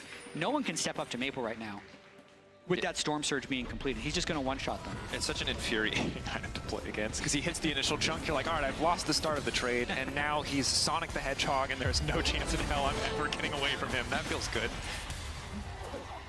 Looking for a play on the bot side. Respect that PNG are consistently looking for these angles, but you can see in the MasterCard lane economy snapshot that the economy not favoring them right now. I don't think they can do anything at this turret, actually. Q-Flash, Junja on the way in. A lot of base damage coming in strong there. Now she's just taking his time. Doesn't even have Mega yet. Just continues to autos, gets those hyper procs, and they'll finish off Weiser here in the bottom lane. Yeah, I mean, overstay there by Pain. Once they shoved the wave in, they needed to get out of there. Ezreal had already left, so good on Woody for just immediately snap engaging to get that kill and extend the lead of PSG. Cheeton taking a bit of an aggressive recall there. Betty not going to spot him, so we'll be able to return, but is going to have first push on this mid wave. Harold still alive. Got resets coming in. This is something that they could look for on the map. Might instead opt to contest Pain here, but Betty overstaying mid lane. Has flash barrier, didn't have to use any. Yeah. Very close there, but I think the damage portion of this Pain gaming lineup just was not in a good enough position. The carry up wanted to follow up with the ultimate. But Junja in a pretty good spot. That Braum is in trouble. Cheeton maybe can offer him a way to get out. Immediate ulti coming through, sidestep by all three members of PSG. Cheeton in the midst of the enemy team. Jinkato, Q3 ready to go. But Maple behind him, he's gonna snap back. Maple's immediately gonna be on top of him. The short flip misses, however. A little bit tragic as Aja TP's in. Not to a lot of effect here, but was ready just in case the fight did break out. Looking like a bounce-back game for Pain, though. Not only do they win that small skirmish with the Braum kill, all pressure that Pain may have been able to develop evaporated as they all kind of collapsed mid lane anyway and still didn't win the fight. So you can see the side lanes there. Rumble completely pushed in. Maple's Akali up top lane, catching a wave, uncontested. This gold lead is only moving in one direction, and it's more in the favor of PSG. Yeah, and if that is a Shadow Flame second, like we're looking at double buffed items for Maple. That threshold being a little bit higher means those magic damage crits coming a little sooner, and life starts to get miserable, even for the Vi, right? Who's a champion who's built a few more of those bruiser items. You get enough magic pen coming through, and suddenly he's vulnerable as well. Has to be a bit more careful about trying to fish for those plays. 37 seconds and counting. The next Drake will be up. In the previous game, Infernal did so much work for Pain. Getting that third Drake felt like the beginning of the end for PSG. Have to see if they can get something here in a much less favorable circumstance. Absolutely. It's a very difficult Drake for them to secure, but at the same time, if they do somehow win a fight 5,000 gold down, they would be in a decent spot in the series. I just really don't see it. This seems like such a big bounce-back game for PSG as long as they stay together and coordinated. Keep pushing up the bot lane. Aja has full ability to push back the Gnar. They have a ward in the jungle, seeing him up there, and they should be able to pick up this Drake pretty easily. They're weaker in most fights, and also they can suddenly find a man advantage and burst out a single target. They just don't really have the tools. Maple looking for the 1v1 off to the side. We'll at least get the ulti out of Jinkato. Can just continue to push that tier 2. It's going to force the recall from the Yone, but Maple instead might just reset and be ready to TP if he needs to. Pain Gaming looking to kick this fight off. Yeah, they just want to flip it. Lockdown there on the Karaoke. Should just be an immediate kill onto the Vi. Excellent follow-up coming as well from the Gnar. And now Woody trying to disrupt the rest of the fight. Jinkato in the midst of the fight, but he does not have the ulti. Q3 going to be taken out to safety. PSG striking back in this game too. It was already a 5K gold lead, and it is only getting bigger as Cheeton left alone to defend this tower, but Maple is here ready to threaten. Full control, 5 grubs, going to be able to take more turrets down quickly. Still leaving that poor Skarner to kill the Drake all on his own, but it's kind of more what I expected from PSG coming into this World Championship, where these fights don't feel super climactic, but it's because they always have pressure somewhere, and Pain can never feel like they're in the right spot. So you could see Pain really wanted to contest that Drake, but they didn't have any waves pushed, they had poor vision, and they just didn't have a good entry into the fight. So well played here by PSG through the majority of this game too. Yeah, it's incredibly hard for Pain to navigate out of this situation, right? You got Maple, who's so much stronger on a side lane. That isn't going to change anytime soon. The play of the Rune King being done now feels good, certainly in the context of a greater team fight, but in the isolated 1v1, you're not going to be able to hit Akali with that many autos before she's hit you with enough damage to finish the job, especially with Hexdrinker currently on cooldown. Yep. It's a 2,000 gold lead for Maple. It is a 2,000 gold lead for Aja, and it's only a 500 gold lead for Betty, but he's the Jhin. He's just helping. Throws a W from far away, puts his ult up. That's all he needs to do. The nice thing about having CC is, like, even if you have no money, if anyone else on your team has money and you hit some CC, it still works. You've done your job. Yeah. Someone has damage. It doesn't have to be you. So it's a good look for the side of PSG, but again, I think they're in a position where they don't really need to force anything. They can just continue to slowly extend their lead. Very likely that Baron will be on the table soon for them. They are a pretty terrible Baron-taking team, though, admittedly. None of these champions well-equipped for that particular challenge. If Mini Gnar could stay Mini forever, it'd feel a little bit better, but he cannot. They also can't win through Soul, but they can win through just killing all of Pain and then killing the Nexus. I think that's going to be the strategy they take. Yeah. Q3 on the Jinja does not do much damage. The Skarner felt lackluster in the previous game in the face of the Sejuani, but in this game where he's so tanky and so far ahead, very hard for them to delete him, but Not quite going to be the catch of cards as Woody's in the midst of the entire team. Karaoke now trying to retreat. Maple, big damage coming from that Storm Surge. Ulti coming through as well, interrupting the Fate Sealed from Jinkado. The curtain call won't quite finish up Curry, and now PSG can take their sweet time if they do want to start at that Baron. They can think about it, but I still think their Baron damage is so low that, yeah, they're just going to decide to recall. Gold lead getting bigger and bigger. They're going to win every skirmish. I can definitely see the other side of this where people are saying, like, why does Pain fight that? It's because they have literally nothing else to do. Like, their entire jungle is getting taken away from them. There's only 1 or 2 waves that they can actually touch. Like, you do need to actually get gold at some point in League of Legends, but in retrospect, it looks really foolish that they go for this fight down 7,000 gold in their own red buff, but they're just trying to protect their own resources. The fight itself, Maple gets a little bit low, but ultimately just able to execute the Yone, and they walk away with a pretty easy 2-for-0. Yeah, and they have the advantage in push, in vision, in gold. That means the amount of options. Similar to in our first series in that second game, right? You just, any attempt you have to make a play is always just going to be high risk. Pain not afraid to take those risks. PSG wants, I think they're willing to dive these side lanes if they find the right look, but if they don't, they still have 5 grubs. They get the majority of the turret every time they move up with a wave, and it's just a matter of time until they extend the gold lead. Gaming hoping maybe that a member of PSG will be caught out. Really, the only member who could be vulnerable would be Betty, but he's always so far back that there's not much risk. Yeah, and now that they've killed this bot turret, you can see they moved through the jungle. Next, they're going to push up the mid wave. They'll get vision here, and that's kind of going to be the next objective up in the top lane. It's really procedural what they're doing here in this game to extend this lead, and if at any point, since they're staying connected enough, if at any point Pain does end up going for a fight, it's going to be a losing fight because they're not going to be in the defense of their turret, and they're down so much gold. Definitely. Jinja now completing the Sterix as well. A bit more tenacity, massive shield. So whatever hope they had in the previous fight of picking him off is dwindling away quickly. PSG, you can see this first push gets them vision. The next wave they push likely to get them a bit more, and over time, Pain going to be pushed further and further back, unless they do want to go for some sort of fast play where they fish like the previous play, for some sort of pick, some sort of aggressive move, but they'll always be doing it at a gold and vision disadvantage. As Junja starting things off, suppression there, stopping Rumble from ulting. Visor in trouble. Will he get anything else done? Desperation ult to little effect, and that's the risk of stepping up into territory you do not control.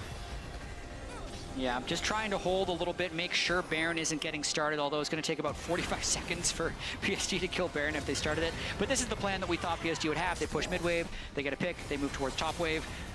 3 lanes of pressure. More damage. Jinkado forced to go back. Q3, immediate ulti. By there to body block, crucially. Or it would have just been a kill. But now another tier 2 falling. Nara already splitting in the bottom lane. Someone needs to match, but Yone needs to go back to base, which makes everything so damn tricky. A bit of poke onto Junja maybe slows the Baron, but again, Baron probably not their priority with this particular composition. Is now maybe. Desperation pick on the side lane. Can they take out the Nara? Jinkado on the way in. Woody here to cover as well. Aja waiting for the ulti, waiting for the perfect time. Flash in, massive engage. Aja still standing. Knock back on 2-3. Doesn't have to throw them into the wall. Doesn't think he has the range, but Maple's there. And Maple has more than enough damage to do the work himself.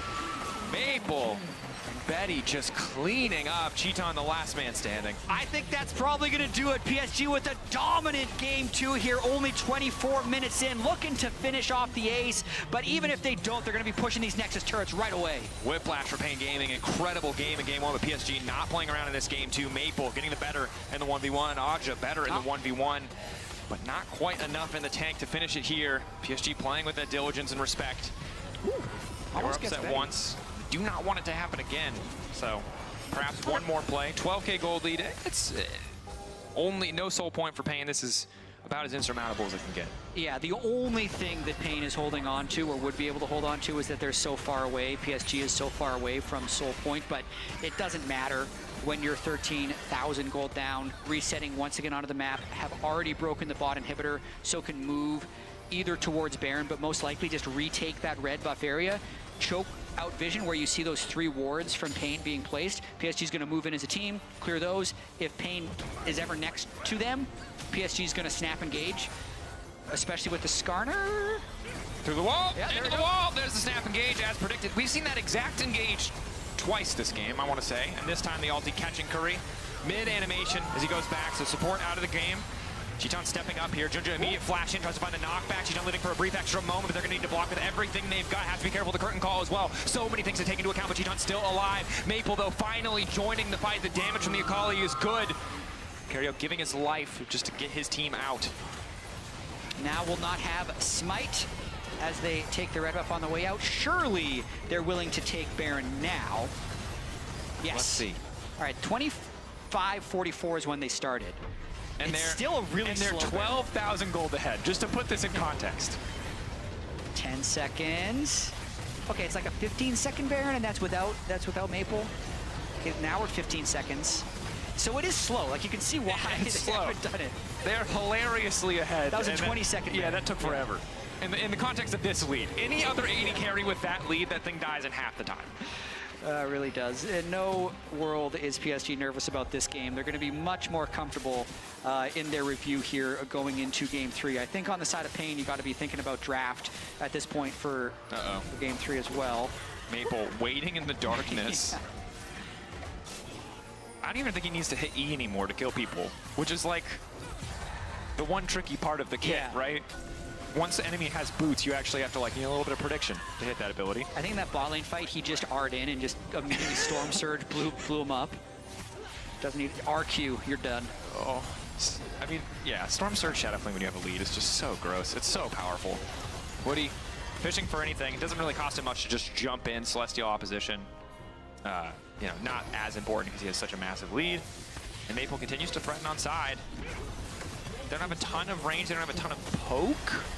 Although, as I said, Maple might be ready to go in. Just thinking about it.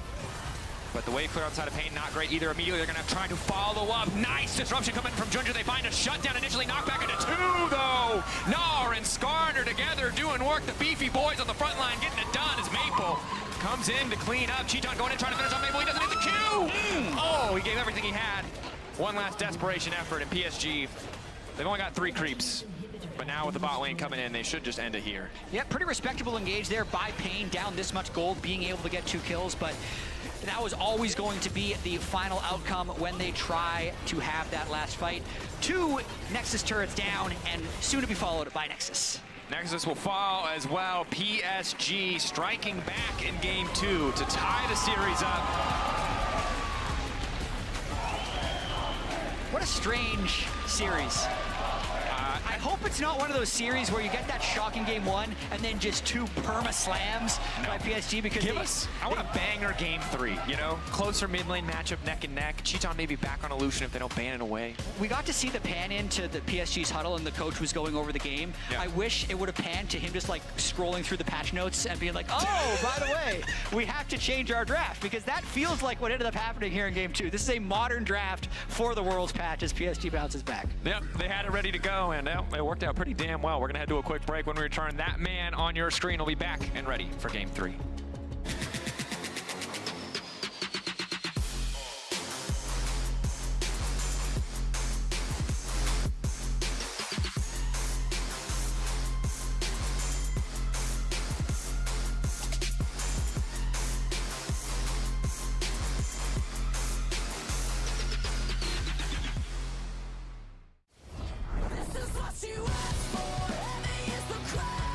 Fire in the sunrise, ashes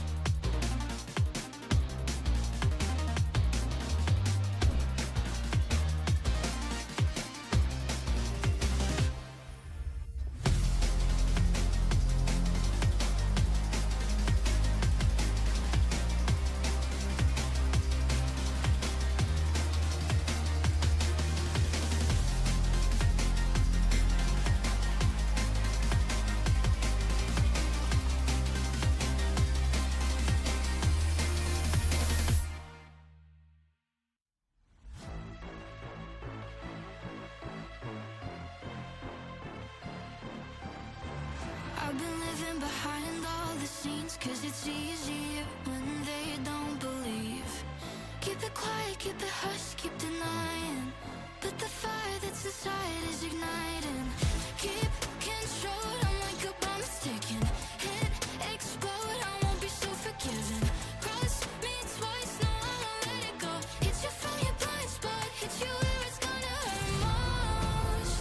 Words unspoken, I'm not afraid to say it now. Set in motion, what I've kept underground. Don't crack under pressure, I'm built like a rough machine. And if you don't know what I mean, I can strike like a viper. Feel it calling, always up to something. Give me that power, oh, watch it get louder, oh. Feel it rumbling, better start here running. I'll buy it like a spider, and I'll strike like a viper, like a viper. Rosy cheeks on a pretty face. Promise I'm nice, but that goes two ways. I can scream, I can howl, it's performing. Don't wanna let it out, just take the shots you're running. Me and my sharp tooth digging in, honey. I'm all self-made, not just lucky. Cool girl with a temper. Hit you from your blind spot, hit you where it's gonna hurt most. This has been a long time coming, building up my courage slowly. Ready if I have to fight, got no doubt. Don't crack under pressure, I'm built like a rough machine. And if you don't know what I mean, I can strike like a viper. Feel it calling, always up to something. Give me that power, oh, watch it get louder, oh. Feel it rumbling, better start here running. I'll buy it like a spider, and I'll strike like a viper, like a viper. Hiding in plain sight, there's never time to run away. Slide like a tiger, baby, I'm not here to play. Heavy is the cry. Heavy is the cry. Holding on, first blood, they managed to finish the kill. Now trying to get out the Q round, trying to get close to Ajay. One more sec. No, the didn't close, not enough. Desperate to finish the kill. Oh, God, a game. I will tell you, I will see Jinji. Akan is going, guys. Akan is going now. They TP behind, guys. Mini now.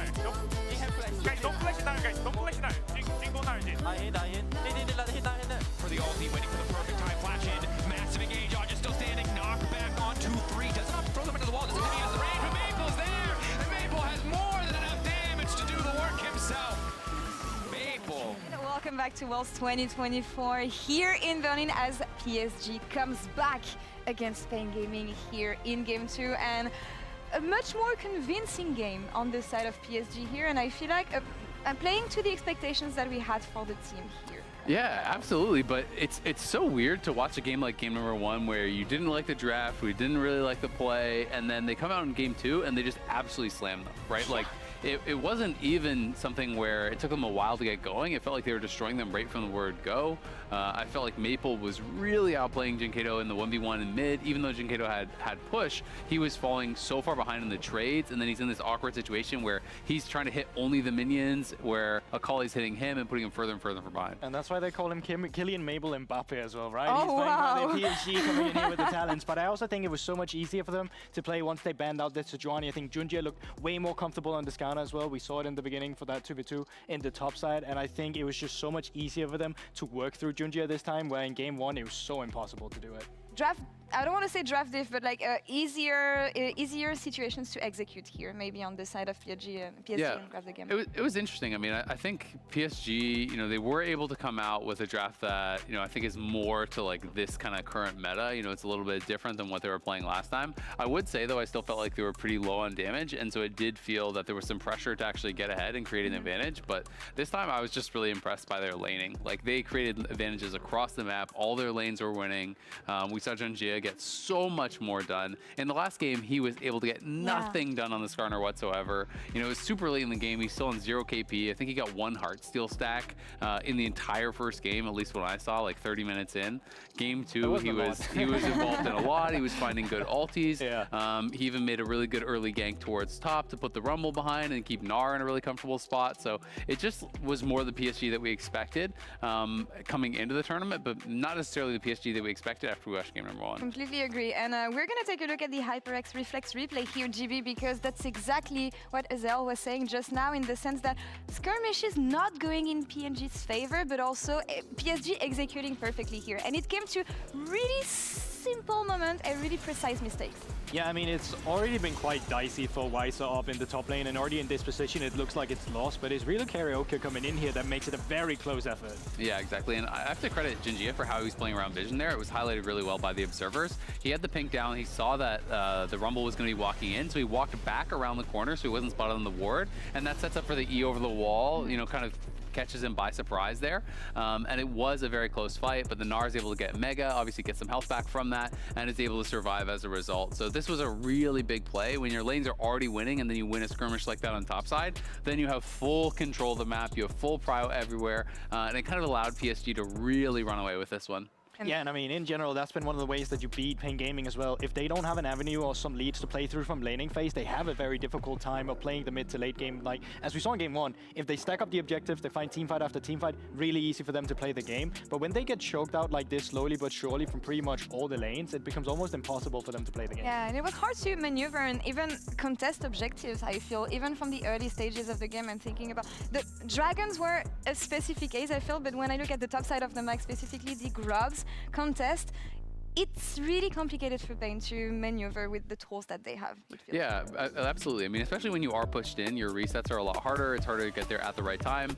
This was a actually very close fight, though. You wouldn't think it was going to be with a 3-man Skarner roll to actually be able to set this up, but Pain was able to make something happen here. You know, they were able to actually finish off Woody, and Chiton on the side is able to find, you know, almost a kill here on Betty, but PSG do survive. The advantage that they had from their solo laners from the 2v2 top early, as well as from Maple creating that individual advantage in mid lane, were really what shone through. And I was just so impressed by Maple in this game. I think he really made it work on the Akali, looked really strong start to finish. I mean, he forced Jinkato to build a Hex Drinker as his first completed item as a solo AP champion, and he really put him so far behind. He beat him down even with him building that MR, and pretty much made the Yone useless. Yeah, I mean, he never really found a point in the game where he could come back, even trying to stabilize, as you say, through that Hex Drinker. It just made it so that the Borg power spike was so much more slower. I think it was around the third Dragon as well. They couldn't really contest it because he was still sitting on components. Like, it was very difficult for Pain Gaming in general to find themselves in a position where they wanted to fight. Even from Titan's side, he was sitting on just Mura mana for so long, so it wasn't completed as well. Like, it just felt like they never had the item spikes they needed to play the game that Pain Gaming usually wants, which is the team fighting.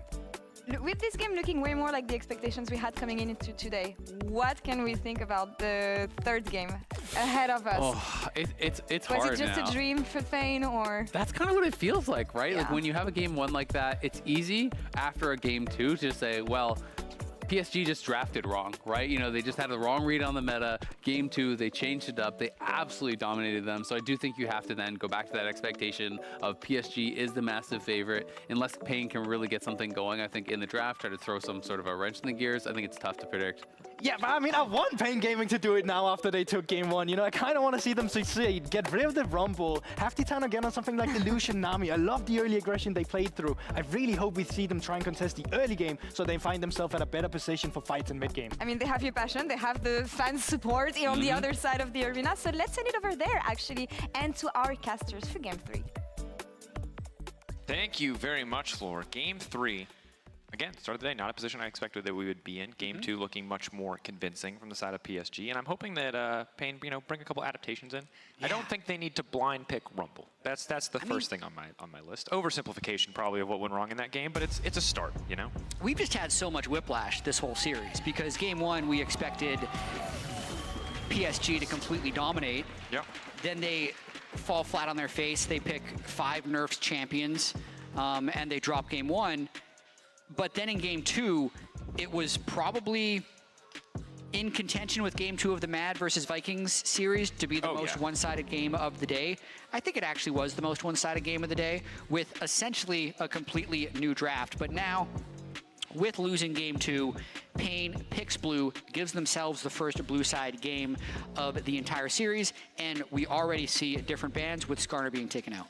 I wonder if any of the tanks will make it through, or if PSG again want to ban away the Maokai. Ashe was also on their list, essentially not wanting to give over that playmaking and reliable kind of winning lane option. But clearly, a lot of adaptation going to be available to both sides. Pain Gaming probably feeling under the gun a bit, and they need to adjust there. But PSG, I would expect to still see them limit the Maokai. Instead, however, the Aurora, perhaps a staple of many red side bans or red side drafts to come. It's going to be tricky because I think Pain is probably walking away from that Game 2 and thinking, okay, even if we picked a good team fighting draft, we just can't have 3 losing lanes. That's always 100%. Going to be a team's feedback for the players whenever they have a game like that, because it will feel so ridiculously hopeless with 3 losing lanes. So I'm just trying to figure out how they can actually do that, because the Yone power pick, you would expect that to be decent. It got completely slammed by the Akali. They've played 2 sides of the Rumble matchup. They were getting pushed in on both of those, so neither of those were like safe blind pick lane winning champions. So if they're really looking to win lanes, they want to delay their lane picks as long as possible. And I don't really know what the real power picks of Worlds are going to be so far, but that would almost mean like a jungler first pick, so they can think about counter picking lanes. And interesting that both sides have really, it seems, decided to limit the reliable, proactive playmakers in the form of the kind of the tankier jungle options, Jarvan, the Skarner, the Maokai, the Sejuani. But now, Syndra coming into the mix. Yeah, in theory, you can win. They think this is a blind pick winnable matchup, but curious to see what Maple matches it with. In theory, also, Champions Queue is so hard to know what to take from it, right? But in theory, also a flex. Sure.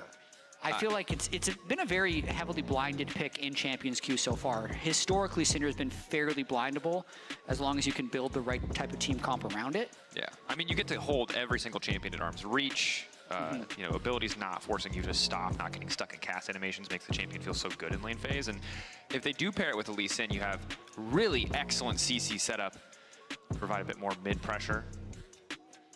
Banned out most of the tank junglers, and the Akali Wukong is really threatening in team fights. It's not like a super strong 2v2 early, so I could definitely see Pain getting a little bit of push through the mid lane. Also, the Ashe early pick going to be very vulnerable in team fights to the Akali Wukong, but I think for the most part, the priority for Pain was let's not lose lanes as bad as we did in Game 2. These are 2 champions who you would expect to have the push early on at the very least, and obviously the proactive playmaking you can get out of a Syndra and out of an Ashe ultimate can't help to really set up this Lee Sin for success. That said, Wukong, bit of a terror as you get later into the game, and as you highlighted against a mobile champions, feels so good. A similar story for Jhin, who can just, again, like in Game 2, operate at arm's length while you have a Wukong and an Akali diving into that backline. Yeah, Wukong also going to be a flex. You can play it top lane or jungle. They don't need to reveal that yet. They could actually hold it all the way to the 5th pick and really throw a curveball if Pain assumes that this is a jungler, so makes these second phase of bans a little bit more complex for Pain as well. Wukong top, of course, got a little bit more popular after his buffs on 14-16. I believe it was kind of the flavor of the month solo queue pick in Korean solo queue for a bit of time. See if that's something Aja wants to try. Yeah, if Cassandra gets locked in, then you can put the Wukong against it. We saw that in the LCS playoffs to decent effect. Also just a champion against really any AD-based matchup with the passive buffs who just gets so much armor and extended trades, so any melee champions can feel okay, at least for the lane phase. Now the Braum, though, taken away. And when you already have an Ashe and a Syndra, and you're potentially relying on a Jhin for follow-up, it makes a lot of sense. Brahma champion who, in the right circumstances, can be one of the most powerful supports in the game, just because of how good Concussive Blows is and how good Unbreakable is. The rest of his abilities, they're all right. But those two abilities, hard to put a gold value on them. Absolutely. Another Poppy ban from Pain, even though I think it's pretty good against PSG's current champions. They just don't want to play against it in any way, shape, or form. Yeah. Yep. Yeah, it would be really, really good for their team. It's really hard to think of a champion that would be better for their team in the support position right now. But I guess, you know, want to give Lee Sin the freedom to live his very best life. Yeah, just in case. Could So get picked on 4. Jack's taken away 2, potentially heralding. With Wukong in the jungle, you have AP in the mid lane. You could also look to get AP in the top lane in the form of the Rumble. While you talked about like the, obviously, or once Rumble has a few levels under his belt, Flame Spitter still gives him the push, but that first few levels, Weiser was able to get a push out and a free base, so maybe just doesn't want to deal with that early game. Okay, they lock in the Leona, so they're holding the Wukong flex, which makes this pick a little bit more difficult. They could also just put Rumble in the top lane. It's going to be generally fine because they have enough AD from Jhin Wukong, so I'm a big fan of PSG's draft so far. A lot of aggressive setup options. Every single champion has CC that can be used to start a fight on the side of Pain. Taking their time. I honestly, personal preference, hate Alistar. Does a lot, but feels so useless in lane until level 3. A little bit better against Leona than it is against Aurel, but still can be a little bit tricky. Forced to blind pick top now. What is the option? Gnar, Cassante, Renekton would be the blind pick things you'd normally see. They have a lot of CC already, so they're going with a slightly stronger lane, more ranged lane. And Gnar is excellent follow-up CC. You know, him, short of having a TP flank where you find that angle, it's often hard to get the immediate Gnar setup. Rare that you get the mini double bounce and the perfect ultimate in a competitive game of League of Legends. But both top laners taking turns hovering things I don't think that they will pick. Yeah, I mean, I could see them moving Wukong. Okay. Okay. Okay. Okay. Here we are. I mean, well, I asked coming into game 2, hey, are they just playing old stuff? Do they not have anything new prepared for us? The answer is, no, they're playing new stuff. He played 3 games of it in the summer split. Yeah, but undefeated on Vayne. For me, it's new. And also, still crazy, still zany. No matter how much you play it in a region where you're, you know, the most domestically dominant team, I'm impressed if you pull it out on the world stage. Yes. I mean, let's see if they can just dominate the lanes once again. So the biggest breaking point for me here is how Maple will do in that mid lane matchup against the Syndra, because the Vayne should be able to get push. It's about avoiding the Lee Sin ganks as much as possible. And if they can somehow manufacture a lead at mid lane as well, then that's really where they can collapse the rest of the map. Definitely pressure on this early game. PSG, this composition gets ahead, it will feel so unplayable for Pain Gaming. But Pain Gaming, so many tools to start fights, so many pieces of CC to set up picks, much more than they had in the previous game. So as long as they don't fall too far behind, should be in a much better position than they were in game 2. Can they make another upset happen? Not just a single game, but the entire series. Unprecedented for the CBLOL against an opponent of PSG's caliber. Again, 19th. The global power rankings against 52nd. Will still be a little bit different after day, I can imagine, but would be an incredible thing for Pain Gaming to make that upset happen.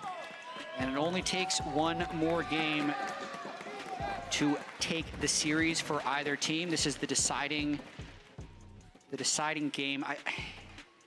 After that game 2, man, it's hard to mentally recover from them just losing all 3 lanes, because it did look so hopeless. But at the same time, it would just take 1 or 2 good things to happen early because of how fragile this PSG comp actually is. If they can get the Vayne behind early, if they can really shove in the Akali with the Syndra, that's when the upset becomes possible. It's very true. See what happens early on. Observers highlighting just the vision of PSG, because all of Pain are waiting in that brush. This early ward secured just to make top lane a little bit better. Don't want to put Vayne in a position where she can walk in and out of the bush to drop minion aggro and harass that Gnar. Yeah, it doesn't look like we're going to be seeing a swap. We had seen pretty active level 1s before. All I'll say is, like, Gnar is bad in a swap, but it is hard to imagine a champion worse than Vayne in a lane swap. Although she could just go mid like it was at MSI and just be obnoxious. That one I do remember. True, the range top laner going mid. Just walking mid and harassing, yeah. Kato, nice bit of early poke, bit of extra money too, courtesy of that first strike. I think Pain wasn't sure if PSG was going to swap, but let's see. They're just looking for early intel on the Wukong, which makes me think that maybe Karaoke is looking for some shenanigans with counter jungling, like maybe he's thinking about going red to blue. Definitely could be an option. Top lane, though, is going to be a little bit miserable. Luckily, the double wards in the brush means that Vayne cannot just abuse being able to walk in, tumble back, or tumble out, walk back in. And so we'll eat a bit more minion damage than you normally would if that ward was not present. Interesting, yeah, that was the ward left by the early level 1. I believe it was Alistar that went up there, then came back to base, bought a sweeper. Not helping that much. No, this is pretty unplayable. Yeah, grasp Vayne. Oof. It's rare you're in a situation where they're not going to connect, but it's rare you're in a matchup where both sides of Gnar feel bad. But both sides of Gnar feel pretty bad here. You're either melee range with like desperate hope that Vayne forgets to put a point and condemn, or you're less range where you are just getting smacked around. Yeah, just that grasp sound hurts. Okay, here we go. Set up on the bot side. Level 3 there. Nice knock-up. The cleanse isn't going to help there. Lockup now coming in. The root not going to do much of anything. Betty now in trouble. Minion wave doing a decent amount of damage, but Cheeton should just be able to grab that first kill. Nice use of the hawk shot to keep him standing. Carriel now going to follow up onto Woody. Junja is here. Lisa needs to be careful. Junja early burst isn't going to be that crazy. Alistar already up. Curry hoping to mitigate this a little bit. Q in to try to follow. Clone now coming out, but the lockup is there. Leona passive, offering that bit of extra damage to make sure Junja can secure. And now it's Curry who's forced to flash away, a bit over-eager there on the re-engage. It really was. I loved the look already, though. They had the early ward knowing where Wukong was starting. They didn't expect him to be anywhere near there because they thought the ward would have given them the correct information. So he 3-camped into full gank bot lane, setting back his full clear quite a lot, but then giving that kill back at the very end of it nullifies the advantage he would have gained. Maple, not quite as favored early on here, but still threatening, still able to just stand in the wave. Betty now collapsing that wave in, and you can see the initial start here, very good. Cleanse on Jhin feels great against a lot of things in this game, but Alistar knockup is not one of them. Yeah, being able to get into headbutt range before the Lee Sin showed was the crucial thing here. And then looking at this again, knowing that the blue buff was still up, Junji was probably fairly close, but they really did think that they'd be able to outplay this one. As that's a gank. Kato in trouble! Flash forward, Maple finishes. Junja there to tank the tower shot, stop Maple from dropping down. Close exchange, full confidence there for PSG mid jungle. And that's what couldn't happen for Pain. They couldn't have the Syndra not only lose Flash, but also die early on, and the kill goal goes over to Maple, because now that means when Maple is level 6, he's going to have kill threat and be able to get Prio in that lane. And losing Cannon. And Cheeton, the Ashe obviously can win early on, but Curry taking so much damage there for free. Pressure going in favor of PSG, and it's starting to feel like a bit of a run back. Similar to game 2, different side for PSG, but the control of lanes is very heavily favoring them. Yeah, something that was true at MSI and throughout the entire PCS split was when PSG got a lead, they pretty much never let it go. Yeah. So this early start is something they're very confident playing around, especially with Wukong outpacing the Lee Sin, going to be hitting level 6 first. Vayne, so difficult to deal with unless you're really going to devote a lot of resources to stopping him at this point, which they can't, since both the Syndra and the Ashe Alistar bot lane would be the ones in need of more assistance. So PSG is very happy with the start of this game. You can see the pings out. They know Lee Sin's in one of 2 spots, neither of which are near mid, which allows Maple to just play so incredibly aggressive. Jinkato's like, okay, surely this guy won't continue to walk at me. Tries to predict with the Dark Sphere behind him. Nope, he's continuing to step into you. He will just keep walking forward as long as he knows he has the safety to do so. But Curry hoping that he makes the same decision twice. Oh, nice sidestep by Maple. He is level 6 as well, so pretty easy to just crash this wave. If Alistar goes in, I think Wukong Leona's going to turn it. Head pull. A lot here. Just having fun. Yeah, I mean, I think Scatter Leaf's still on cooldown, right? So there's not really immediate follow-up. You don't have ulti yet. PSG taking control of the top side. Pain getting a ton of resources here just to try to contest this area of the map. I mean, they do have the numbers advantage here. Aja doesn't look like he's interested in teleporting down. So yeah, I think PSG is totally fine giving away these 3 grubs just for more gold and XP onto the Vayne. Good roam up there by Pain, though, getting the grubs relatively uncontested, especially since they can teleport bot to match that Vayne.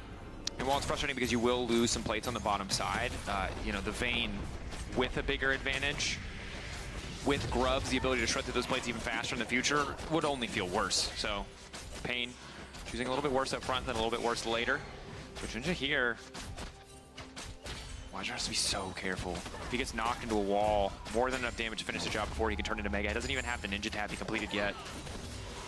But luckily, Curry again in the area. And credit to him, he's been consistently in the right place across these games. Good knock up, level 5 there. Marked before the clone could come out, now trying to get away, but Carioca just following up instantly. Wajir on the way in, level 7, gonna pick up the kill. A little stop juke comes out from Junja, but nobody's falling for it.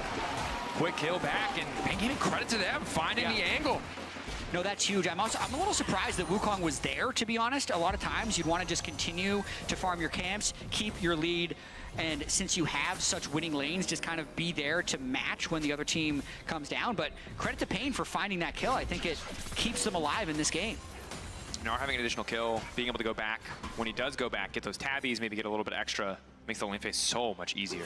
And Vayne is very much so often in pro play just that feast or famine champion, right? She's either single-handedly winning her lane in isolation in a way that makes it miserable to play against her, or doing very, very little. There's really no in between. Jinkato, though, continues to struggle here in a lot of these trades. Does have the lost chapter now, so can spam out a bit more in lane, but maybe forced into some early MR here shortly. In general, Orc Tread's very high value against any Leona. And the Jhin, so wouldn't be a bad purchase. Yeah, really interested to see how Jinkato can perform the rest of this game, since there's so many champions that want to flank and kill him. In theory, he's good against the Vayne, but just really struggles against the Akali and the Wukong in teamfights, which I think could nullify a lot of his potential advantage in being able to just outrange and win front to back. Yeah, and you can see also why it was important for PSG to ban the Braum, right? So much of their team comp is so vulnerable to those single pieces of CC. And now they don't really have that immediate reliable disengage option on the side of Pain Gaming. Circumstantially, you can Alistair headbutt somebody out, maybe Gnar can push people back, but it's just not the same reliability that Braum brings to the table. Now, Weiser starting to push top lane, a little bit more confidence. Pain, again, looking to take another objective. This time around, though, it won't cost them nearly as much. Their waves are in a pretty good state. We'll see if PSG feel like they can contest this, but they're certainly on the back foot in terms of overall map pressure. I think they just get this, which is, I'm a little bit surprised. It felt like PSG had control of this game, but now they've lost 3 grubs, they've lost first Drake, and they haven't extended their gold lead. So quietly, Pain has really jumped back into this game. Yeah, very close. Here, Berlin Studio. A lot of love this Pain Gaming lineup. PSG, again, not much to play for on the bottom side, but as we start to split out into side lanes and 80 carries are assigned mid, there is a lot of potential for picks between the Jhin and the Ashe. More than enough setup on either side if anyone does overstep here. Isolated 1v1 still very hard for the Gnar, but is much easier now that the Ninja Tabbies have come through. Is the arrow going to land? Quick cleanse out. Well played. Gotta live here. Yeah, pretty simple, actually. So that's a couple of moves there by PSG trying to, I mean, they're really extending into the territory of Pain and getting nothing for it. I think one of the big differences here, yes, Jinkato is still losing out a little bit in the laning phase, but Syndra's wave clear is so much safer than the Yone. So he doesn't have to just eat half of his health bar to delete a wave to try to avoid a dive, which just puts him in a much more comfortable position. Is now Aja gonna get kicked backwards. Q does manage to connect anyway. Aja spotted out there. That's invisibility, not doing anything against the Lee Sin. Good pick from Pain Gaming. Here we go. The Syndra pops in for a little bit of credit towards the end, but that's going to mean it's time for the Gnar to reset. Syndra can get the extra plate, continue to extend the pressure, and that's just exactly what PSG was hoping would happen in the bot lane, but the play was nowhere to be found because the Syndra could easily clear the wave. Vayne could not easily clear the wave on the sideline like that, so the play has a much higher success rate. Well done there by Pain. Aja wasn't allowed to be there. Certainly wasn't. Downside is it's probably going to cost them the respawn of the Scrubs, but they already picked up 3 earlier on. Trading 3 for 3, not going to feel too bad for them. Will concede a plate as Curry, maybe not the ideal person to hold a lane. Will cost them about half a wave there as Wydrift does finally show up. Titan Keaton, excuse me, has to be careful about not stepping too far forward here, but Clen's so high value against this bot lane duo means he's still relatively safe. Yeah, Wukong finishing up the grubs. Maple trying to get as much gold as possible in the side lane. Not as accelerated as he was in the last game. Once he gets his Storm Surge, though, he's still going to be a huge threat to both of the Ashe and the Syndra. Jinkato smartly backs away. In the previous dive, he cleared the wave fast enough that he would have been okay, but when both Wukong and Leona are in the picture, it's more than enough raw HP to just survive any kind of dive. I mean, it's really interesting. He did this exactly right. He waited for his Lee Sin to shadow him, and then he moves up on the cannon wave, doesn't really lose anything, and the rest of his team can then go clear vision from his own jungle. This is starting to look similar to game one, where Pain is just playing with a lot of discipline and patience, not falling too far behind, so PSG can't pull off kind of their comfort zone plays where they're 5,000 gold ahead and just really hard bullying everywhere they go. And again, this Vayne pick doesn't have a good way to wave clear under the turret, means the Wukong has to come up and help Shadow to prevent the dive. Oh, excellent position for Pain. And I think this is a game where you can see that, you know, you don't have those true crazy hyperscalers. There's no Jinx, there's no Aphelios, right? Those traditional late game carries, no Zeri. But the Ashe is going to do a lot of work. The setup, the ease of execution for the size of Pain in most plays is very heavily, excuse me, wow, words are hard, favored towards them. While in 3v3s, you can argue that the Wukong, Leona together are going to do a decent amount of work. There's the sheer quantity of CC on this Pain Gaming lineup is going to make it pretty tough for any of the squishier members of PSG to play at all. Asha is going to have a hell of a time in these fights. And as of now, they have no Merc Treads either. I would expect Wukong to buy Merc Treads as well as Leona, but if they get CC or an Ashe Arrow on any of these carries, they can probably just pull off the one-shot. Good spot to be. I mean, we saw in game two, right? It was just difficult because even if they found the angle, they were far behind enough that they couldn't finish the kills. And while Wukong is, you know, tanky-ish jungler, Bruiser, he does get a lot of armor for free if he stays in combat. It's not a Skarner. You can't just eat an entire rotation of cooldowns and walk away. I think we're going to have a good game. Yeah! Yeah. I was really doubtful after game two. That it was just it's gonna the be worst feeling in the world when you see an upset in game one and the next two games are like, uh-oh, it was a dream. We're all waking up now. You know what I mean? No, I'm feeling this game. I think it's going to be a close one. With that being said, this next Drake fight, very important. Certainly is. If Wukong gets the right type of flank onto Ashe Syndra, it's a little bit similar to the Jarvan comps we were talking about earlier, where you can just really punish the mobile carries. But if they can mark him well, they can be the ones to burst the Wukong. The Syndra damage right now with Ludens being completed is enough to shut down Wukong and be the first ones to engage. Initial lockup decent, but level 6 is there, trying to find the kickback. Karyoka just going to walk away.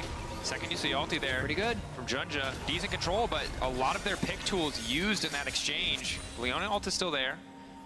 PNG don't really trade much. Alistar ult is the big cooldown, really, in that context. If you're Pain, you're absolutely taking that. Wukong is the biggest thing that you're afraid of.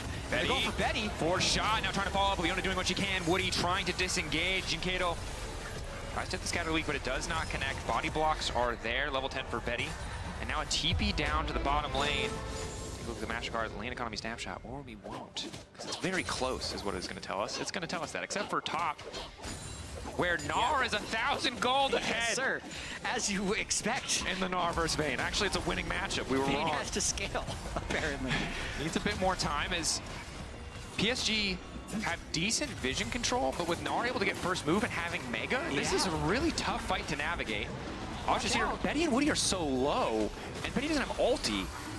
So a bit of a spectator objective there. Window shopping for that particular Drake, but Pain Gaming had more money, had more resources, so they're actually going to be the ones to walk into the store and buy it.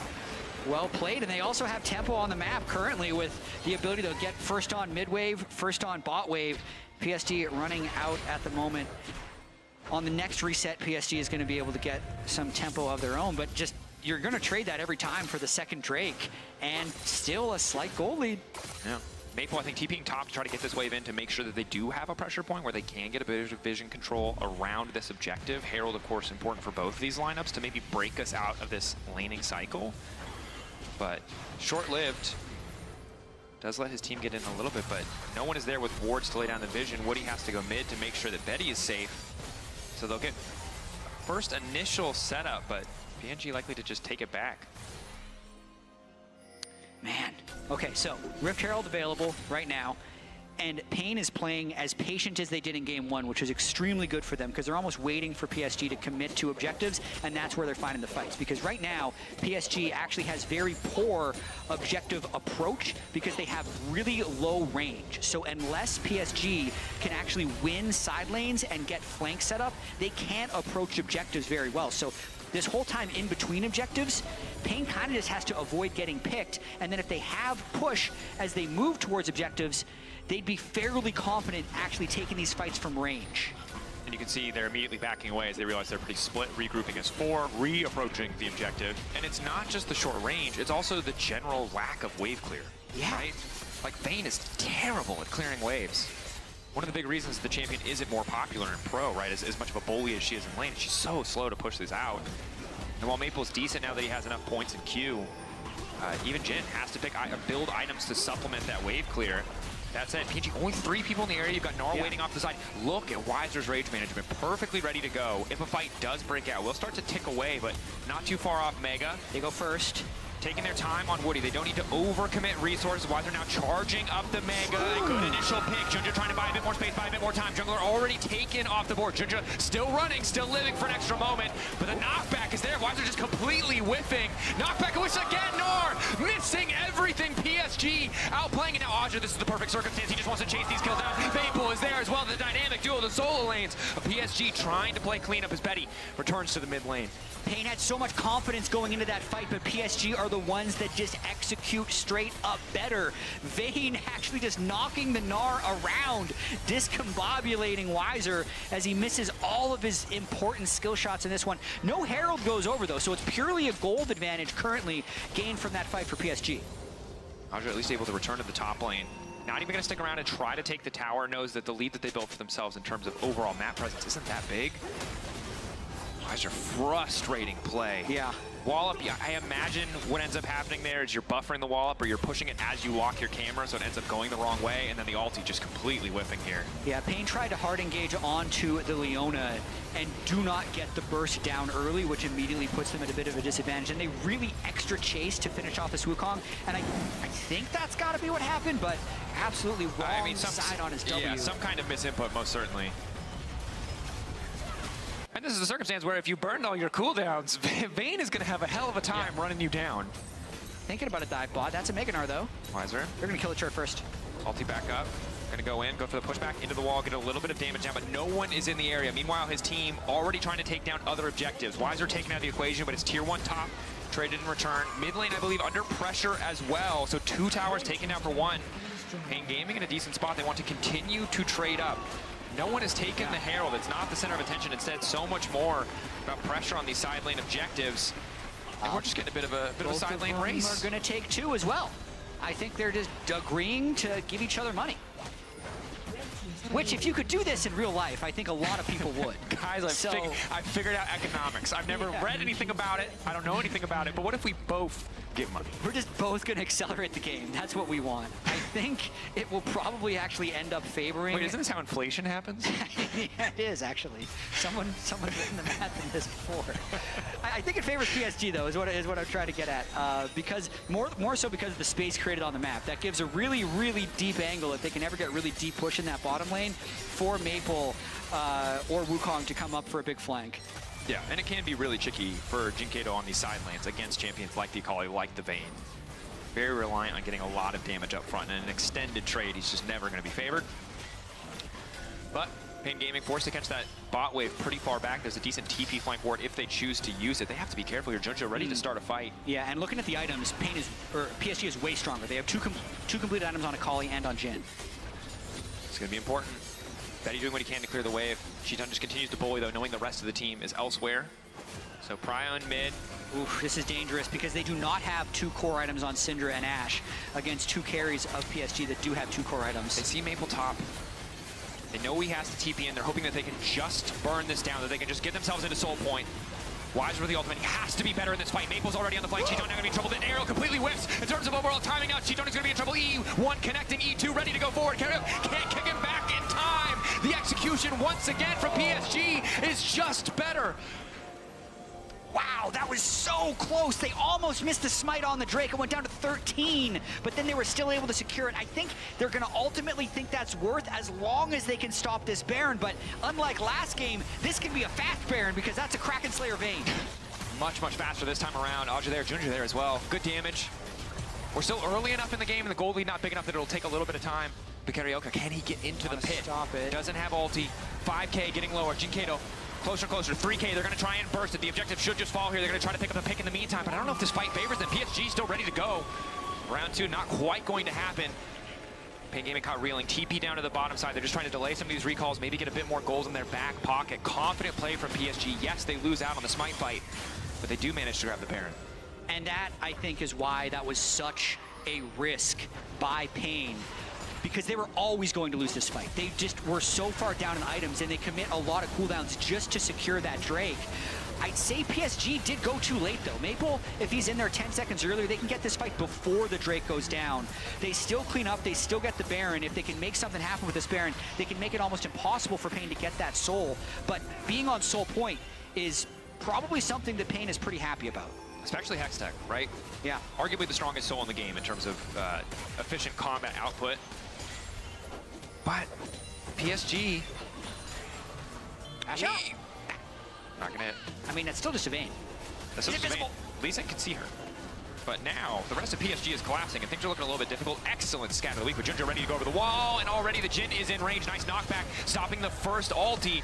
Additional headbutt to make sure that they can escape safely, but PSG are hungry for blood. Normally a much more map-focused team saw their angle to try and force the fight and get a bigger advantage. Yeah, I mean, if they win a big fight here, they can secure the series, because with the Baron buff, nothing's going to stop their push on the side of PSG. So just trying to get as many objectives as possible, because they really, really need to extend their lead to make that soul impossible to complete. Definitely do. One of the few ways Pain Gaming have left in this. The goal doesn't look massive, but the map position has been so good for PSG. Yeah. The itemization, you talked about it before, finally we're starting to take over to 2 items on most of the members of Pain Gaming, as the fight's now going to start to break out. Junja in trouble. Carriok trying to backstep Jinkato, ready to go. Has the Q. Mind's telling him no, but his body also telling him no. Will not go in. It's a good thing. He would have died. Yeah. But would have been hard to not take with how low the Wukong was. And the side lanes are not actually in that bad of a spot. Weiser's Gnar getting decent push. They're still able to secure their own jungle. It's not as dire as it was in some of the previous games. I still think we're headed to a pretty interesting end to this game. I would slightly favor PSG from this point, but it's like they're out of mistakes. Yeah. Titan has to watch that tower get taken down, but luckily has enough movement speed to get away from that Wukong. Betty continues to push in mid lane. Baron buff still there for 20 seconds. This is the last wave that PSG will have to play with this particular buff. But Aja can't really walk up alone, is the difficult portion. Still powerful in the isolated 1v1, but still not the longest range, not the most threat onto a tower. And Maple having a second straight strong Akala game, hitting level 15 now.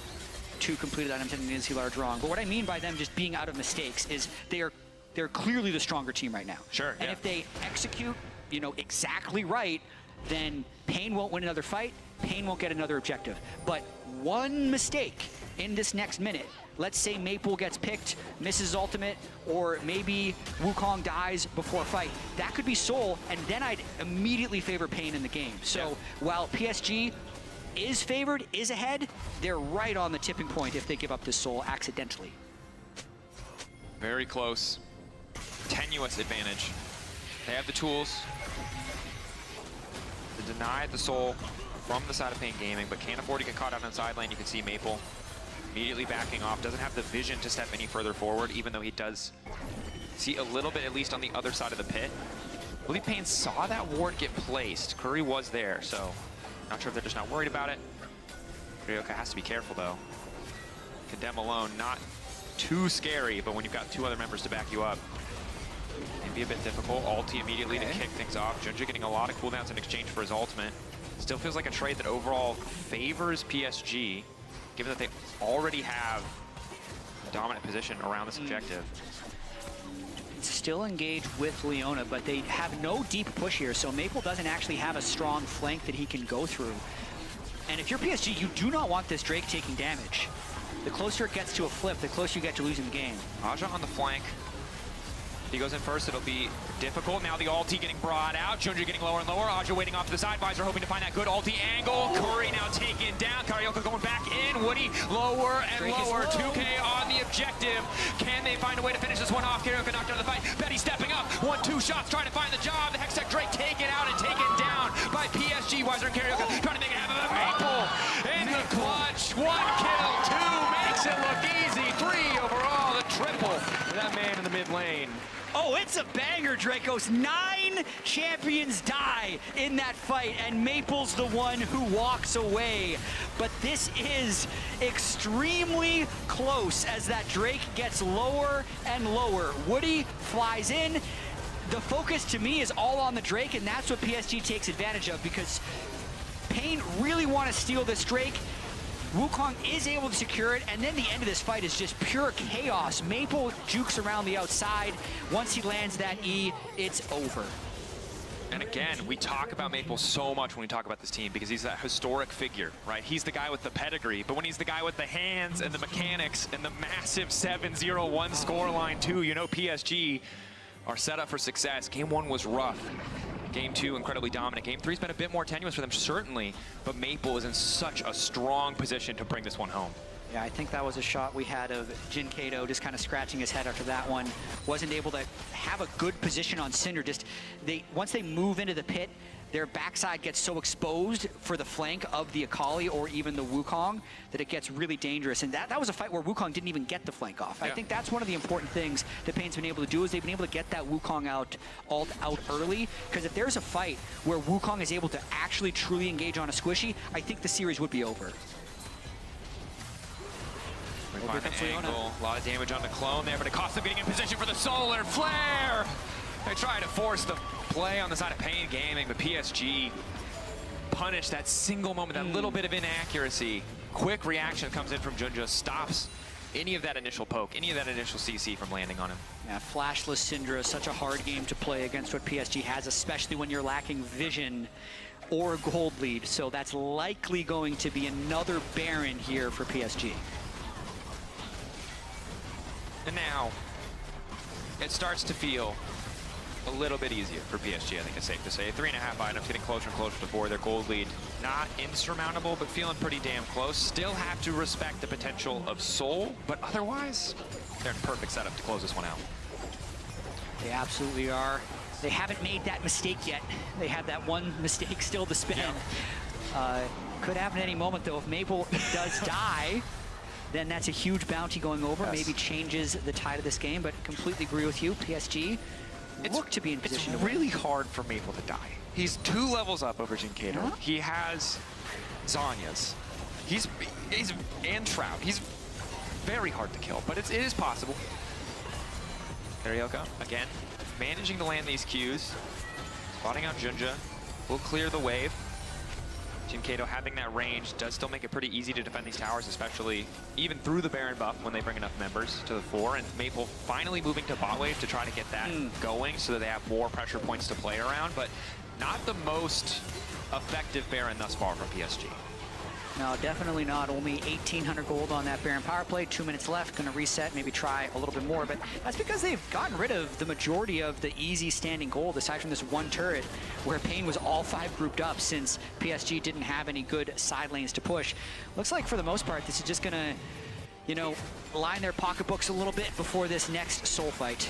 Yeah, and should have the better vision control and better position around that Drake, which again is one of the, probably the only out that Pain Gaming have left, short of a massive misstep. Betty also 4th item. Yeah, Jin is scary. Yeah, Jin actually really starts to do damage at 4 items. Jin is one of those champions who goes from haha, I'm an ult and a snare and nothing else to like, oh, I'm 2-tapping you. Yeah. And there's no tank, right? Like Alistar, yeah, I guess with ult, but like everyone else very vulnerable to the Jin. The historic weakness of Jin not being able to shred through a tank is not an issue here. Also because he has a Vayne on his team. Yeah, I feel like if Ashe gets to half health, like 1 Jin bullet kills him. Yeah. Yeah, it's a really scary prospect on an immobile champion like Ashe. And Syndra still doesn't have death cap. Is there a chance he can get it before? He's only on 700 gold at the moment. 400 more? if I remember correctly. Yeah. Oh, maybe they can get Maple, though. Maple eating the wrong way. That's not what you want to do. Dracos. There goes the Zanyas. I cursed him. I cursed him. I'm sorry, PSG fans. How could he die, he says. How could he die? The answer is, yeah, that's how. He could E the wrong way. But okay, now, so Aja's Vayne is taking this Drake. Do they try and defend this 4v5 because of the gold lead, or just delay long enough, 40 seconds for Maple to come back alive and teleport in? Because this Soul is up. Pain have to take this. PSG have to be willing to concede this, and they have to try to fight through a team with Hextech Soul. Go for the 50-50 here. Do they win the flit? Lee Sin off on the side. Junja in the midst of the pit. Aja just coming straight over the wall, knocking. Curry's gonna knock him out of the pit, but it's just about who can get the smite in the end. 4K getting lower. It's not low enough yet. Junja trying to focus on the kill. They want to kill the Wukong. They absolutely don't want to have to flip it if they know you. Junja's still alive, though. That's gonna be crucial. She's not getting into the midst of the pit. Junja about to die by the end of the kill. But the Baron's still alive. Drago finally go down. PSG. They don't even need Maple. They're just stronger. Tunnel vision on the Drake allows Aja's Vayne to just free hit throughout, and just like that, Dracos, I think the series is over. They're gonna teleport in and kill the Nexus. Maple. Oh, Wukong just died to a turret. 5-head, Wukong just died to a tower. They're still gonna end the game. Death timer's been too long. Curry, there's got to be no way he can hold this one. PSG, it starts with Maple getting picked, but they outplay. Tunnel vision from Pain, focus too much on the objective. Means that PSG will come out on top. Maybe not the cleanest game they were looking for, but still quite dominant for most of it. And no matter what happens in these best of threes, you can lose the game 1, 18 kills to 2. You can just flip it with your 7-0 Akali dead at the soul fight. But as long as you win 2 of the 3 games, it counts exactly the same as if they were both perfect. They move up to the winner's bracket, and Pain moves down. Credit to PSG, weathering the storm, adapting after a very rough game 1. Credit to Pain as well for putting up such a good fight against a team that was so heavily favored in so many different metrics. It's going to be really interesting. I mean, for Pain, I think their expectations coming to this World Championship is they want to put up a good showing. They want to fight and show themselves against these other top teams. And if before the series you had this option before you that they're going to have this soul fight that maybe decides the series, you're going to take that 10 times out of 10. Oh, sure. But I feel like in the moment right now, they're going to be crushed.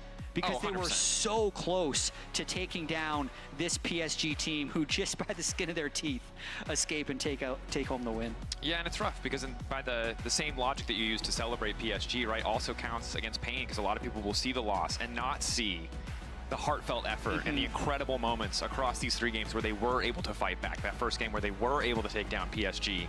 So much of that context gets erased when we look back at history, right?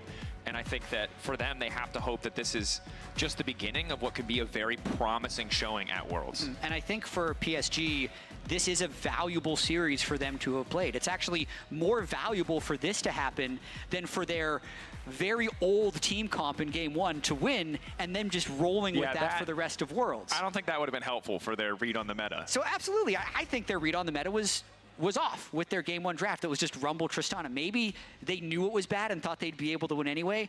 We'll never know for sure, but because they're moving up in the bracket anyways, it's completely fine, and I think very important that they got that read tested, proven wrong, and they could adapt and not get punished for it. Certainly. And I am impressed that they got away with that Vayne. That was, I mean, credit to Aja. That man, it's like full confidence there. I mean, he got the triple kill in the last fight, Dracos. Maybe he played cleanup. He did. He played cleanup. Oh, if enough people are flanking from different angles, how do you defend yourself? It's difficult. It's tricky. But overall, I think a series that was on paper supposed to be so one-sided ended up being so back and forth and so compelling. And that's one thing that I love about when you talk about plans is it's like so much, because we get to see so much tape from like the top 4 regions playing as we go later and later in the tournament. It's so much easier to have like a solid prediction on where people are going to stack up. But plans always manages to shake things up. One man who's going to be happy about that series, however, is Maple, and he's standing by for our post-game interview. Hello and welcome everybody to the post-match interview. With me is Maple after his victory up against Pain Gaming, and also Reason to help us out with the translation. First off, congratulations on the win, Gongxi. I want to know how he feels after finishing his first match of Worlds 2024. 首先恭喜你们获得第一场胜利。那他们想知道，就是在赢得胜利之后有什么样的感想呢？就其实今天是我们的第一场比赛嘛，然后我觉得第一场我们打的感觉有点紧张吧，所以其实在进攻的时候就是感觉都在跟对面发育，所以2-3把就是我们选比较打架的阵容这样子。So after first game, they got a little bit nervous, but then at first they are doing a lot of laning, but then after the first game they decided to do more fight surrounding about that. I think the change in the strategy worked really well, and also I think his Akali pick was the main kind of key point bringing your team to the victory. So I want to know your thought process behind locking in that Akali for 2 games in a row, and how does he rate Akali right now? 就是觉得你们的策略做得非常好。那么在选择阿卡丽的时候，有什么样的是关于团队的策略呢，或是自己的自信选角，所以选择阿卡丽？就阿卡丽的话，其实是我比较擅长的英雄。然后这版本因为法师装备都被改强了嘛，所以其实这个版本的话，我觉得阿卡丽还是挺不错的。So in this patch, most of the mages are buffed a lot. So he, at first, he also Akali is his personal favorite champion, and also it's good for counter picks as if there's mage champion. And that is exactly how it worked in this series. And I want to ask about his kind of mental fortitude as well, because even last year he mentioned about he might even consider, returning, having some break after the Worlds run, but he made it back to Worlds one more time. And this time also he has Betty on the lineup who made it back to Worlds after 2018. So I want to know what kind of drives them to keep competing on the world-class stage for such a long time. 就是有关你的一些个人的想法，就是你有提到说你可能会需要一段时间的休息。那在这次世界赛的话，关于 Betty 一起归队的话，你有什么样的想法，或是什么促使你一直这么有动力的呢？就其实这次我觉得我们的队伍的话，实力是比前几年来的更强的，所以就是今年想要把目标放得更远吧，然后想办法拿个好成绩，不留遗憾。So basically, he thinks that the team has better performance this year, and he wishes to do better than ever, and has a higher goal that in this year's Worlds. Amazing. Thank you so much for the interview, and thank you, Reason, for the translation. One more time, this was Maple from PSG. Please give it up for Maple one more time, everyone.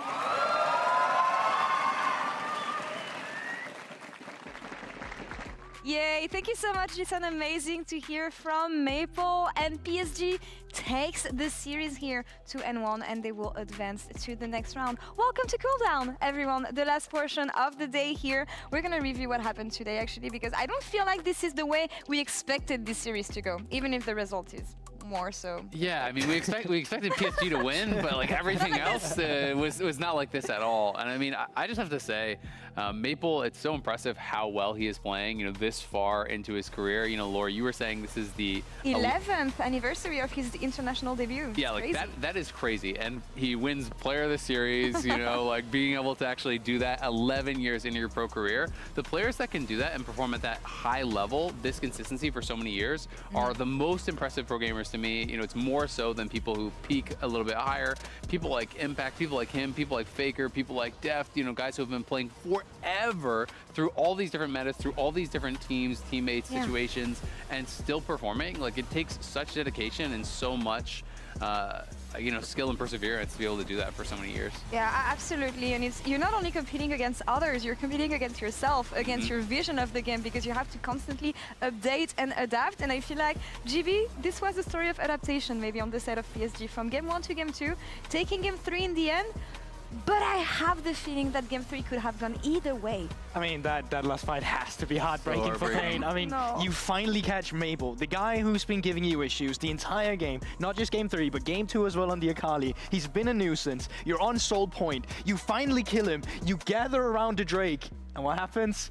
You get cleaned up afterwards and out team forward. And it's just so close for Brazil. That could have been their first best of 3 that they would have won against the PCS. Brazil in general don't get many wins on the international stage, at least not since we had the international wildcard qualifications. So this could have been so huge, but I mean, in the end, PSG, they managed to bring it back. I mean, especially against a team of this caliber, right? Yeah, that people are actually ranking as the best team coming in, 2 play-ins, for them to be that close, 1 fight away. And let's be honest, it's a fight that most of the time they should win, that they would win. They had a straight up 5v4 at Dragon for Hextech Soul in the game-deciding game here. Like, that is a situation where you would be confident 90% of the time you would actually win. Yeah. And it's Aji on this weird angle coming in on the Vayne, TP's over the wall, immediately enters the fight by flashing into the pit. And it's like, I just think that in that situation, they probably got a little bit too excited, a little bit too nervous. They're so focused on trying to burn down the Dragon that it's like Karyoka's hitting the Dragon while they're hitting him, and you're kind of,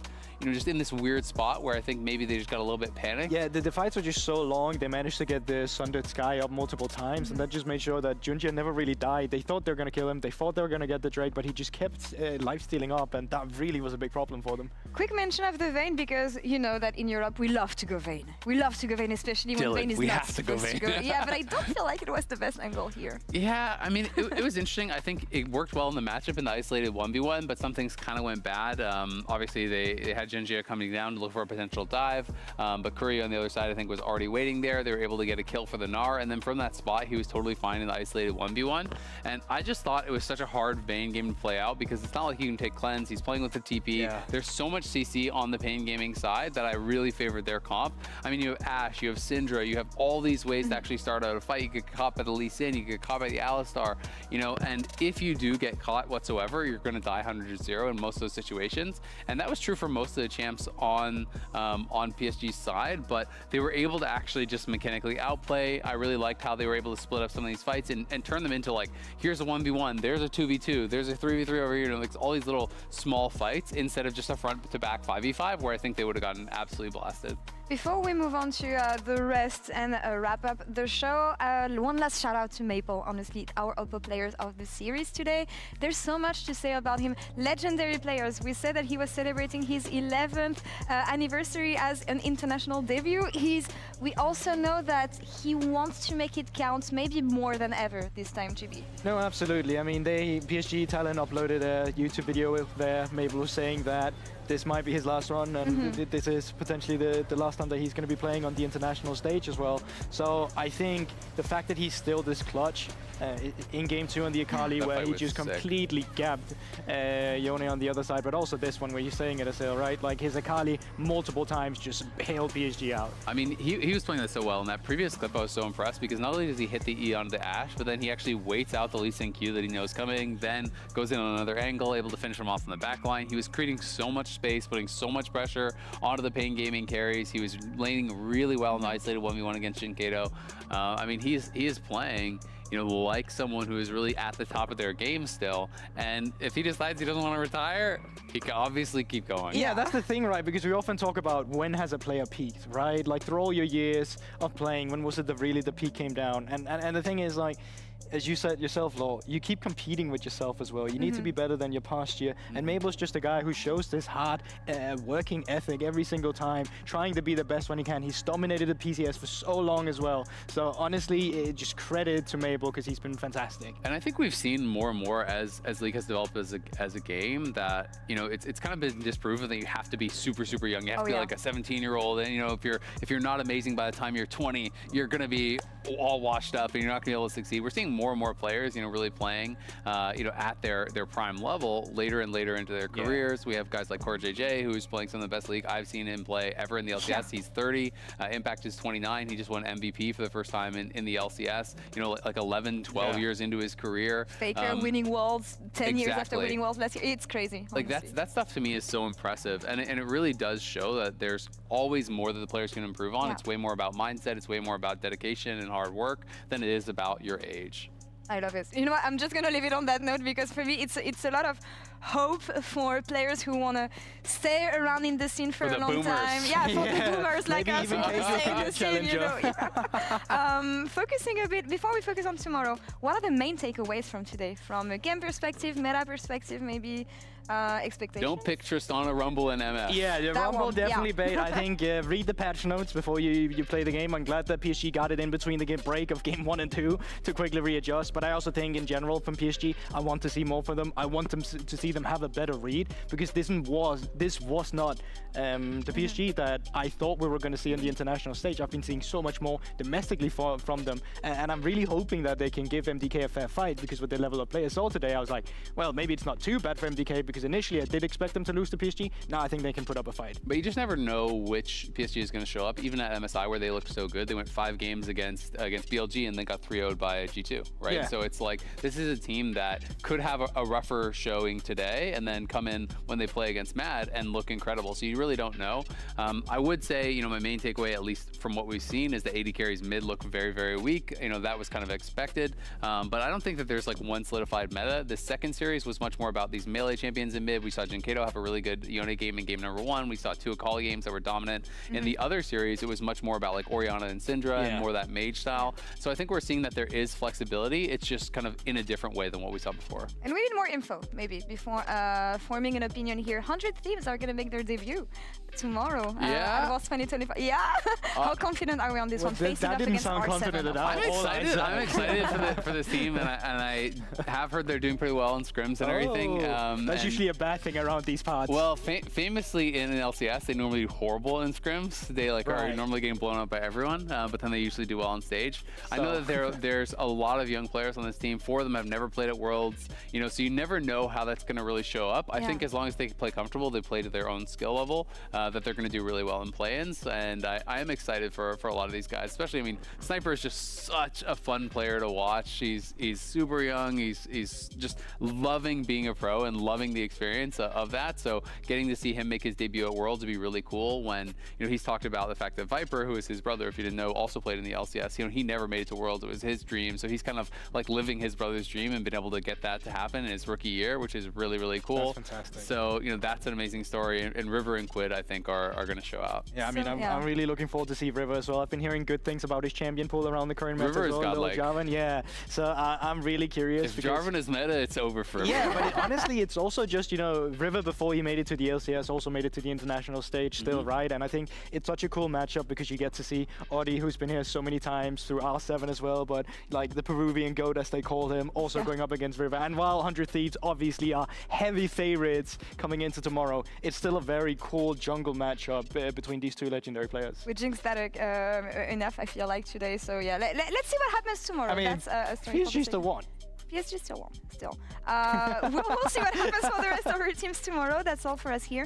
GB, amazing as always to share a moment with you here at the desk. And Ezel, amazing to have you back. Honestly. Yeah, it's a lot of fun. We missed you. Thank we you. Missed you it's good to be back. And we missed you all here as well. That's all for us here on the first day of Worlds 2024 play-ins. We'll be right back tomorrow, same time, same place. Until then, take care, guys. Move forward, gonna find the edge, he'll pull them right over the wall, and there's Supa! Hand-delivered the nightmare of every single AD carry. Knowing the jungler's gone, Caddy's got nowhere to go! Might still have enough space to walk away. Why is he sticking around? Maybe they'll have a shot in the next one. Oh, that's Supa, potentially. Flash over, looking to finish it. Flame chopper, shut down, clutch from Caddy. Very nice, look here.